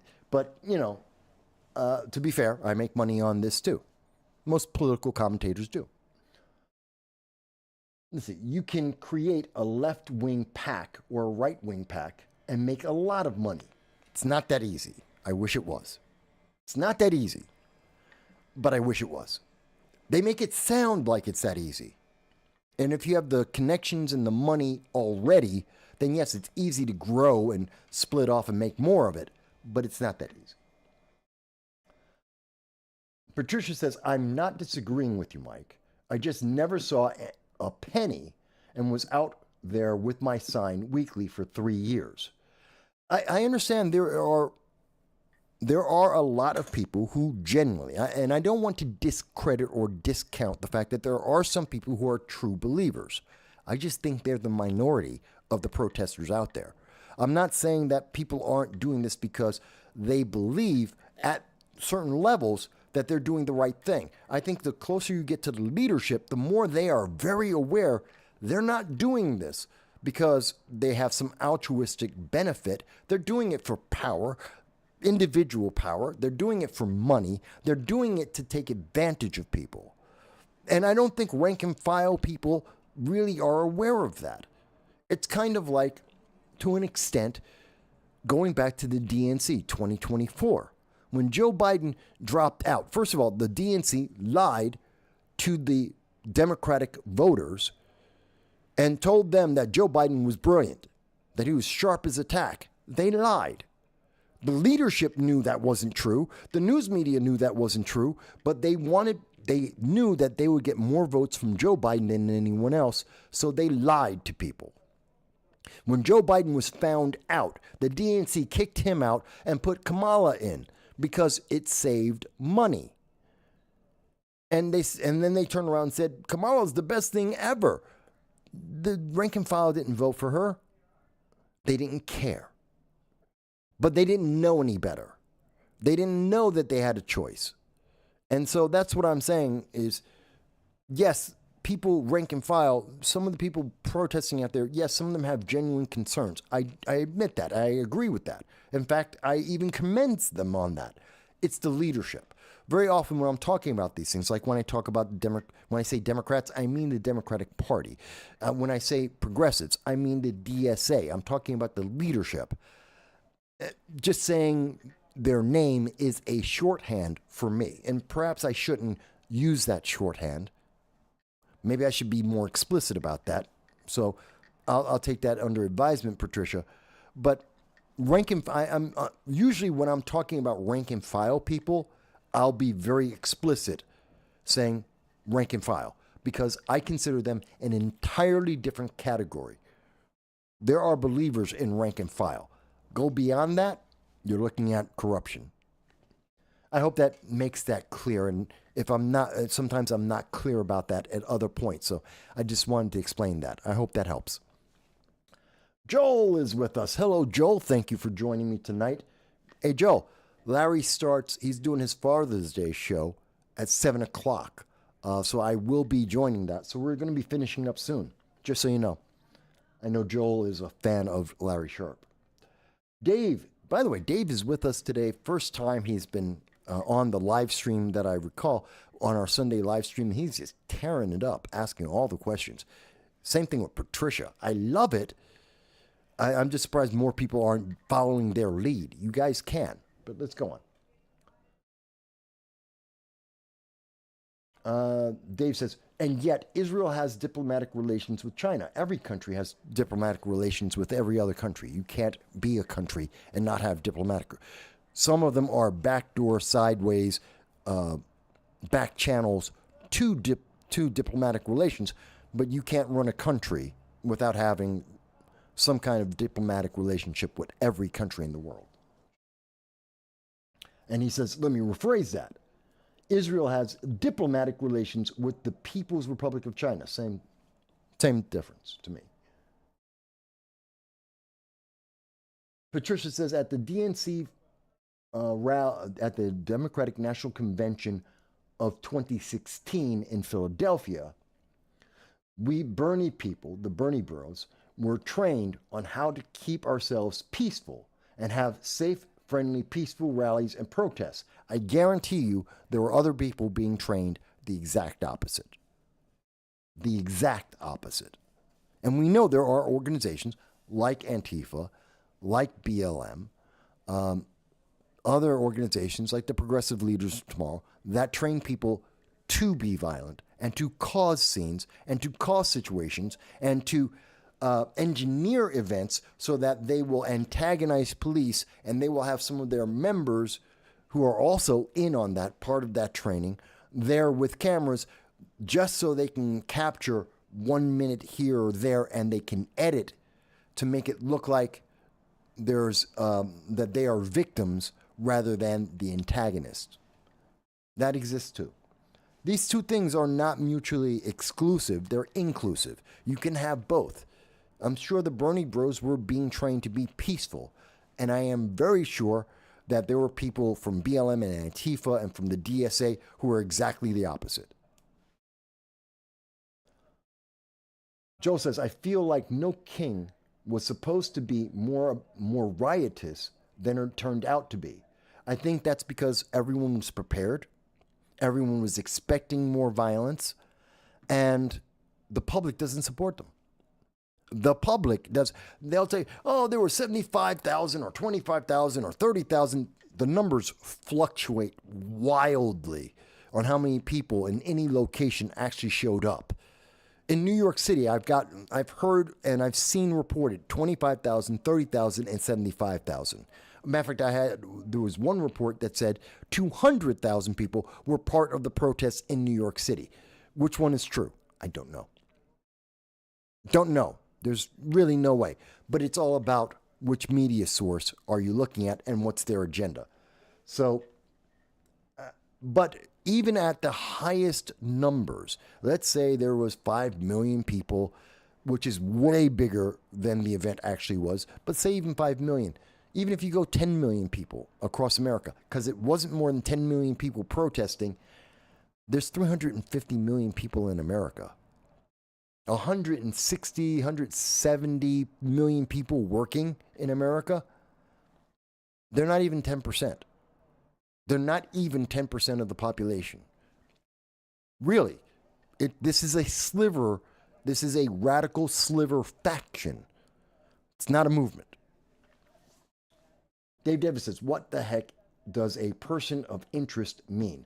A person of interest, now you're talking about the Minnesota shooter, and he's been identified as a person of interest and a suspect. A person of interest is someone the police believe has information that will help them to either find a suspect or find evidence or to find a conspiracy. Think of them as a data node. A person of interest is someone who has data. They have some kind of information that the police believe will be beneficial, and a suspect is someone who is potentially a crime doer. And so that is the difference. You can be both at the same time, depending on what crime specifically. So as in the case of the Minnesota shooter, he is a suspect for the murders, and he may be a person of interest if there is a bigger organization attached to what he did, or other individuals who are helping to support him commit the crimes that he did. So he's a person of interest for those additional crimes, as well as a suspect of a crime in itself. So hopefully that makes sense about why you see the Minnesota shooter referred to as a person of interest as well as a suspect. Now, sometimes you'll see that police will report something and they will initially say the person's a person of interest, and then later they will say that this person is a suspect. That's because of the legal process. If the police have enough information about a suspect, someone they believe committed a crime, they may go from being a person of interest, like they think that they have information about the crime, which may include committing the crime, so they're a person of interest because they don't have a lot of data yet. And then as they start collecting data, that person suddenly goes, it turns out, oh, we found video, this is the person who committed the murder. they're no longer a person of interest about the crime. They're a suspect of the crime. So it depends on what part of the process that individual may be in. Are they directly attached to the crime? Are they tangentially attached to the crime? Can they resolve or lead to the resolution of enforcing the law for that crime? That's how you can read that. I hope that helps to make that clear and make it more understandable. Hal was with us. Hal was here. Hal said, I paid to show up to the Binghamton protest. I was paid in Speedies. Okay, Hal. Cool. And to be fair, I'm sure Hal was, if he went to the protest, he was there voluntarily. Again, you can have both things exist at the same time. It's not one is not mutually exclusive of the other. But I do believe that the progressive leaders of tomorrow, Messiah Andrews, I don't think they're doing things for the same reason that someone like a Hal would do it. I think it's very different. Patricia Blanchard says that I need that connection. I need the money. God knows, at $10,000 a month, so do I. I wish the right had something like this. They don't.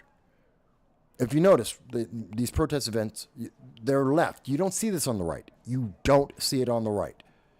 I wish someone on the right would do it and pay me. Pay me.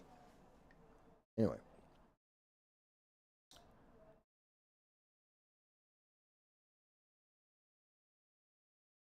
Patricia agrees that they've been planning this since Trump was elected.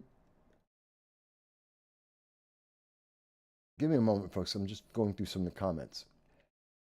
So Dave Davison says, Mike, for the record, I recognize Taiwan as the Republic of China, and very few countries have diplomatic relations with them. Oh, okay. Let me be clear. So you're identified Taiwan. See, I just look at Taiwan as Taiwan, not the Republic of China, although those are synonymous to me.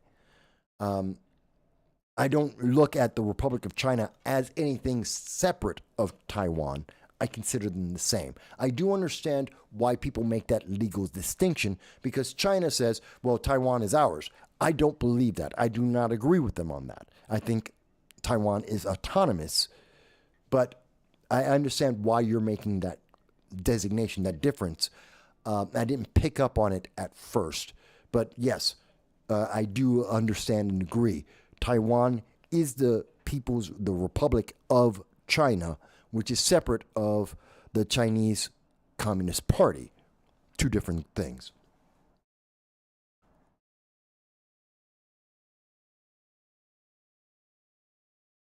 And Dave goes on to say, you don't see these fake crowds on the right because the J6ers did it for free.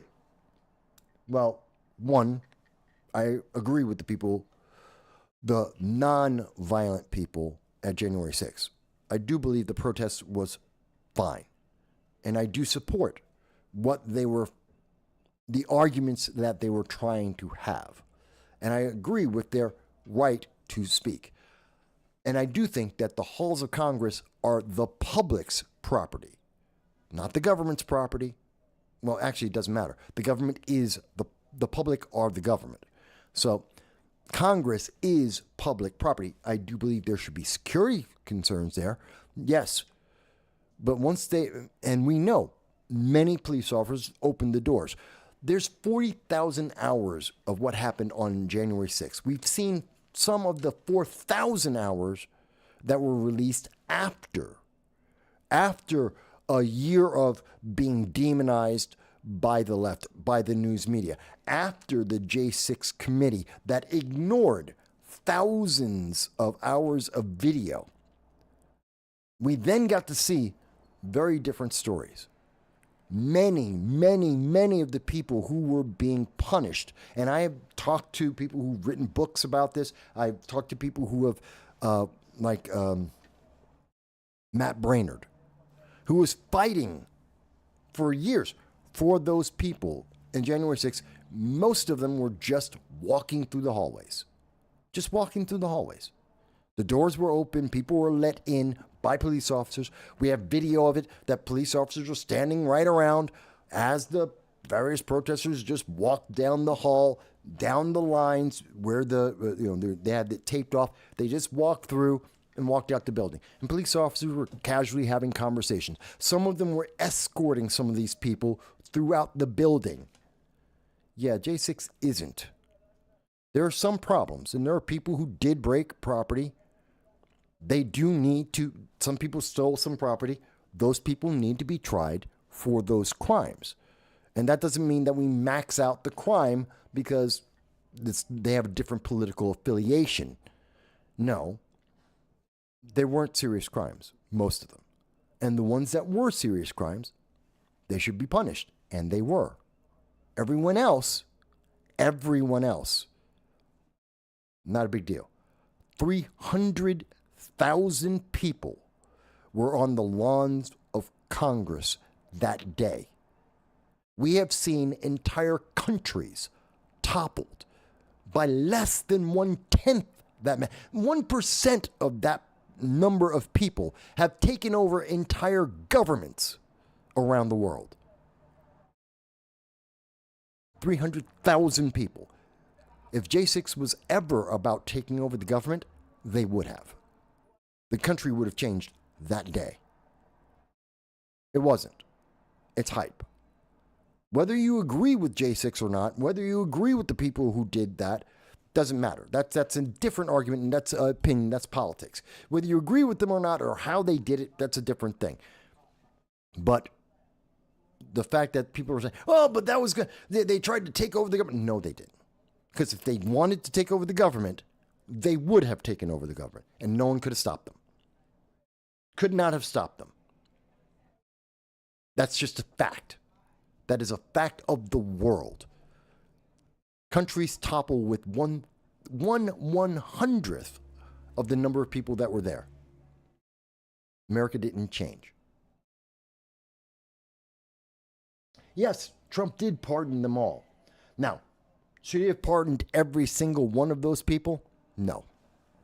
There were some people who did, like there was a member of and BLM, a young black man who is known for doing recordings of BLM protests, violent protests. And he is seen in video at the J6 encouraging people to destroy property and to incite them into violence. And I believe he also broke a window. He should be punished. People who broke property should be punished, should have gotten there, should have been tried. By the way, that black kid didn't get tried. He didn't get charged.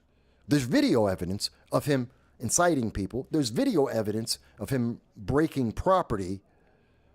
He didn't get charged.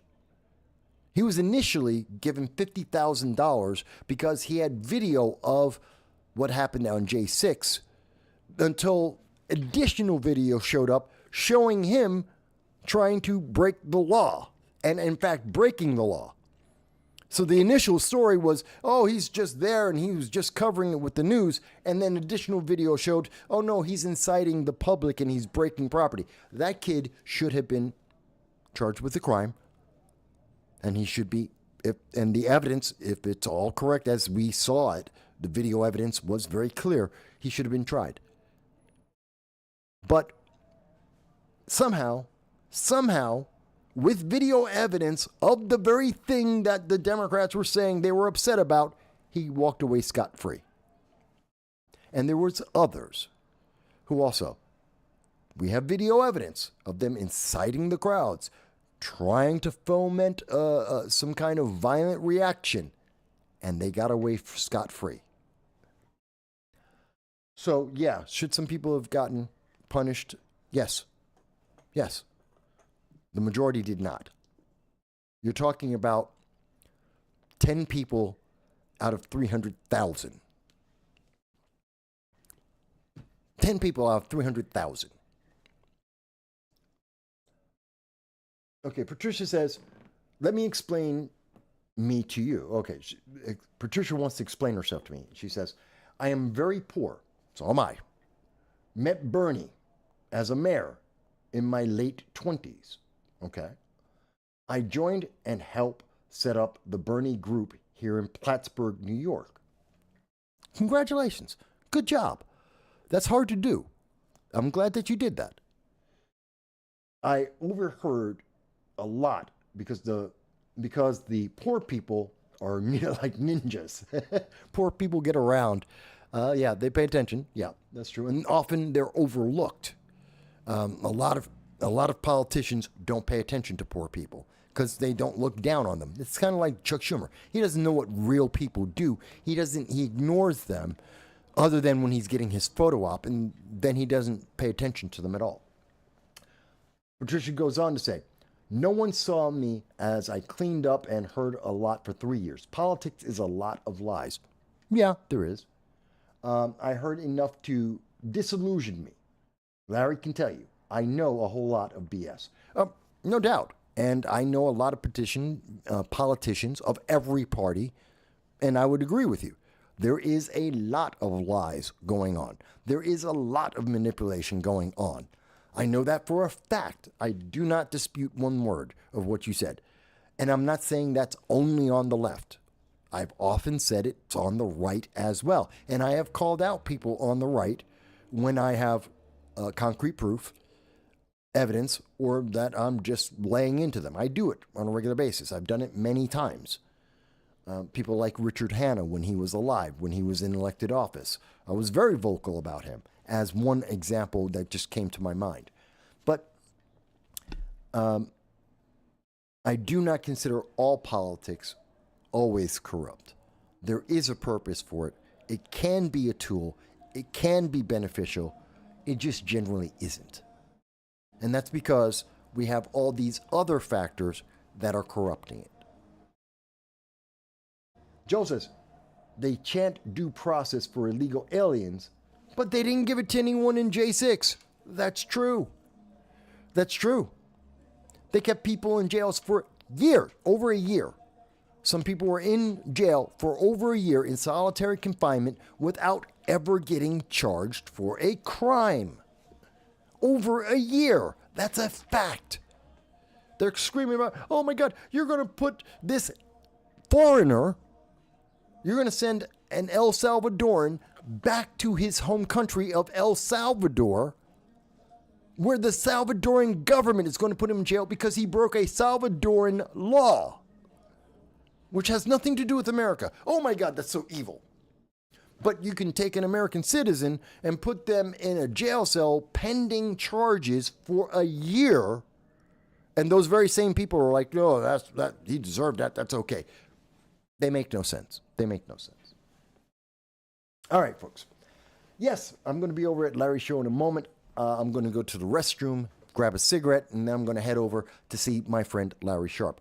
I've covered everything I wanted to cover today. I will have links up after the show so that you guys can see that. But I look forward to hearing your comments. I thank each and every one of you for taking some time to be with me today. Whether you agree or disagree, I look forward to your comments to tell me where you land on that. I hope you will like, share, and subscribe. I'm more than happy to have more of these conversations. I always like these conversations. Thank you, each and every one. And happy Father's Day to all of the dads out there. I hope you had a great day. I will be back with you guys very, very soon. Thank you, everyone.